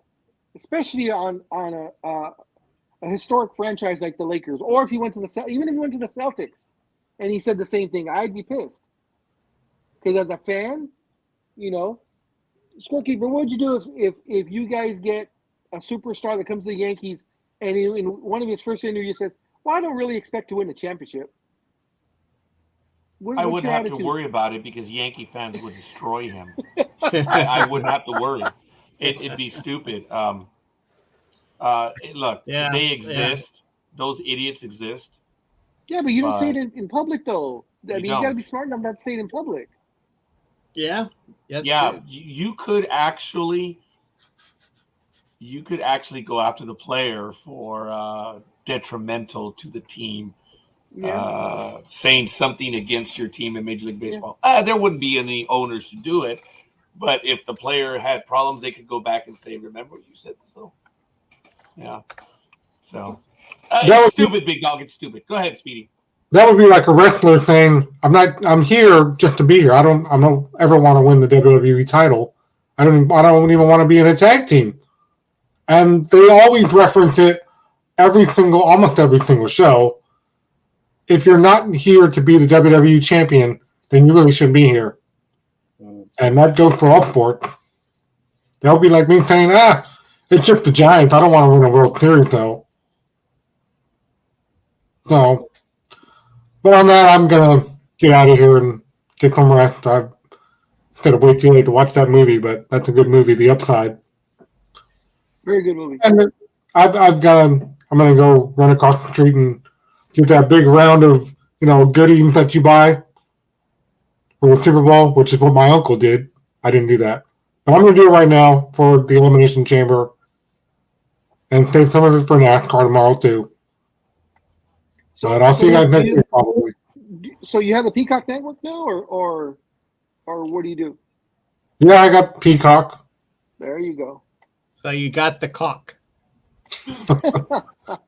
Oh, God, you sound like Vince McMahon the night he did that promo about the whole thing. Well, I've got the cock, too, and that's where I watch my pay-per-views. Yeah. So, don't Nikki Cross, she's going to win. She's going to win. Sammy might win. We don't know. We'll see what happens if they go in that direction or not, but we don't think so, right, Big Dog? Oh, what's this wee stuff? Much as I love Sammy, they're not going to give him the title. It's not the right time. If this was anything other than WrestleMania time, WrestleMania season, they might put the strap on him. Even if he's just transitional. But the strap. That sounds so pervy, but I'm not going to get into it. Oh, guys. And that's right. I forgot. I'm talking about WWE. So these are superstars, not wrestlers, and it's not a strap. It's a title. Forgot. Sorry. They don't call it the strap.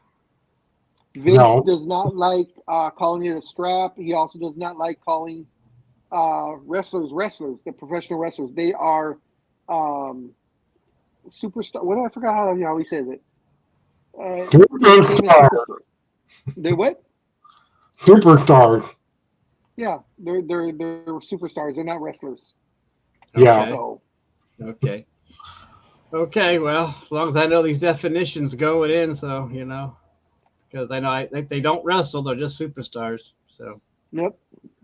Don't pay attention to what they do. Just no, they're not wrestlers. They're just superstars. And it's called a title. That's how he gets away from not paying the benefits. Are you serious? Yeah, he doesn't pay them benefits. They are now. This is the good one. It's a really good one. And of course, Labor Man cringes every time we talk about this.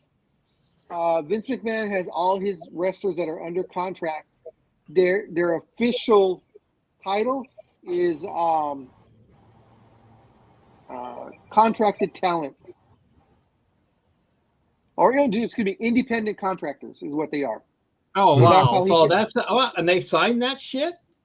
Well, if they want to. Not only does he sign that, do they sign that shit, but he's been getting away with it.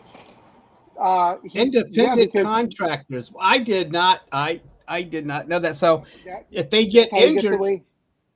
Wow. So and if they get injured, usually they'll take care of them. But that's how they have their contract is on what's called a scale. So there is a base minimum. Every time you come on TV, every time they sell a T-shirt, blah blah blah, then your contract goes up. So usually when a wrestler gets hurt, they revert to what's called the base minimum, and they get their minimum contract money. And that time you missed while you're injured, let's say you're out, excuse me, for a year. They add that year to the end of the contract. So they sign a 4-year contract. they get 4 years of you performing. 4 years in the contract. So if you get injured in year 2 and you don't come back to year 3, they put year 2 at the end of the contract. So your 4 years, not a 5 they years. still get the 4 years out of them. Yeah, they still get 4 years of you performing in front of a camera or performing. Yeah. Well, that's and that's all. Yeah. And that's but a the big funny thing is, 1099. the funny thing is, you're an independent contractor. You're not allowed to wrestle for anybody else, even though you're an independent contractor. But you can't go anywhere else to wrestle. So they still have. So they still sign an exclusive contract, even though okay. Yeah. But they can't go. They can't work anywhere else. Okay, I never. Exactly. That's a big deal because usually if you're an independent contractor, you can go wherever you want. Wow. Yeah, I know, and that's what a lot of mid-card wrestlers try and do, and they're like, nope, you're under WWE contract. You're not allowed. Wow. They're saying, but I'm an independent contractor. Doesn't that mean I'm independent? They're like, well, yes, but no. Yeah. No, wait, whoa. You're independent doesn't mean that in wrestling in WWE. and Vince's team of lawyers, they're very well paid because he has been sued on this many times and has yet to lose. I don't know how he gets around it. I don't know if maybe being in New Hampshire, I believe he's in New Hampshire. Yeah, I think it's in New Hampshire. I don't know if the laws in New Hampshire allow for something like this, because that's where it stands for. Oh, Connecticut, excuse me, Connecticut, because he's in Connecticut. So that's where the home base is. But he's been sued many times by wrestlers, and they've never. I don't know. Won, because huh? I don't know. If it's just because one wrestler. I don't know if they got together as a group, let's say 30 or 40 wrestlers, and you get someone like Cena, and any of the big, Seth Rollins. If you get those big names in there, then maybe there might be a chance. But when the middle card guy decides to Ricochet decides to sue him, well, it's just Ricochet. He's a name, but he's one not guy. a big name. Just one guy gets to WWE. Yeah. Yeah. So okay, I didn't know that. That's something I did not know. I knew they made money, but I didn't know they were just independent contractors. That's pretty sneaky if he gets away with that. Oh, he's been able lost. Yeah, I'll say one more. I'll say one more thing about this before I fall asleep on air, and that would not be good. Because then I don't know what I'm doing when I'm sleeping. So, but over the years they've tried this over and over. Let's start a union, and Vince was like, "No unions here. You're not going to pull that crap here. I'm sorry, but that's not happening." Yep. Well, was you on my lawyer? No, you're in charge. You're Vince McMahon. That's right. You're a superstar. Okay. All right. You enjoy the Elimination Chamber tonight, Speedy, and we look forward to I your will. comments next Saturday. Yep. If your wrestler doesn't win, don't destroy your TV, okay? I'm not like these kids. I don't do that crap. Or even that old grandpa who was like 88 or something like that years old. Remember I shared the video last year where he actually took a hammer and was like, and they're like, Grandpa, what are you doing? That's on TV. I don't care. I wanted my team to win. I think he was a Dallas fan too. That might have been it. Or he was on medication. Who knows? All right. Dallas fans must buy a lot of TVs then. Take care, If Speedy. you have a chance, watch the Slam Dunk contest. It's on today also. Yeah, NASCAR tomorrow. And there was the New Japan show in my hometown of San Jose, but tickets already sold out for that tonight, so oh well. Take care. Take care, Speedy. See ya. See you next week. And watch out for aliens trying to flatten your tire. God. Yes. Oh, it was God that did it. Okay. Oh God, that's even better. Thou shalt not drive. So yeah. Yeah, more like thou shalt not be stupid. Okay. Yeah, we're on our 5th hour, folks. Well, I was looking over those buyouts, and some of these players, I mean, it's from the 11th, but they expected, I mean, Jackson just expected to sign with the Nuggets, so that didn't happen? Or is that still in the Nothing. works? No, everything's still in the works. Everybody's saying, Jackson's maybe going with the Nuggets. Patrick Beverly might be going to Dallas. John Wall, I guess, was talking about, I forgot where they said he might, maybe New York. So there's all this conjecture, but nothing's been put to pen to paper. I mean, like I said, this is dated the 11th, and these people are still waiting around to be signed somewhere. Wow. Yeah. It's surprising because last year when we had the buyout, as soon as the buyout happened, they were already on their way to the next team. Yeah. Well, and it says this year, that is, I don't know what they're waiting for. I mean, they've only got, well, I guess they've got a few weeks left to sign these people, but still, you'd think that somebody would have gobbled them up by now. That was the intent, right? The players wanted to get bought out so they can sign with another team. Yep. Huh. And of course, I'm just wondering. I mean, it's the big one that hits close to home for you, Almighty, is and they said he asked for the buyout and that they're trying to accommodate him, is Kevin Love. Yeah, I saw that. For a buyout. I saw that, but and I don't know what that means. I mean, I know what it means, but I mean, he's always been a good player for us, but it looks like he's kind of slacked off a little bit, but he hasn't played in a while either. He's not playing a lot, I don't think. Yeah. But I mean, I could see him on the Lakers. I'd put him on. I'd pick him up for the $1 million, $2 million, whatever it'd be for him. Yeah, I think he'd be worth it. I mean, come off the bench for some bench scoring. He's got height. He can probably still rebound somewhat. Yeah, and can still shoot. So I'm not sure why Kevin Love wanted to get bought out, or if as a team wanted to do it. But But he's been a fixture for the team for a few seasons now, and he's actually been the face of the team since LeBron left. So yeah, that's kind of surprising because we are, especially since we're in the playoff hunt. I mean, we're actually not number 10. We're actually number 4 right now. But yeah, you guys are having a great season actually.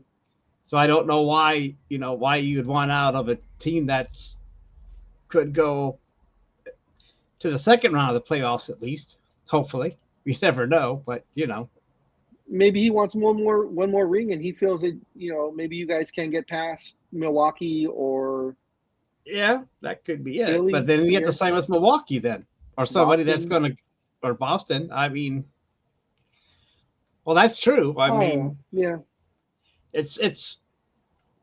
I thought he was happy in Cleveland. That's what I'm saying. I thought he was a happy, because he led the team and he was the face of the team, and if he goes to Milwaukee or Boston, he wouldn't be the face of the team anymore. He'd just be another player off the bench, like you said. Yeah. But I mean, it all depends. I mean, he has a ring already, so I don't know if he's chasing or what. But yeah, I was actually shocked because, like you said, he's the face of the team. He's been there for a while, can still produce. I don't know. Maybe he sees something that we don't. You never know. Well, whatever team he goes to, I hope he beat in the playoffs just to piss him off because that that is, I don't, I guess you'd like it if we did eliminate Boston. Yes, I would love that. But I forgot about that. But I don't know. I have to dig deeper into that because that's a surprise to me that somebody would want out since Cleveland's not a loser this season at least, so, and it's surprising that he doesn't think that, I mean, because Kevin Love could help us get past some of those teams that he wants to sign with, unless he goes to the Western Conference, then he get to help us win a championship, but that's not going to happen. But I could see him, I hope they go, past the first couple rounds at least make it look good, because we're having a damn good season, like you said, and I didn't think they'd ever get, build up that quickly since LeBron leaves and they crash. So anyway, I don't know. I guess we'll see how it plays out, Big Dog. It's really strange how no one's being gobbled up, especially teams that are on the brink, or like on the outside of the 10 that could actually push their way in, like you were talking about. Yeah. Well, on that note, I am going to be leaving also. I need to get sustenance. So yeah, I guess we've been on the air only. We're in our 5th hour. Yeah, see, we haven't been on that long, but we like to cut it short. Oh, we're cutting it short? Oh, funny. No, anyway. Well, hey, I had a great time with you fellas, and I'll see you next week. Here. Where we'll talk Scorekeeper, you about doing other okay? things. You seem kind of distracted or what? Not quite here. No, I'm saying Scorekeeper doesn't seem quite here. He might be distracted or off. Not in at thought, all. I am here, but somewhere. thank you. No, Okay? I am. As a matter of fact, I just right now, about 3 minutes ago, I started to download 2 prior episodes of Sports Talk with the Guys. Since I know we were nearing the end, I didn't want to lose any episodes because we're over 4 hours. That's all. Okie dokie. I mean, if anything, the old man wants to go. And I'm like, yeah, hold on, buddy, just hold on. You know. There's an idea right there. Oh, wow. That would be good. Maybe he should join the Generals, actually. You know, I don't know if you guys have seen commercials or the Globetrotters, the way they are, the way the team is put together now. A lot of changes have been made since I last looked at the Globetrotters. They have a little person on the team. I believe there are 2 females on the team. Yeah, I thought it was a little different. Yeah, I follow them regularly, okay. Big Dog. You're so Oh, right. do you? So they're still going? Yeah, they're still going. Hey. I used to love watching them on oh God, what was the name of the show, Scorekeeper or Almighty, help me up, the ABC Sports. Oh, show? yeah.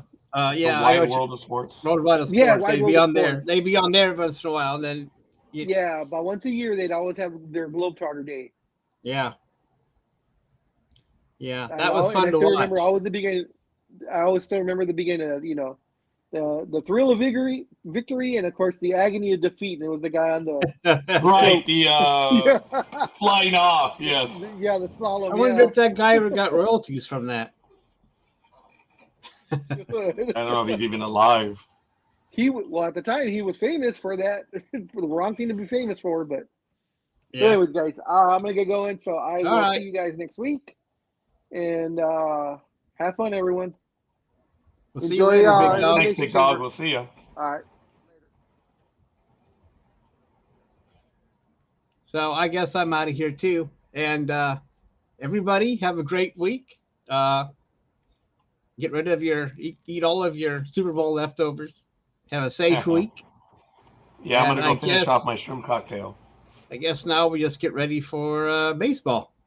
And I guess the rest of and the end of the season of basketball, since NFL is over and the draft isn't until April. And it's coming. There you go. The Olympics. We're going to get a copyright strike for this. Probably.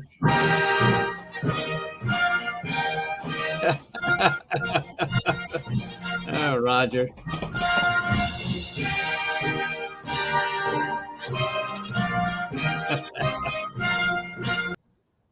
Sorry, I had a moment there. I apologize. You sure did.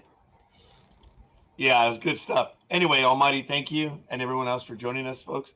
Wonderful program. Here we are, and we'll see. Now I've got to go. I think I've had too much coffee. But it's all right. Oh, cup of Joe. I've had too much Joe this morning. It still sounds bad. All right, folks. My. He's Almighty. I'm Scorekeeper. Thanks. We love you. We'll see you guys on the other side. Oh, hey, did you see Picard? Oh, no, I did not. I missed it. All right, we'll have to talk about that. All right. Okay. We'll see you guys. Nice.